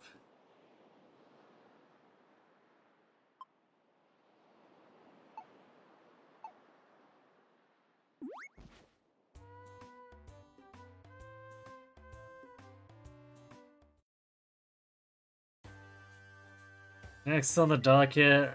Well, I guess the one we just picked up for the Northwind Field up. Actually, I should check. I keep forgetting to check the mailbox. Ugh, none of these are that good. So I guess we'll leave them be for now.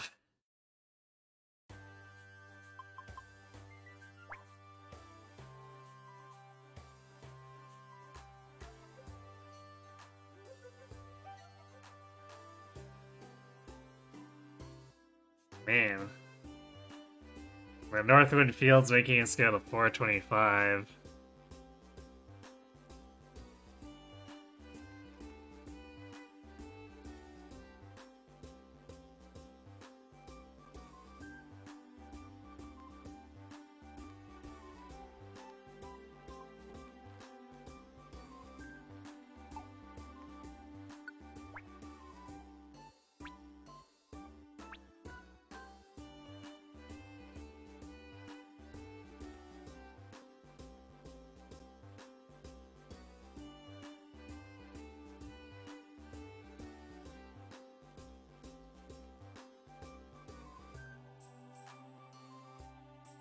So you think Terror Desire is 2014 and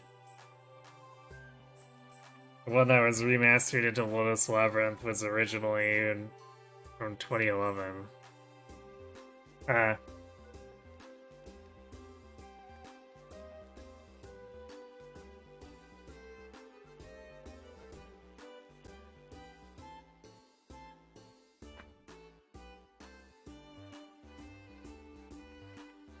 Man, seems they were going pretty hard on the spin-offs, huh?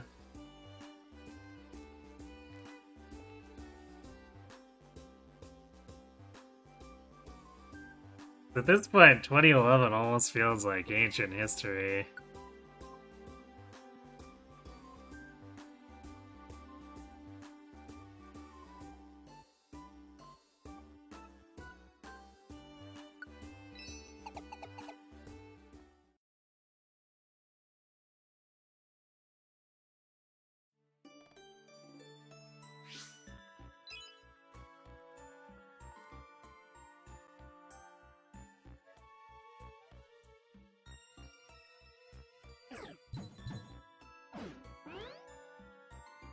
Holy Wagyu's belly drum? Really?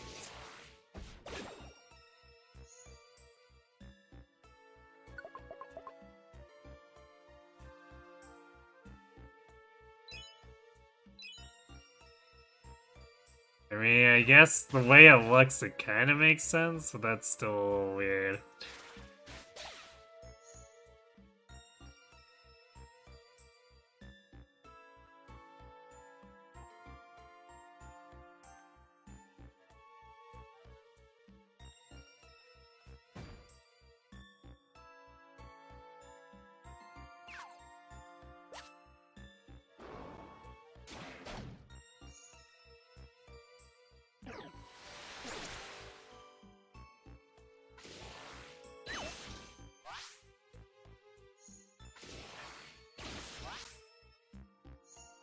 Get discharged.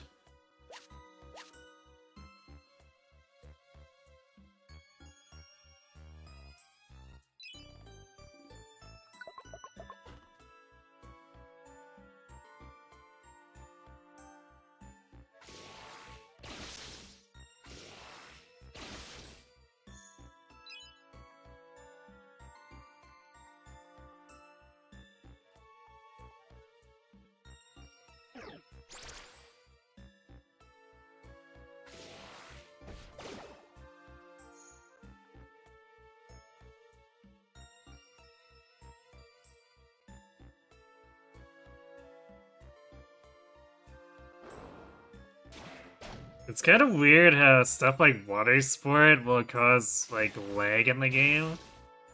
Because it's not like it's got animations to add or anything.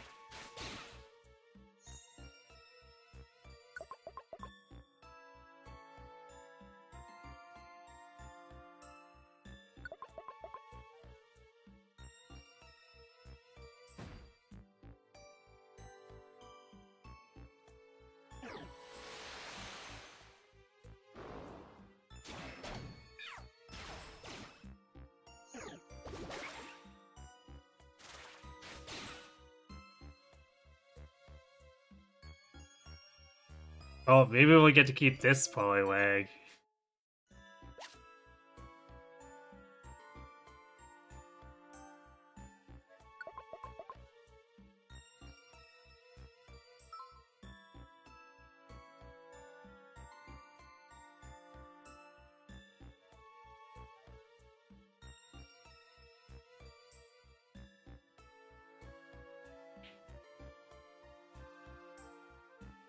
It's kind of hard to say Mystery you get Jin Sokyo 2 Miracle Parties and what was remastered in Lost Labyrinth when the first video you hit for Miracle Party starts with a very familiar cinematic from the beginning of Lost Labyrinth.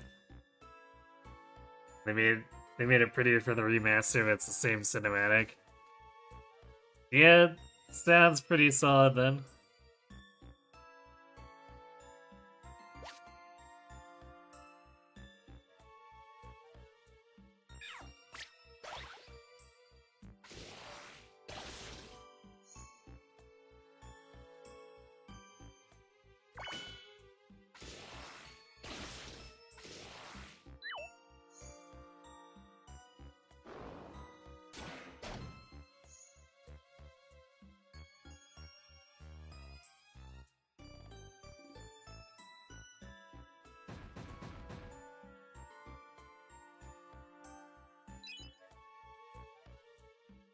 Paris, where are you?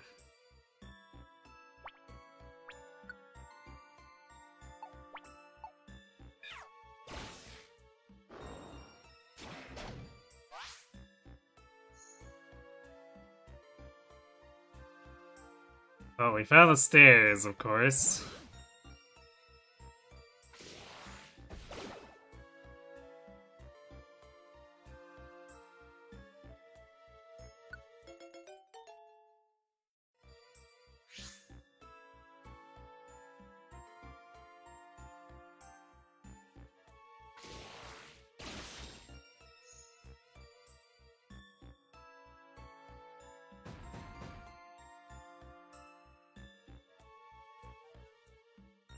Jeez, are there even any rooms left here? It's just all tunnels.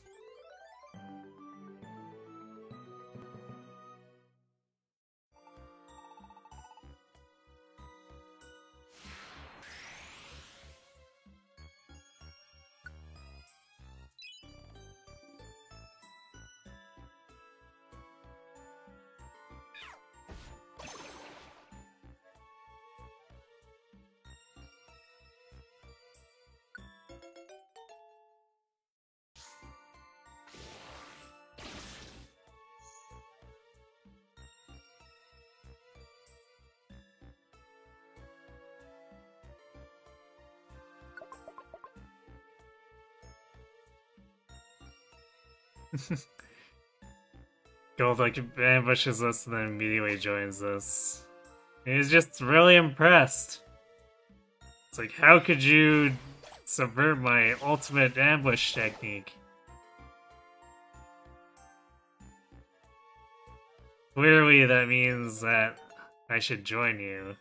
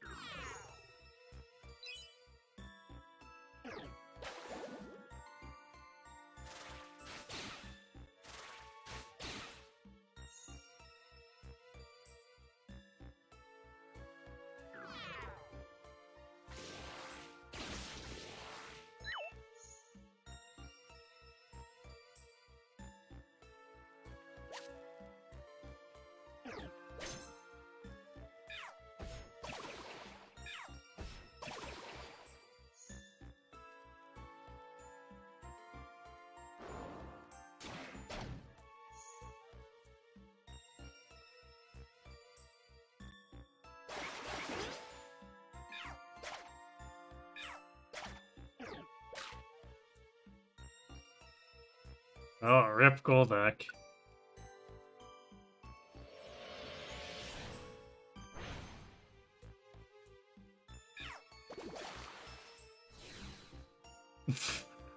Nice.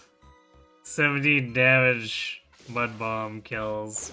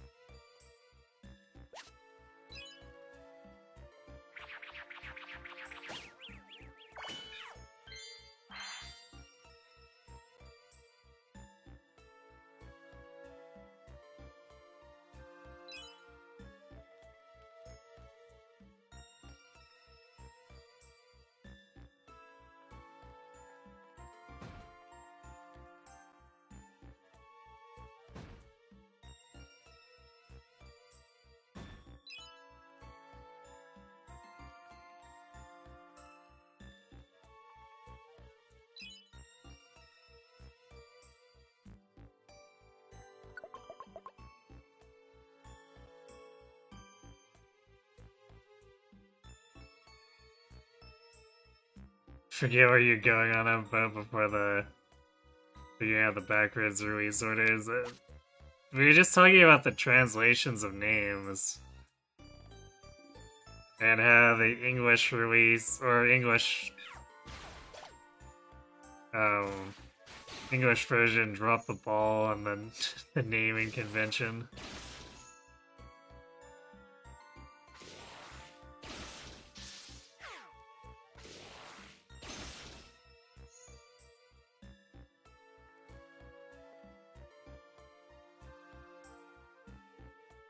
So I'm pretty sure that's what started you on the tangent to begin with.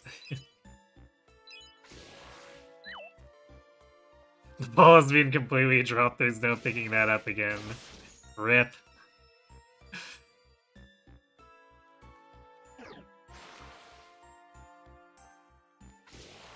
Wait, changed me to water type. Question mark?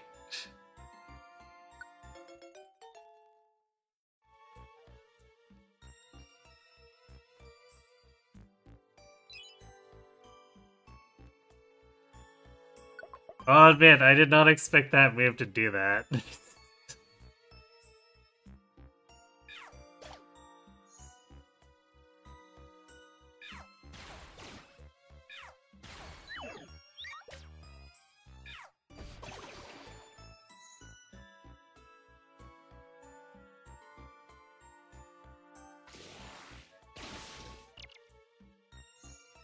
Yeah, unless they, like, go back and do complete takesies backsies on the naming. Oh. Yeah, they're kind of... they're stuck with their decision, even if they realize it's not so great later.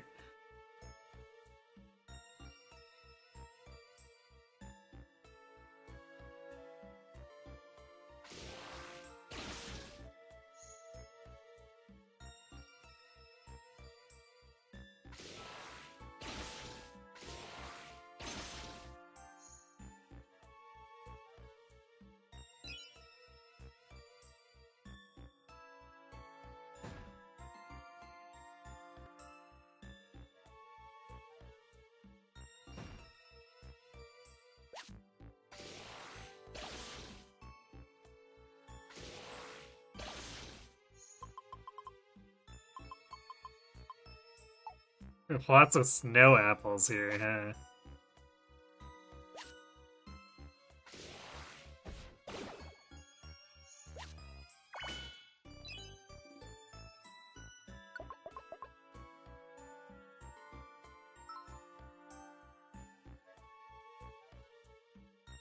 Why did they need to rename them? I don't know.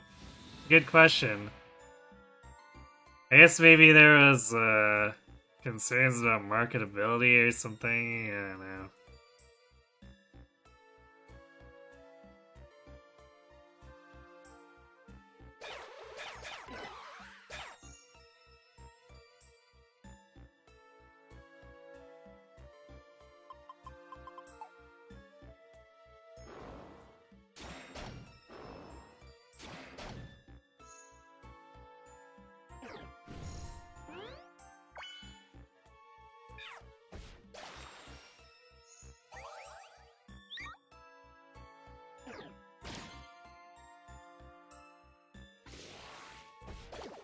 Yeah, I don't know.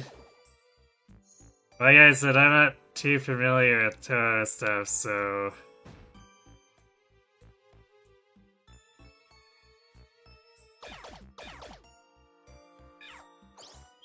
I don't think I could really begin to... try to guess their logic.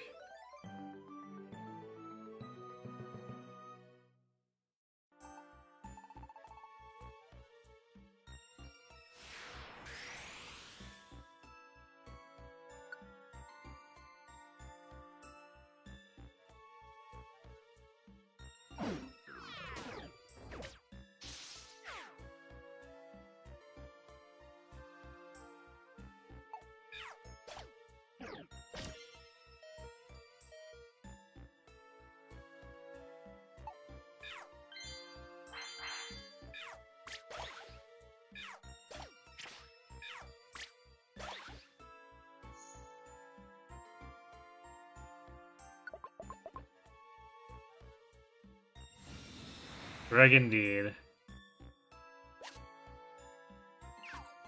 Man, it's nice having these Golducks around, though. Just canceling out the stupid weather.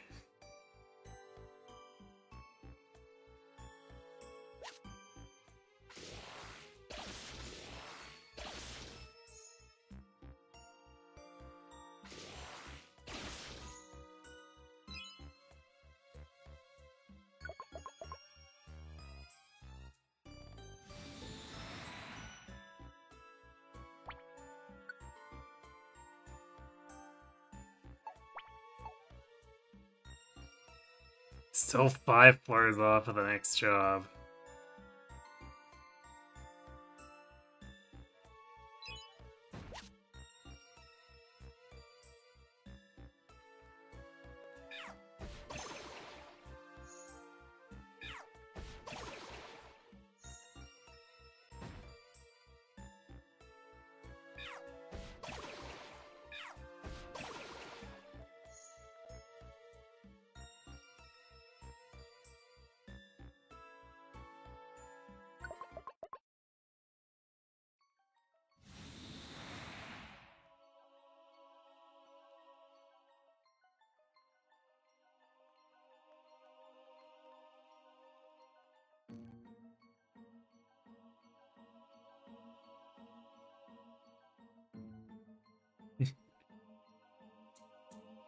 I can't comment on Xenoblade Chronicles because that's also something I'm not too familiar with. But that doesn't. Yeah.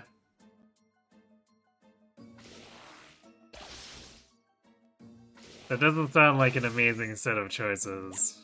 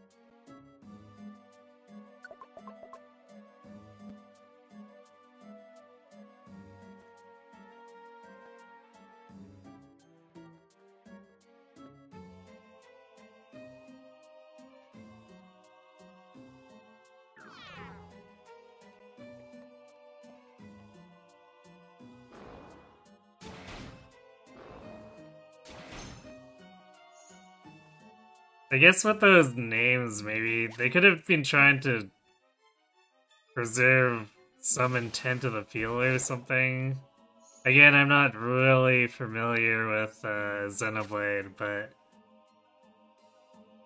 like using, say, Final Fantasy VI as an example,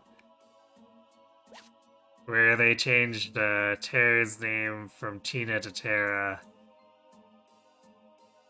to make it sound more esoteric. I don't know if there was any of that going on with Xenoblade, but it's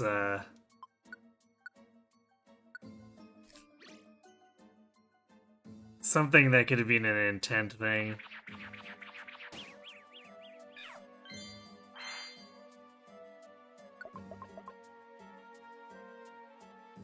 Now, whether they actually succeeded or not is another question, but you know.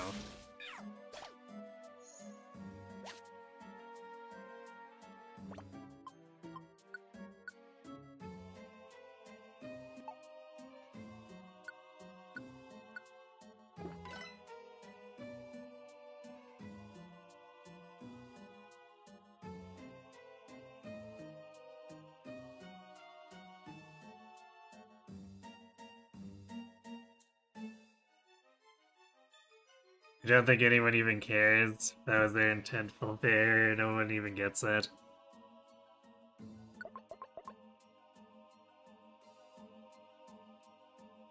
I mean, I guess with the Final Fantasy VI thing too, it's like it's not like that was something set up super blatantly either, but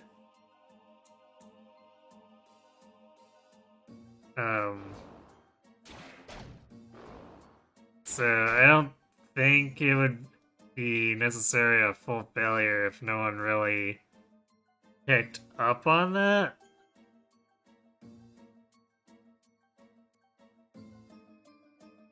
For Xenoblade, but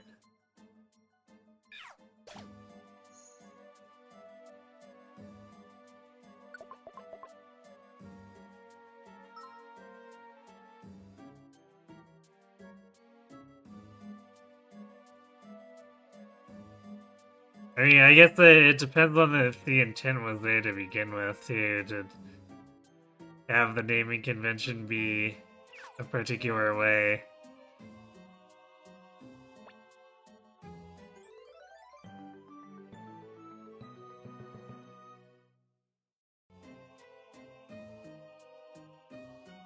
It's another thing like Air is Aerith, except the names are completely changed instead of just a minor change. Hmm.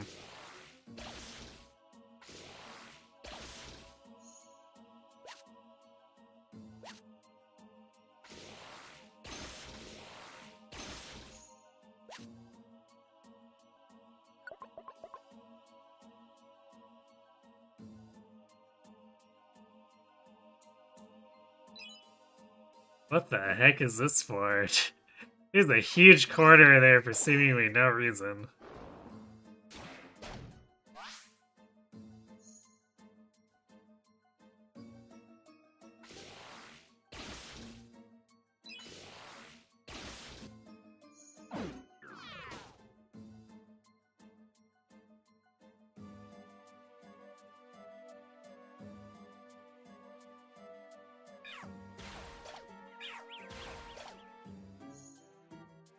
Okay, well, I guess I don't need to do anything.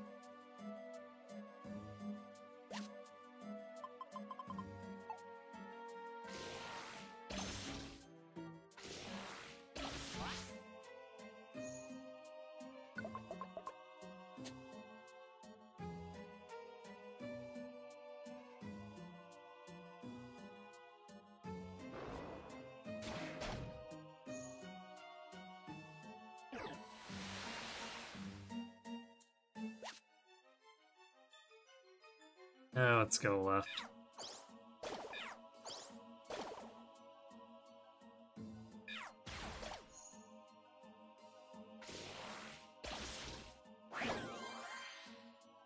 Oh boy.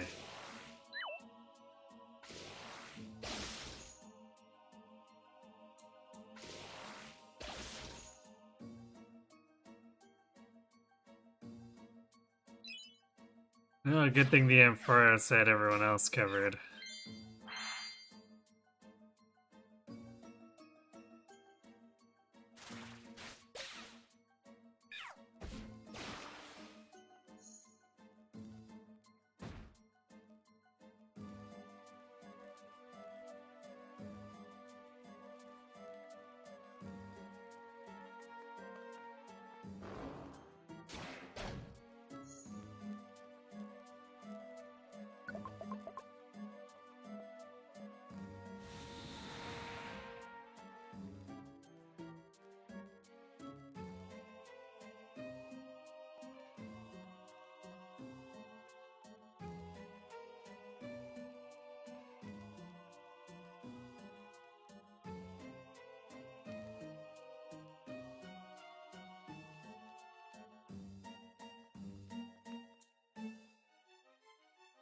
From your point of view, the whole thing is why? Why even bother? You have to go through all this trouble to change all the subtitles and text any names, and those of you who like to use the Japanese language with English subtitles can hear the changes.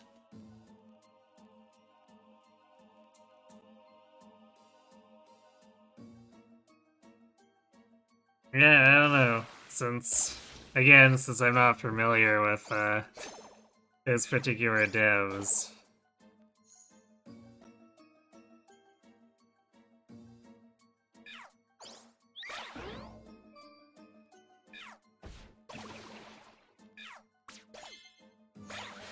I just know that in some other games it's being artistic intent.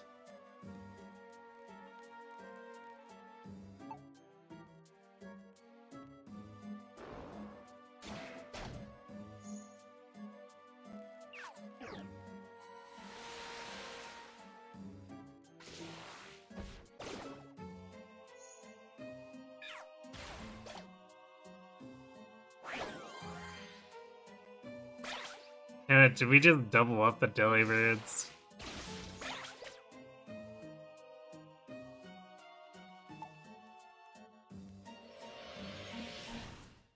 Yeah, we had a Delibird teleport into another Delibird. Amazing.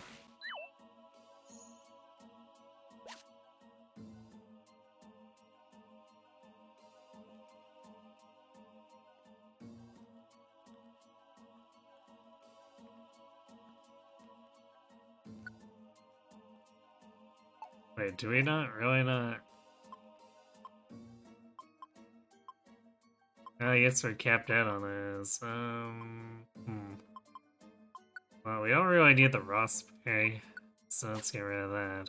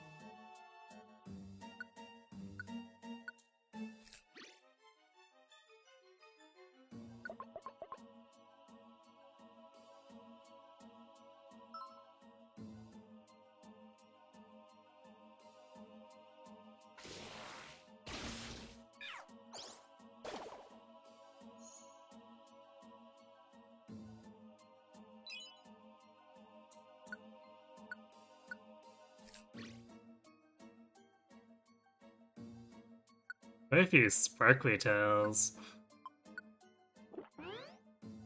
I won't complain about free stat bases, but it is a little weird. Really?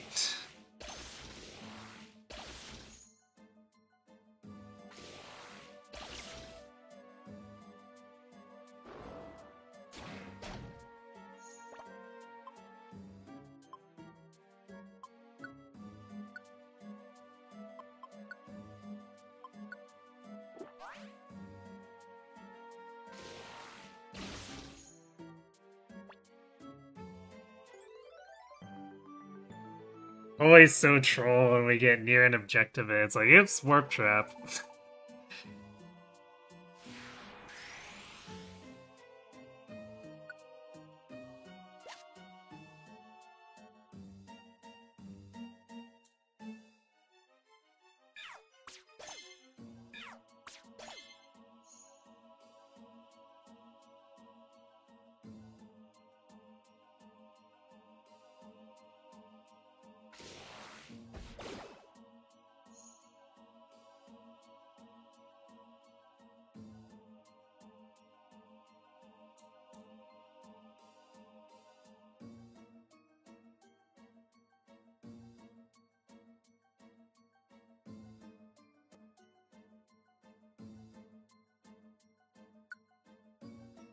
Yeah, I don't think we need a Blast Seed.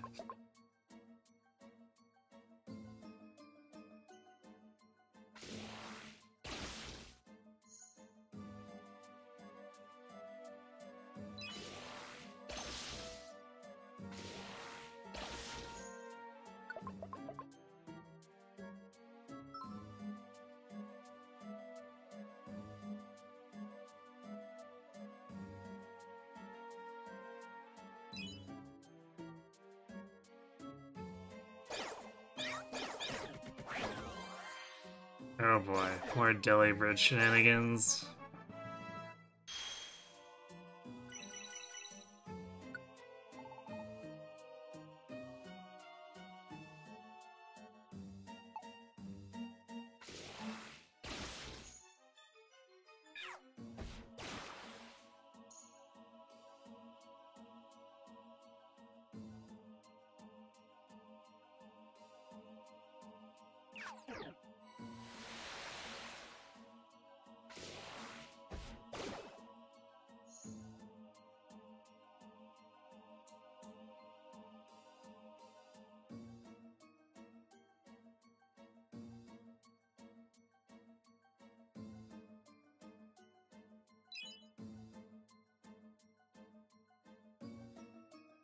There it is.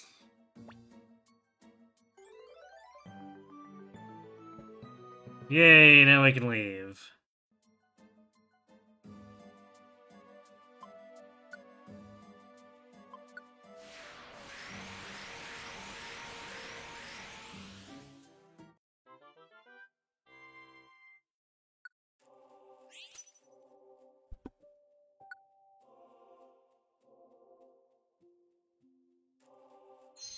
Kinda surprised that was the only chest we got.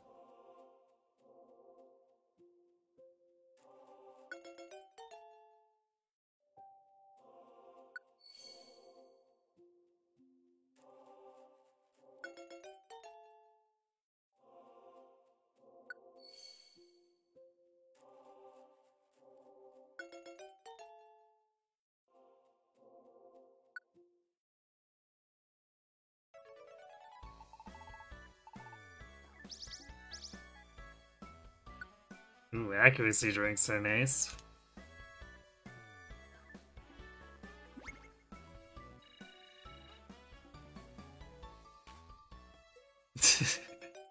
Because we don't have enough gold bucks.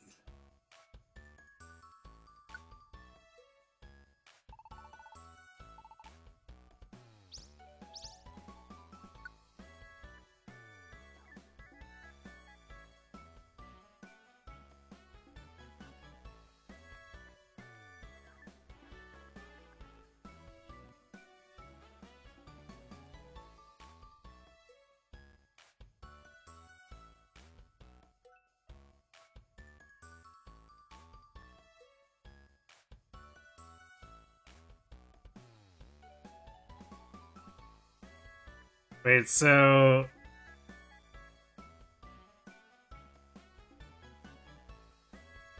What made it easier to handle that boss in the Terror of Desire then? Like, is it that you didn't have extra teammates to screw things up for you?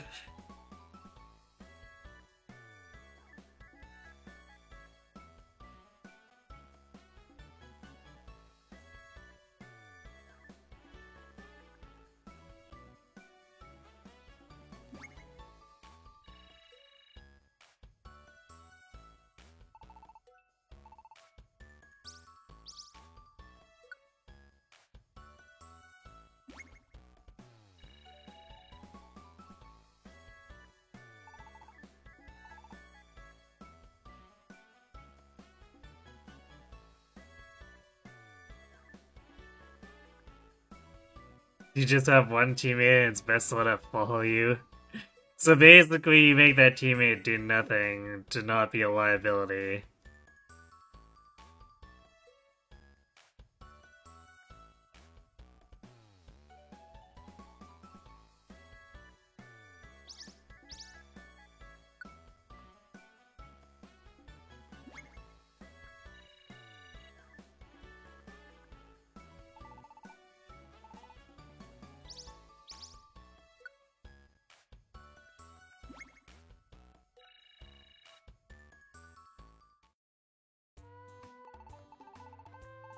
Man, not quite halfway.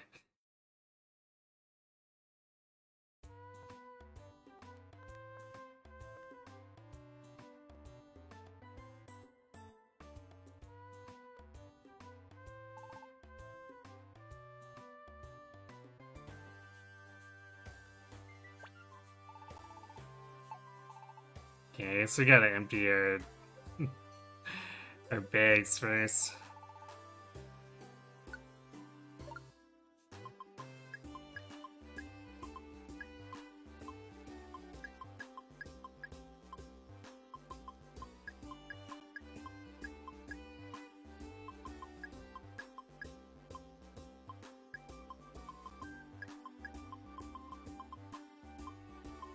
Man, we picked up so many status cure berries. We wasted a lot of space.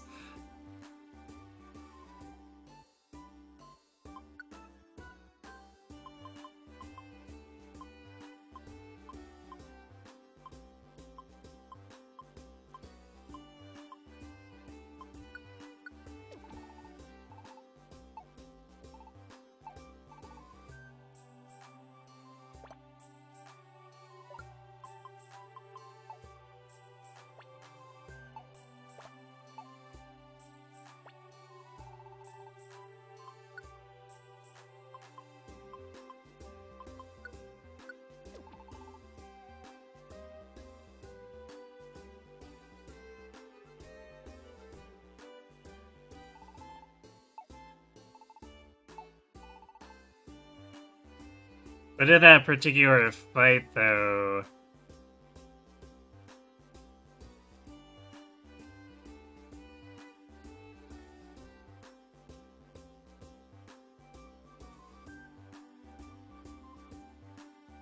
their liability, right? Because you said the AI is just not good at handling that fight.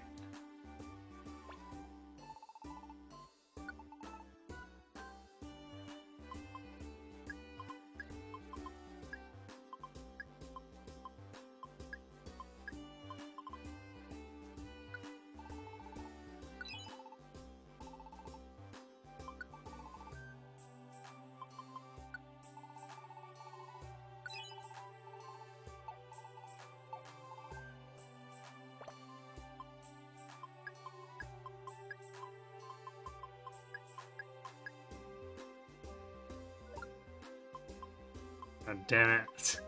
Organizing it unselected all that.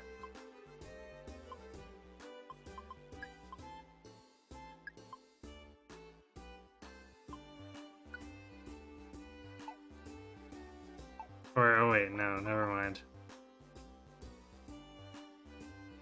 So I was purchasing it. I'm getting ahead of myself thinking I was storing it.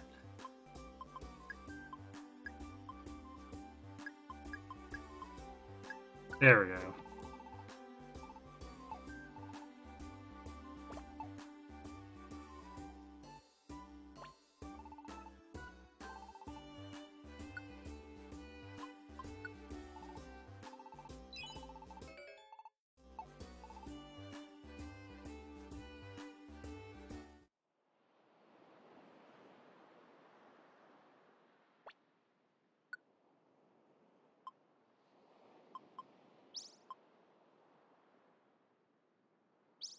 Overtrenched.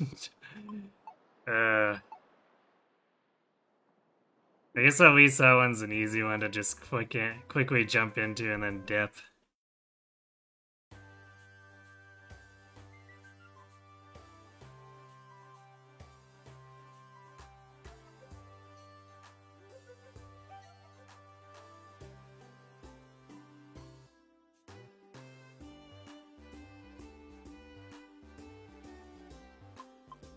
So the AI lets her wander off and power something else up instead of actually killing it, or her ghost.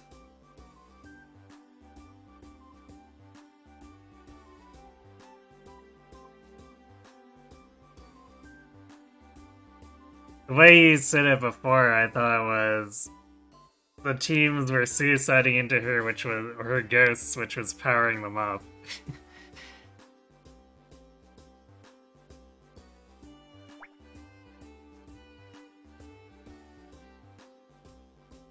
Oh wow, Mount Far Away will be really fast. Just go to 411 and dip. Wait, what are we facing? Oops. So we probably want to actually bring Invid here.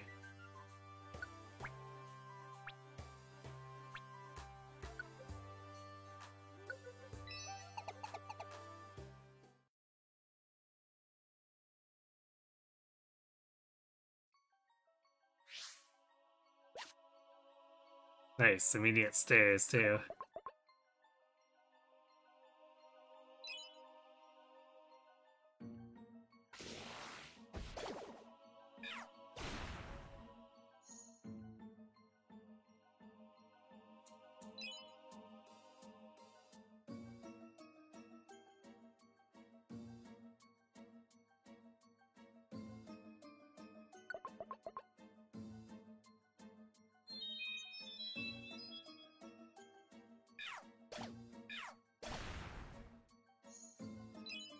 Too bad it's not Sandstorm, because then Invid would be immune to it.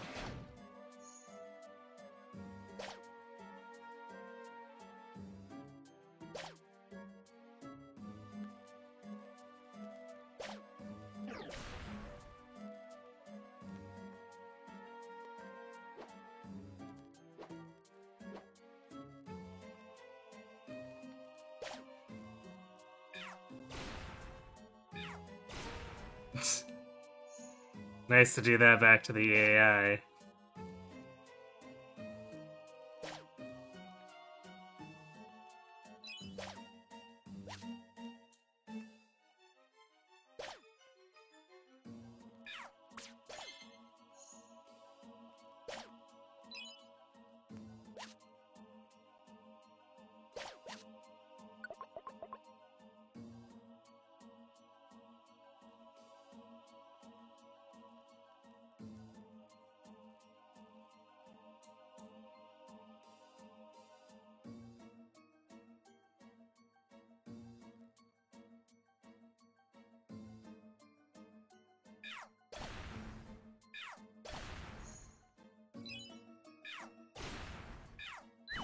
So there's multiple ghosts powering up multiple enemies.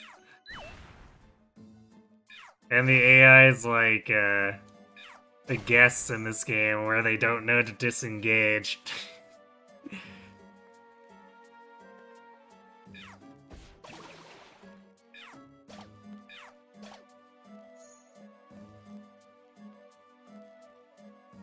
Sounds like the problem we have here, where the guests are sometimes powering up the enemies into awakened status, only significantly worse since it's a boss encounter.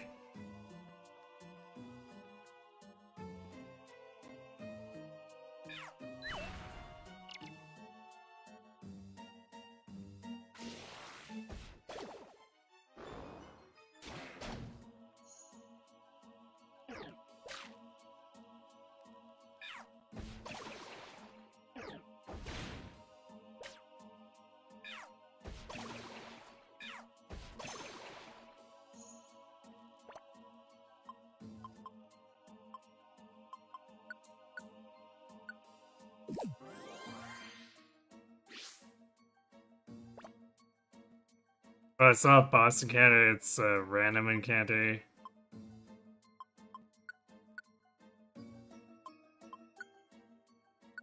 So kind of effectively like an elite mob.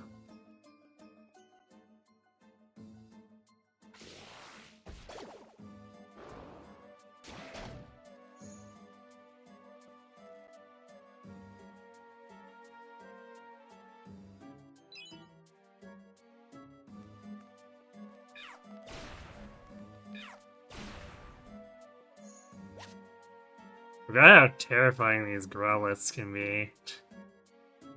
It's like, Machamp, we got dogs. Murder dogs.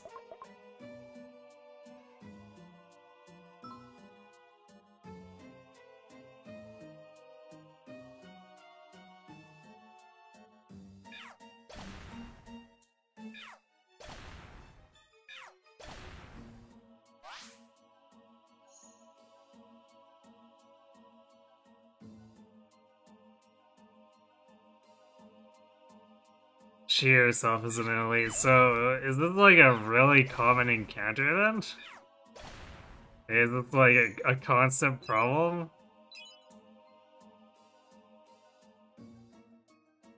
Because I feel like if that's the case, they should have picked this problem up in playtesting.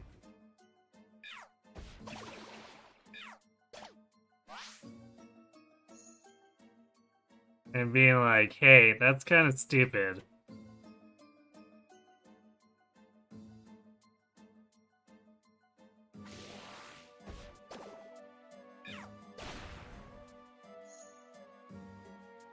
God, where's the rescue?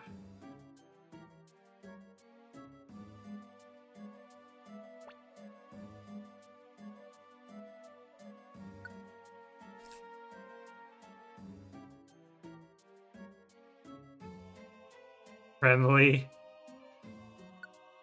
Wait, I don't think we've had that one before. Oh, okay. Increases your chance to recruit in general, I see.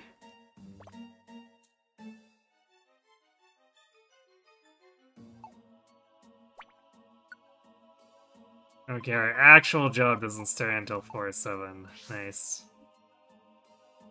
Well, I guess we don't have a Phoebus, so at least I don't think we do. So if we can manage to keep it alive, that's another recruit that we normally wouldn't have.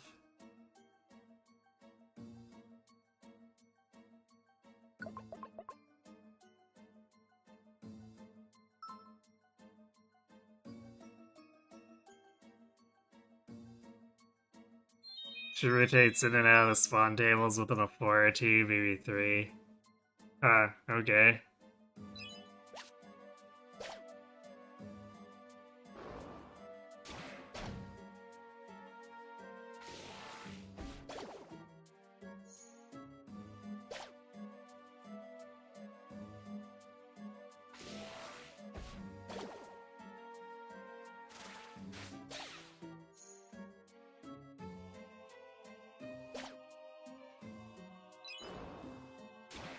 Oh boy, that lake's kind of concerning. It's a lot of flying enemies.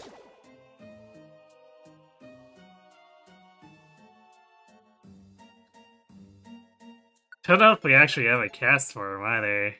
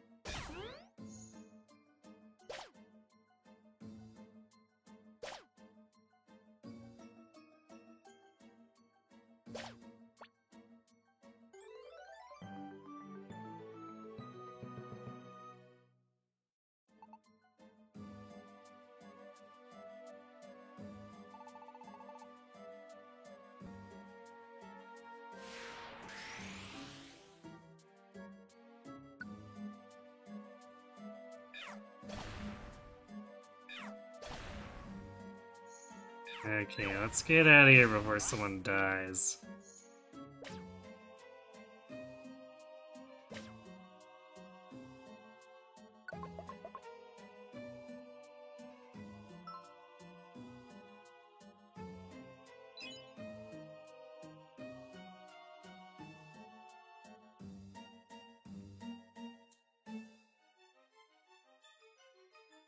That's not it. The way that room looked, I swear it'd be on the right side of the map, but no guarantees. Aha, I did call it. Nice.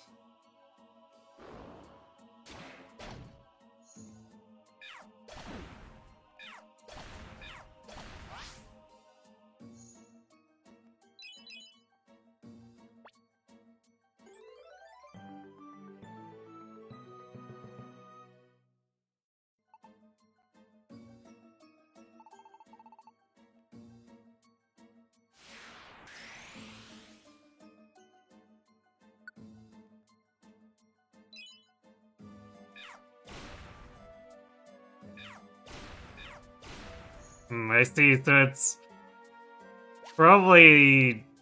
She's probably done that way to try to force you to, change tactics. But,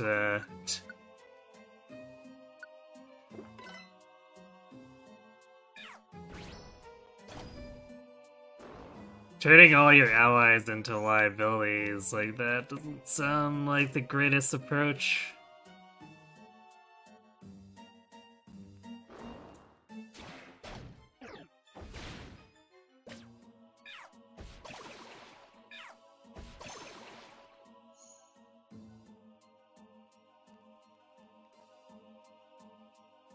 Hmm.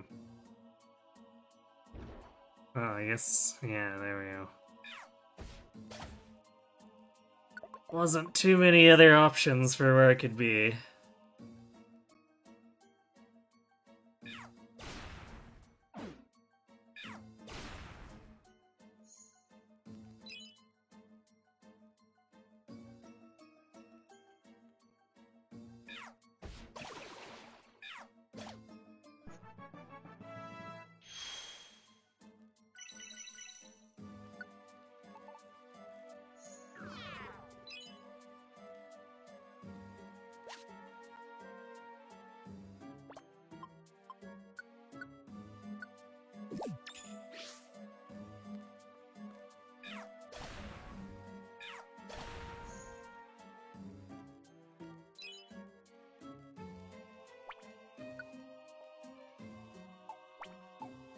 So the next 2 4s are what we're looking for.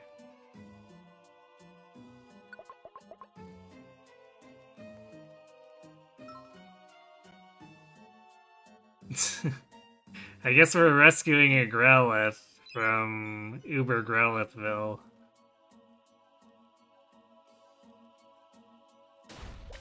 Damn it, stupid blast traps.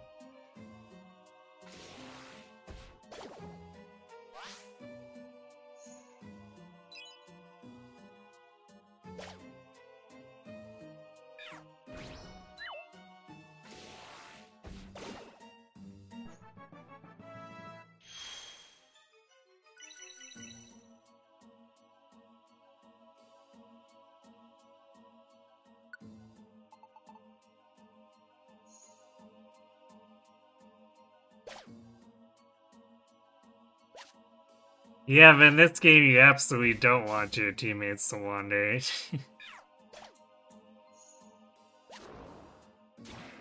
Whereas it sounds like you're kind of encouraged to let them wander until the ghosts happen in that other game.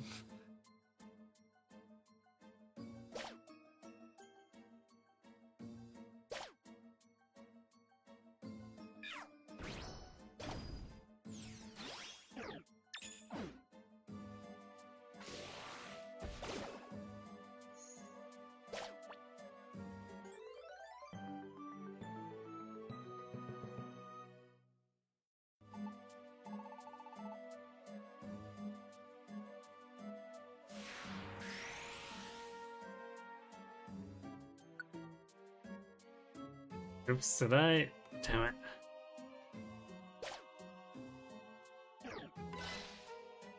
Alright, well, we can still use the stairs to escape.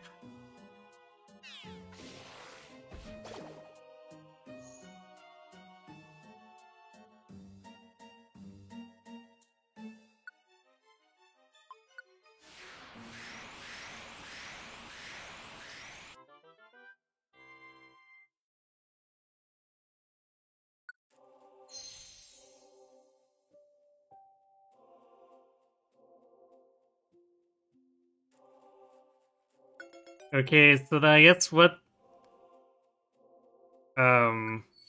stops you from swapping your teams to micromanage killing the ghosts then?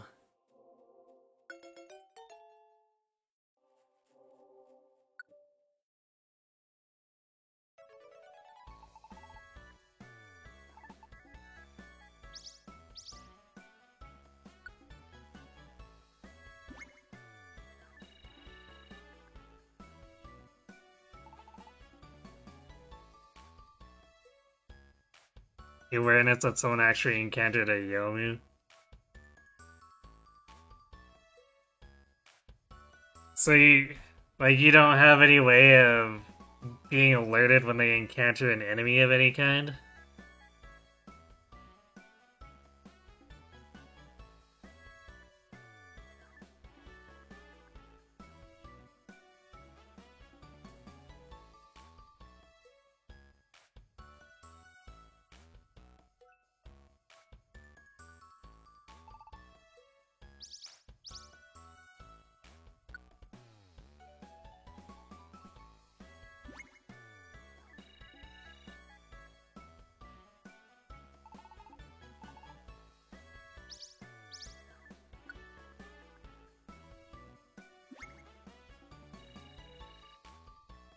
Oof, that's just a little over halfway now.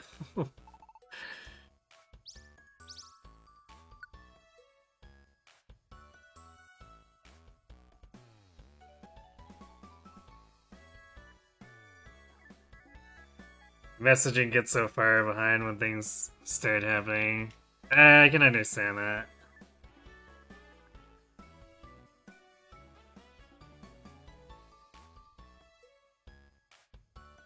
So it almost kind of sounds like more of an interface problem.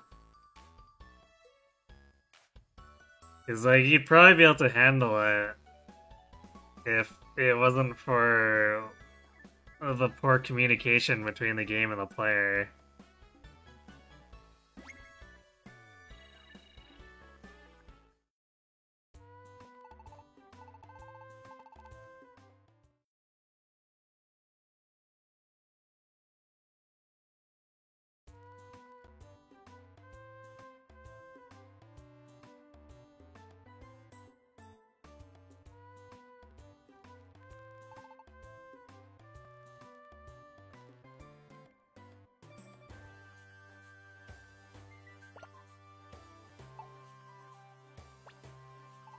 It's such a fast run that we didn't even pick up that much stuff. Double Life Seed, I see.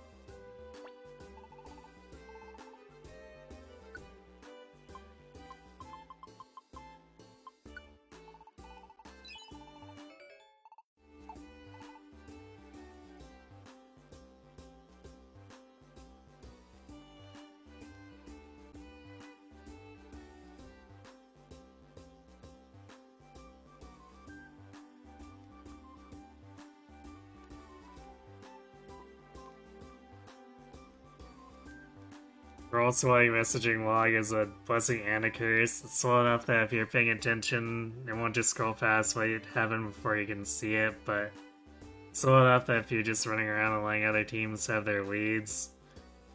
First indication you have something happened is the team starts dying.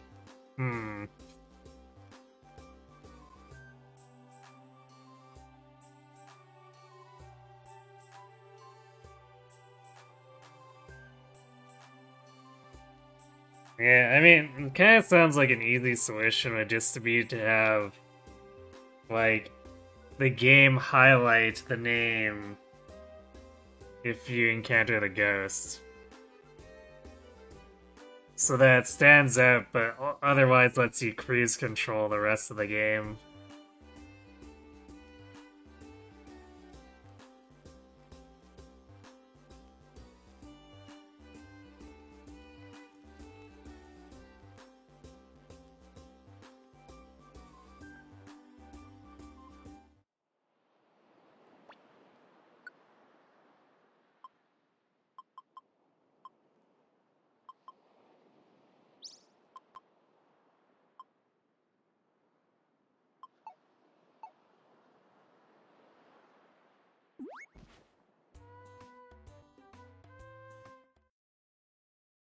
we should have time for one more set, I guess.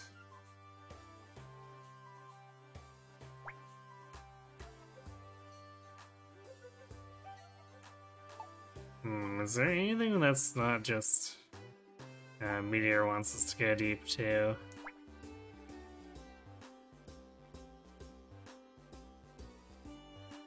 So Lapis is fast, but they're crappy quests.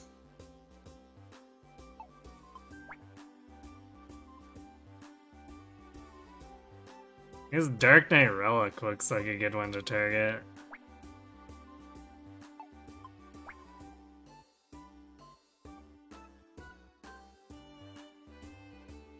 Western Cave's not bad.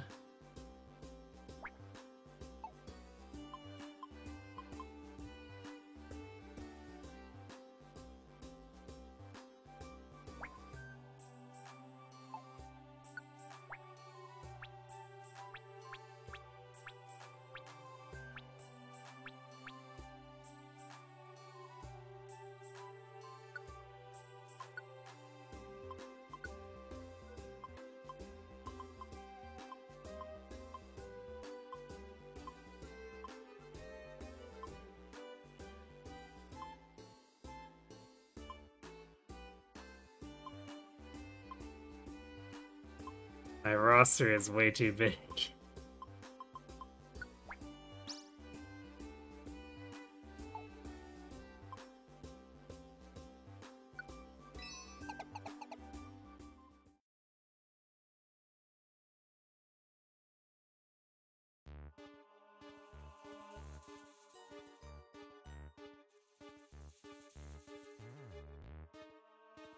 These problems of things happen far enough away from who you're watching, it skips animations.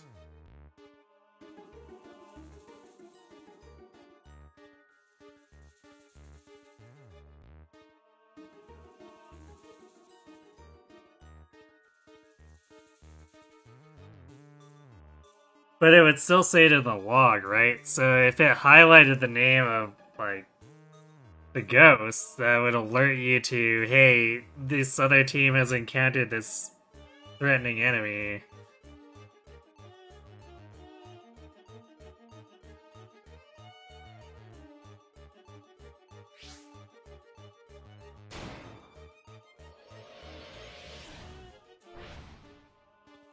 Alright, these guys are murdering Shedinja in here. Forgot about that. That might make getting through here a little bit annoying.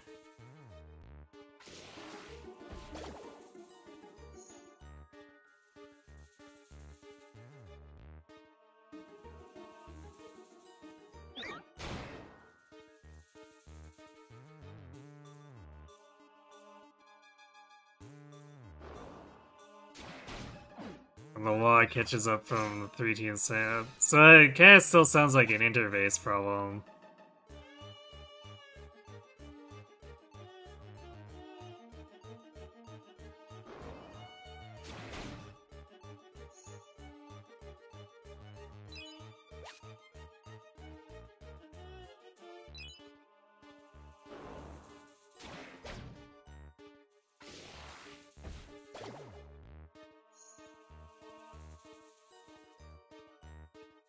You hate Dark Knight Relic when you're going through it.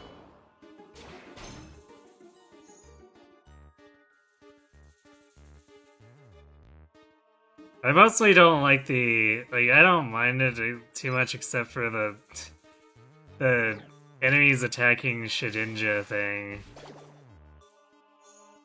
Because, they keep killing Shedinjas and then empowering, and so it's they're forcing me to constantly watch extra animations.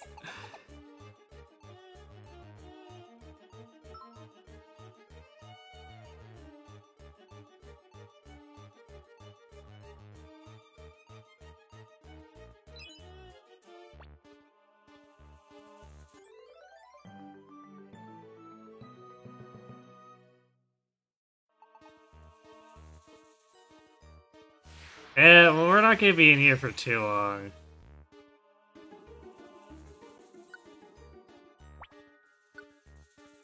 But really, I mean, I'm quite familiar with the issues of Grudge. There's, wow, that's a little excessive. So, there's other dungeons later on that do this, but like twice as many Grudge enemies.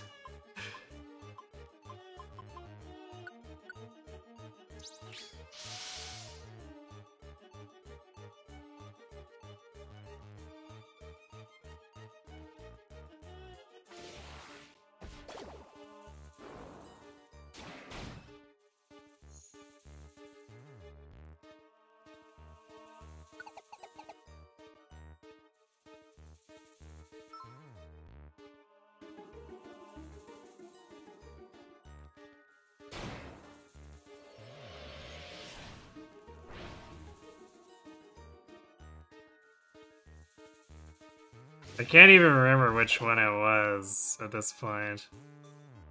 But we ran through a lot more revivers than we should have.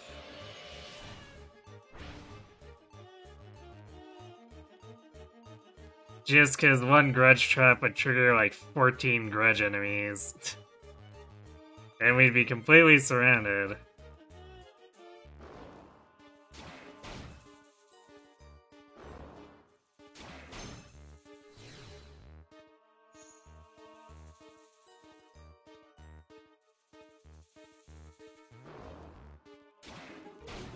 I think it was one of the undersea maps, actually. Either the 75 floor one or Lugia's 99 floor one.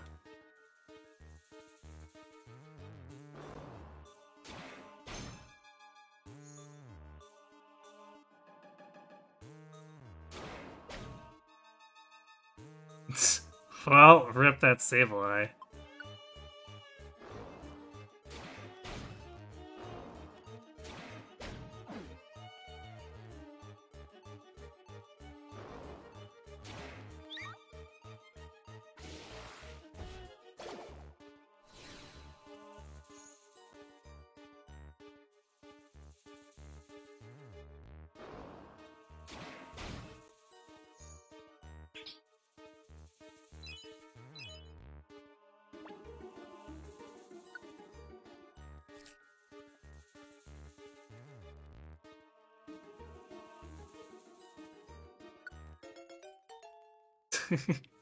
I wonder if this is the same spin that we helped with his, the Ho stuff earlier. Because we didn't get to recruit him, so we're getting potentially Spinda for the first time, assuming he doesn't get ganked here.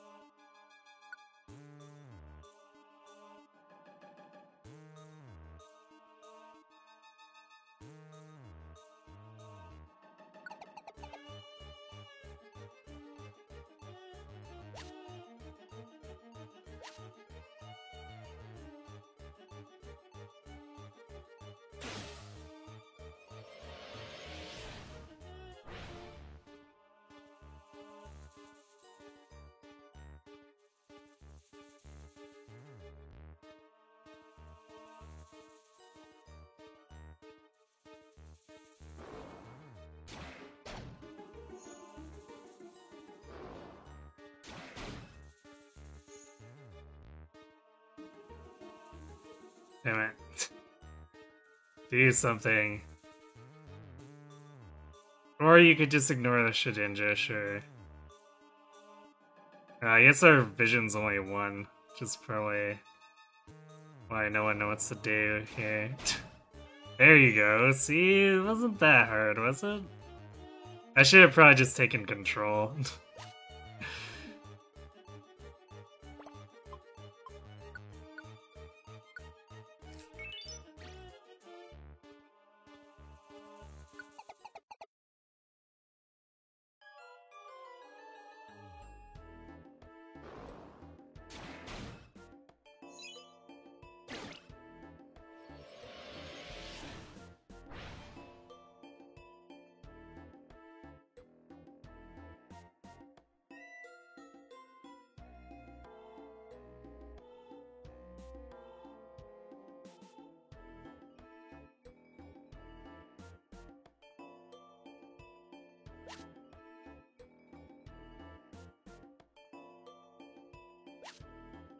Actually, I don't know why I picked that up.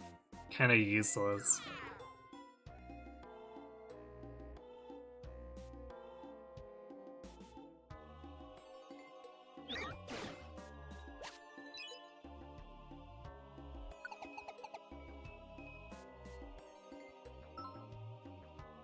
You always thought Spinda should have been fighting type, Drunken Fist.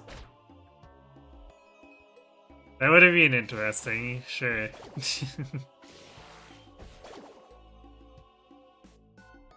Oh, we crowded another Sableye.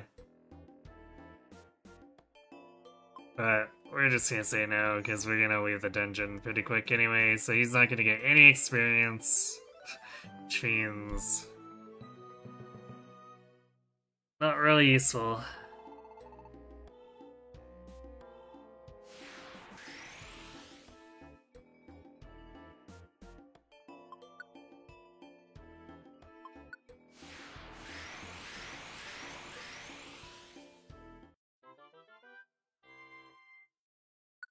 Oh, I mean, sort of a candidate for a Drunken Master. I don't know if...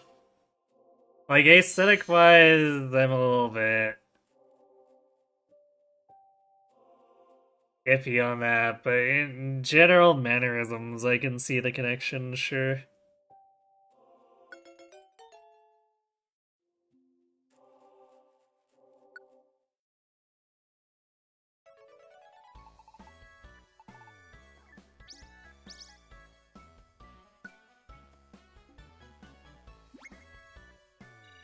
I guess the only thing about these early 4 ones is they're not worth as much as well.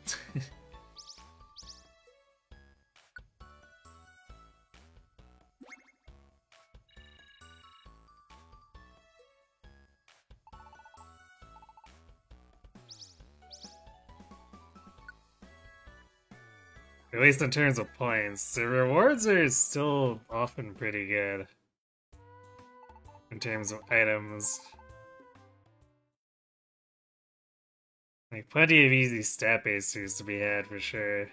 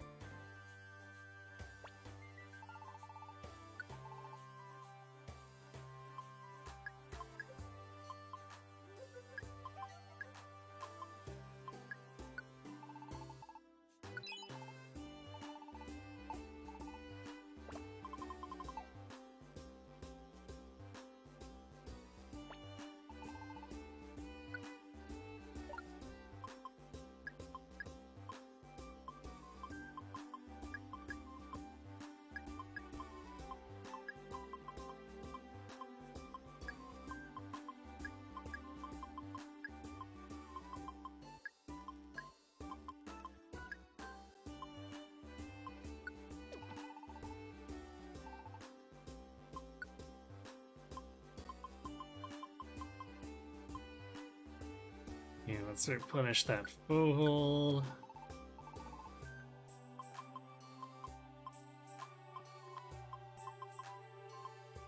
My bank is way too big.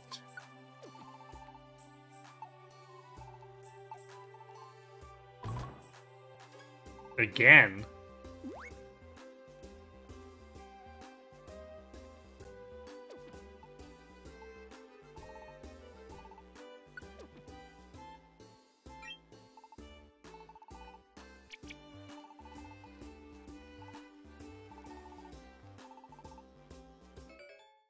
So we had exactly this before too. That's weird. I wonder if the game's trying to make me withhold the apple from him, which I wouldn't really want to do, but...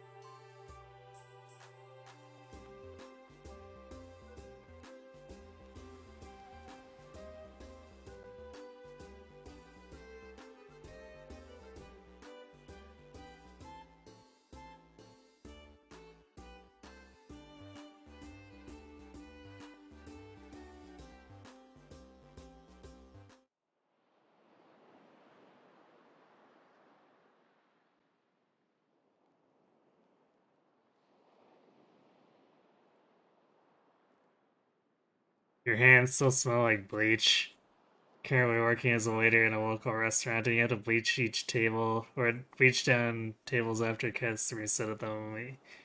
Yeah, yeah, I've seen local businesses here have to basically do that too.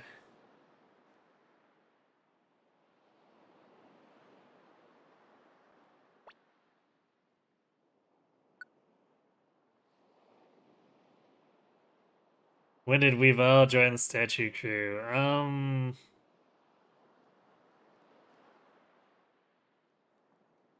don't remember now. I think it was after. Well, I think it was after hitting Diamond, but there's probably some other requirement to it.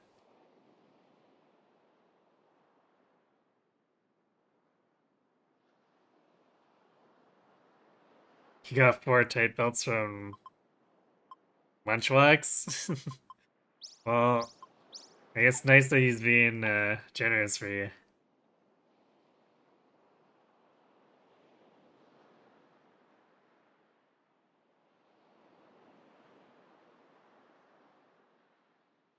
Yeah, I'm not 100% sure, but I think it was after I got Diamond, and I think it probably requires a certain amount of post-game progress in addition to that. You think it's just ranking up? Huh. Okay, well, then, you gotta hit Diamond rank, I guess.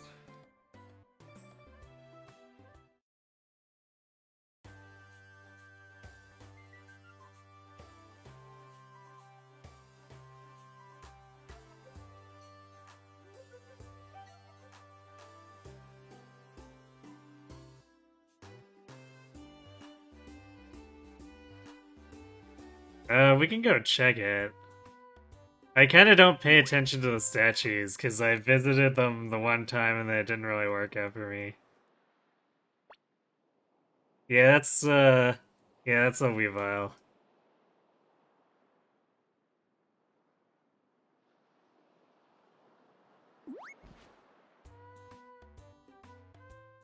Alright, let's go to the Western Cave, and then I think that'll be as much as I do.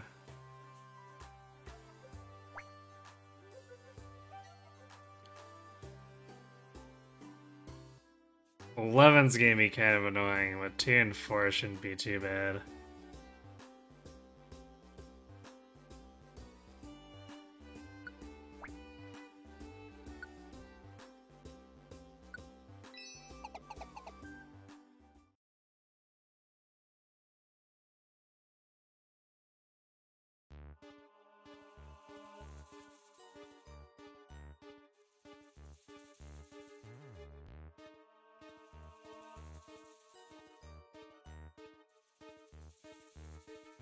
What makes the 4 What do you mean by before?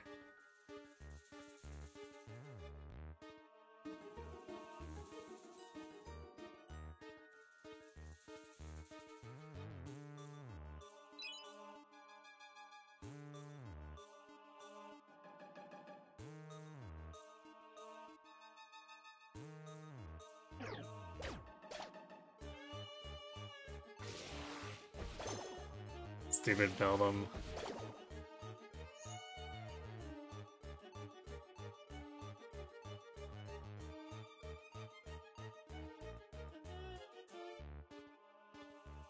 Oh. Oh. I don't know why the 4th one is a double star while the 11's a 1. I feel like the rankings are kind of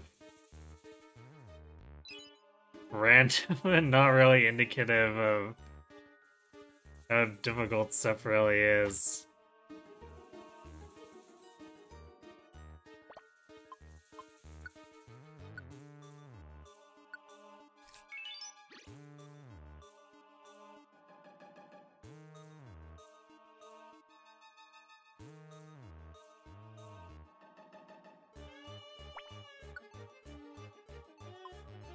Let's see.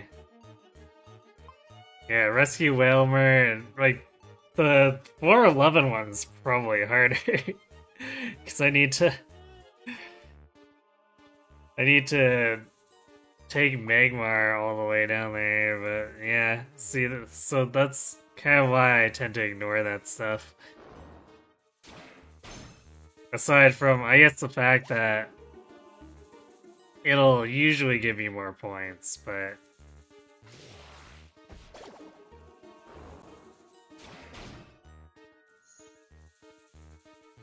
I don't really use it to gauge difficulty or anything.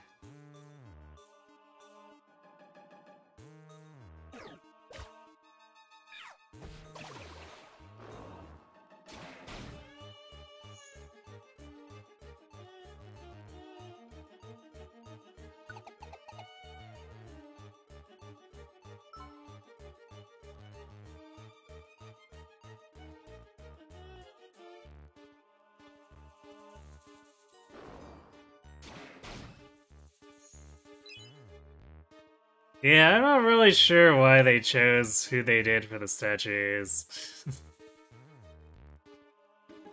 Although I'm also not even sure what the statues are doing for me. I've used them once, and they seem to have had no real effect of any kind, so...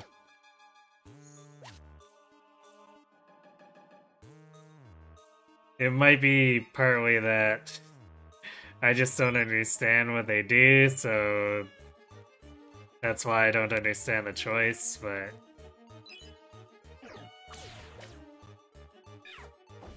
Kinda hard to say, I guess.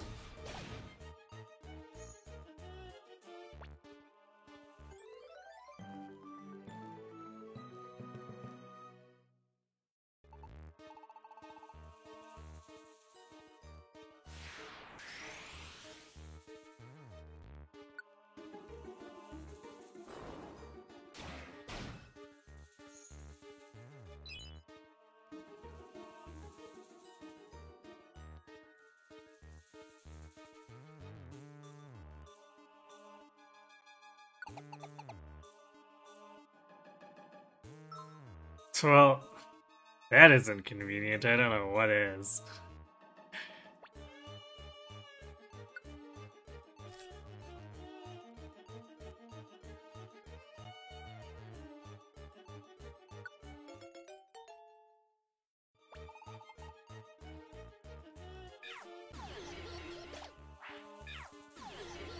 I don't think I got a Chingling before.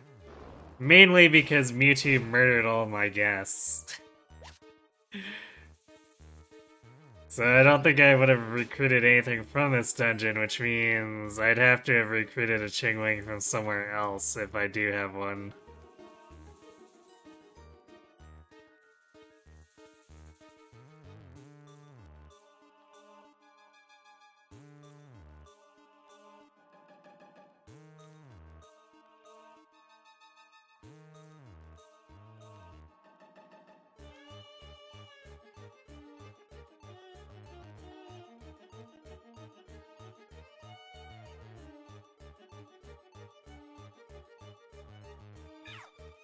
Huh. Okay, so it makes mods appear in dungeons.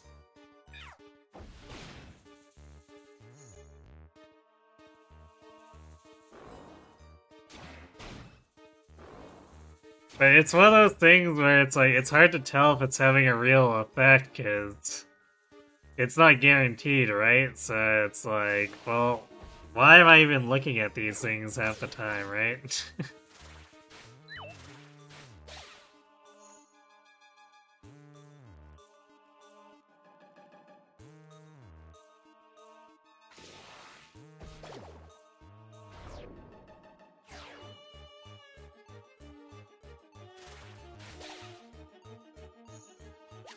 Yeah, you can't Destiny Bond me if you die, dick.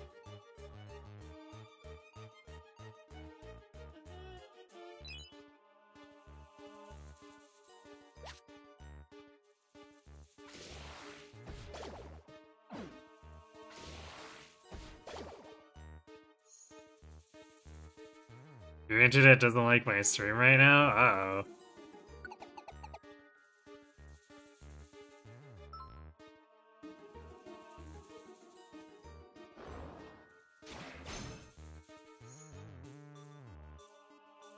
Oh, I wish there was something I could do about it, but...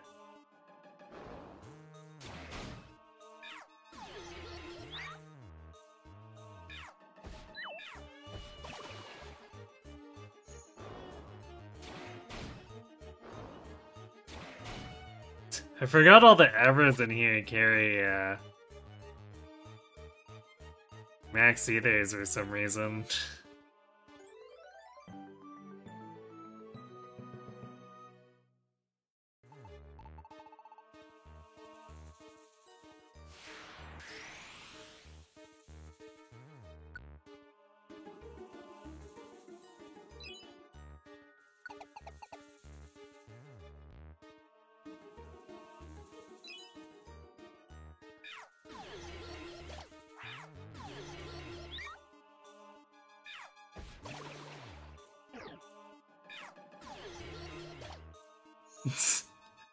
Oh, I like how the uproar screwed him over when he tried to rest. That's pretty hilarious.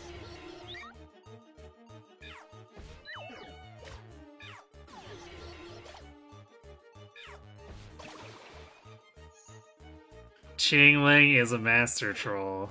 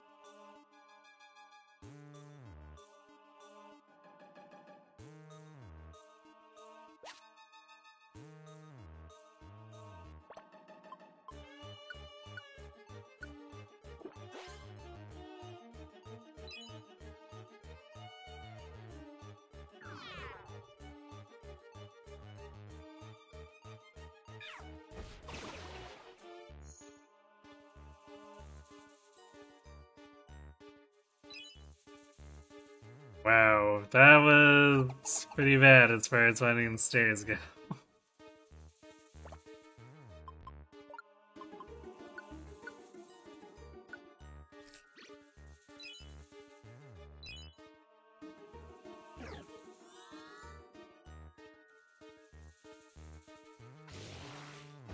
Huh. Real smooth. You're a champion there, Smeargle.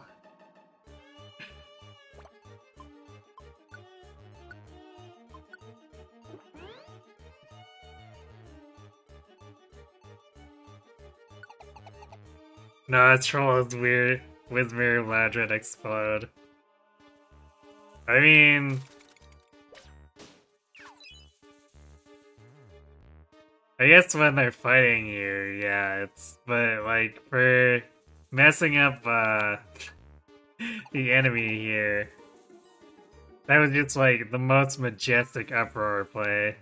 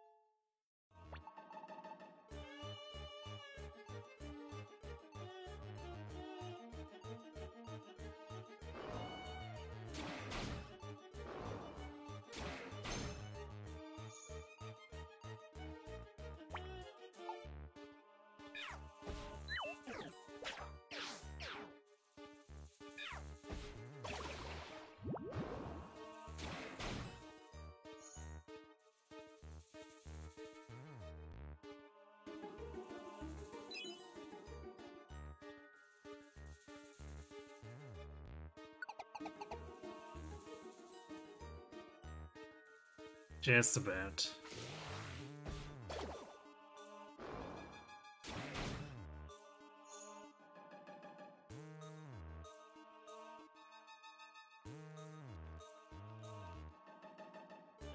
Hey, good night, Shadow. Thanks for watching. Have a good sleep. Shouldn't be too long before I'm done here anyway. 2 more floors and then we can jump out.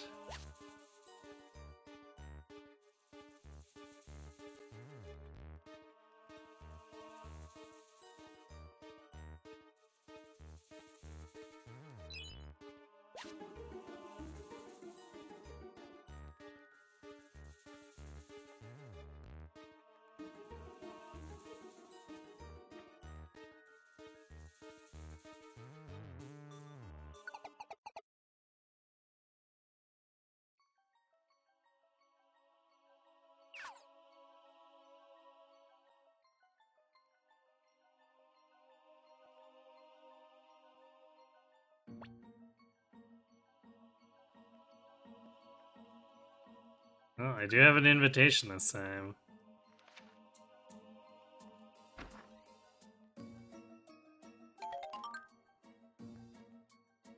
An Azumarill. Okay.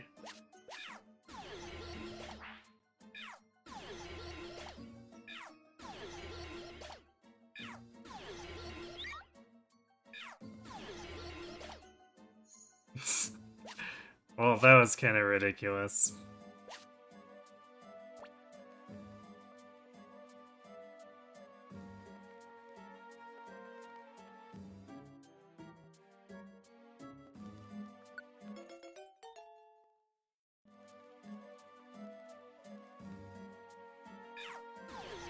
That might be the first one we've gotten since I got the camp from so late.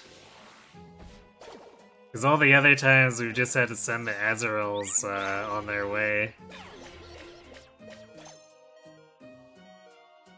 What the heck?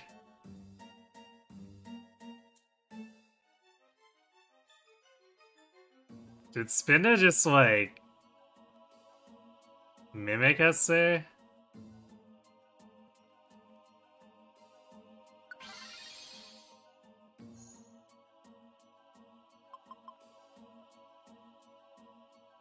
Oh no, everyone's confused. What?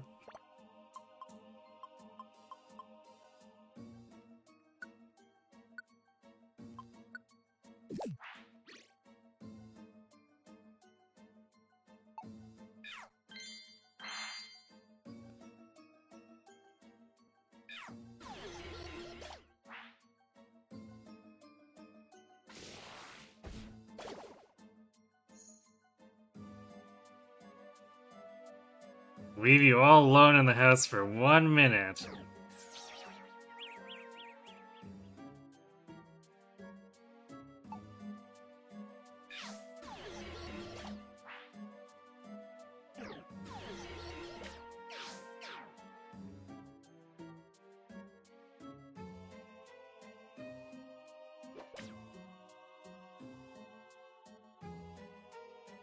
Jeez, why does confusion not break when we get attacked? That seems stupid.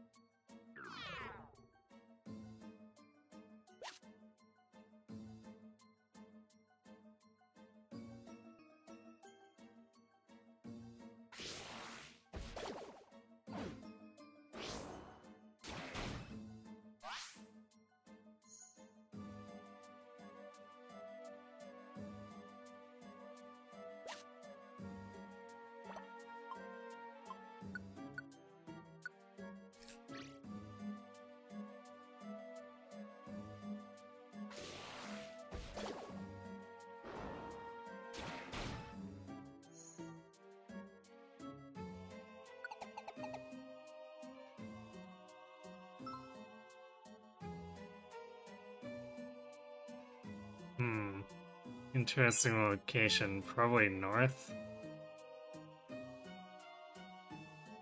Called it. Alright, well... 410 was super troll, but at least 411 was like, yeah, you know what? We're done here.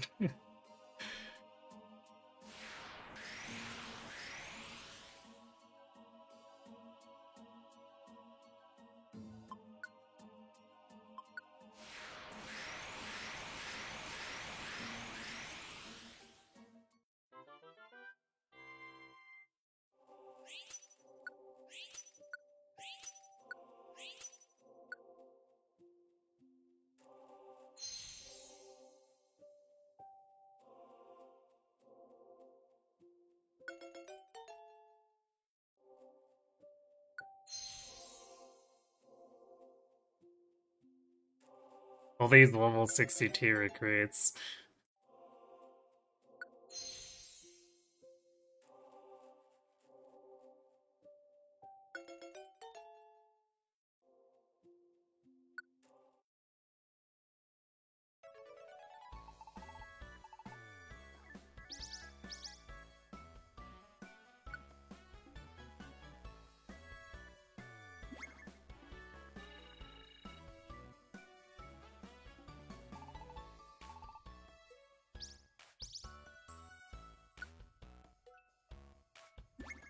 Man, the 2-star ones even gave us less points there. What even?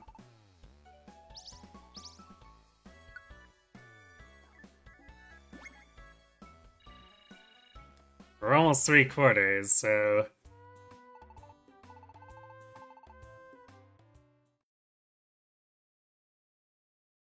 If doing Wish Cave later is not enough, I guess we have some progress so that we can hopefully quickly get to the next rank.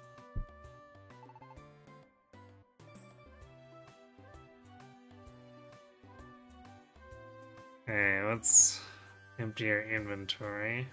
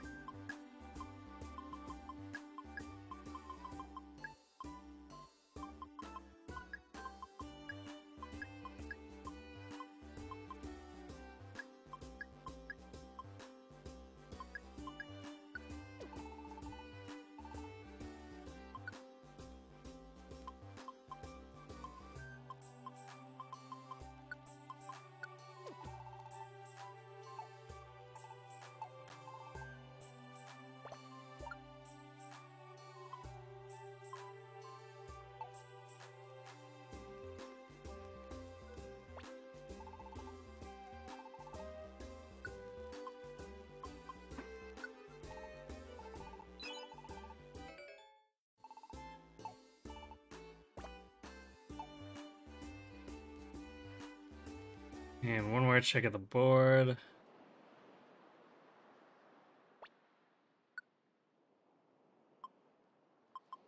Another Western Cave.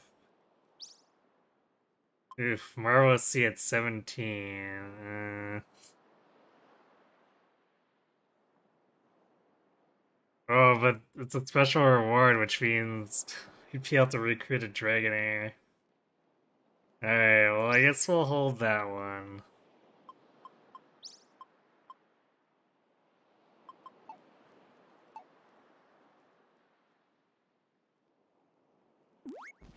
Alright, well, not the best progress, but hey, we got through Gengar's stuff at least.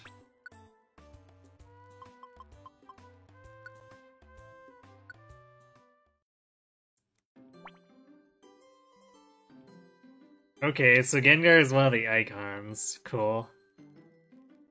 So if we discount Mew, that leaves us with 3 icons. So we're getting close. And one of those is Sylvie. I guess that's probably at the end of the Wish Cave, maybe?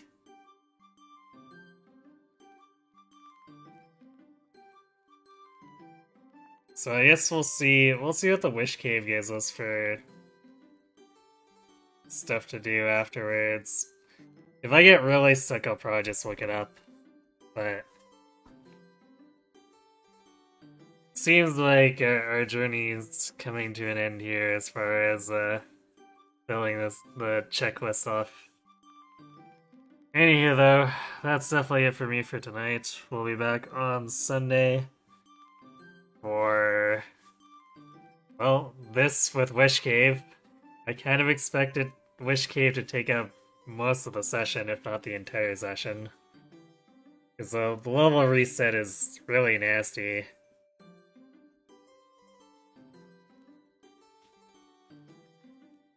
Less so probably in terms of, at least for the 24s, in terms of difficulty, not really a huge deal, but it slows things down so much.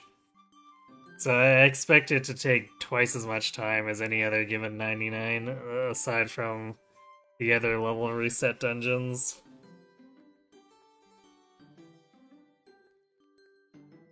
So that's gonna be a little bit annoying.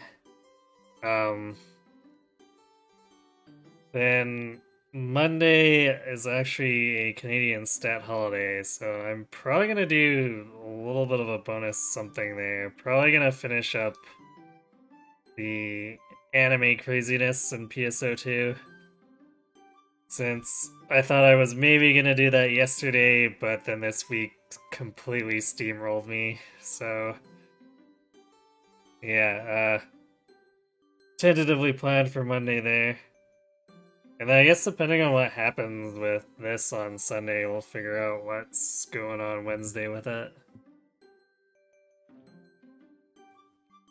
So yeah, thanks for watching everyone. Hope to see you Sunday and have yourselves a good night.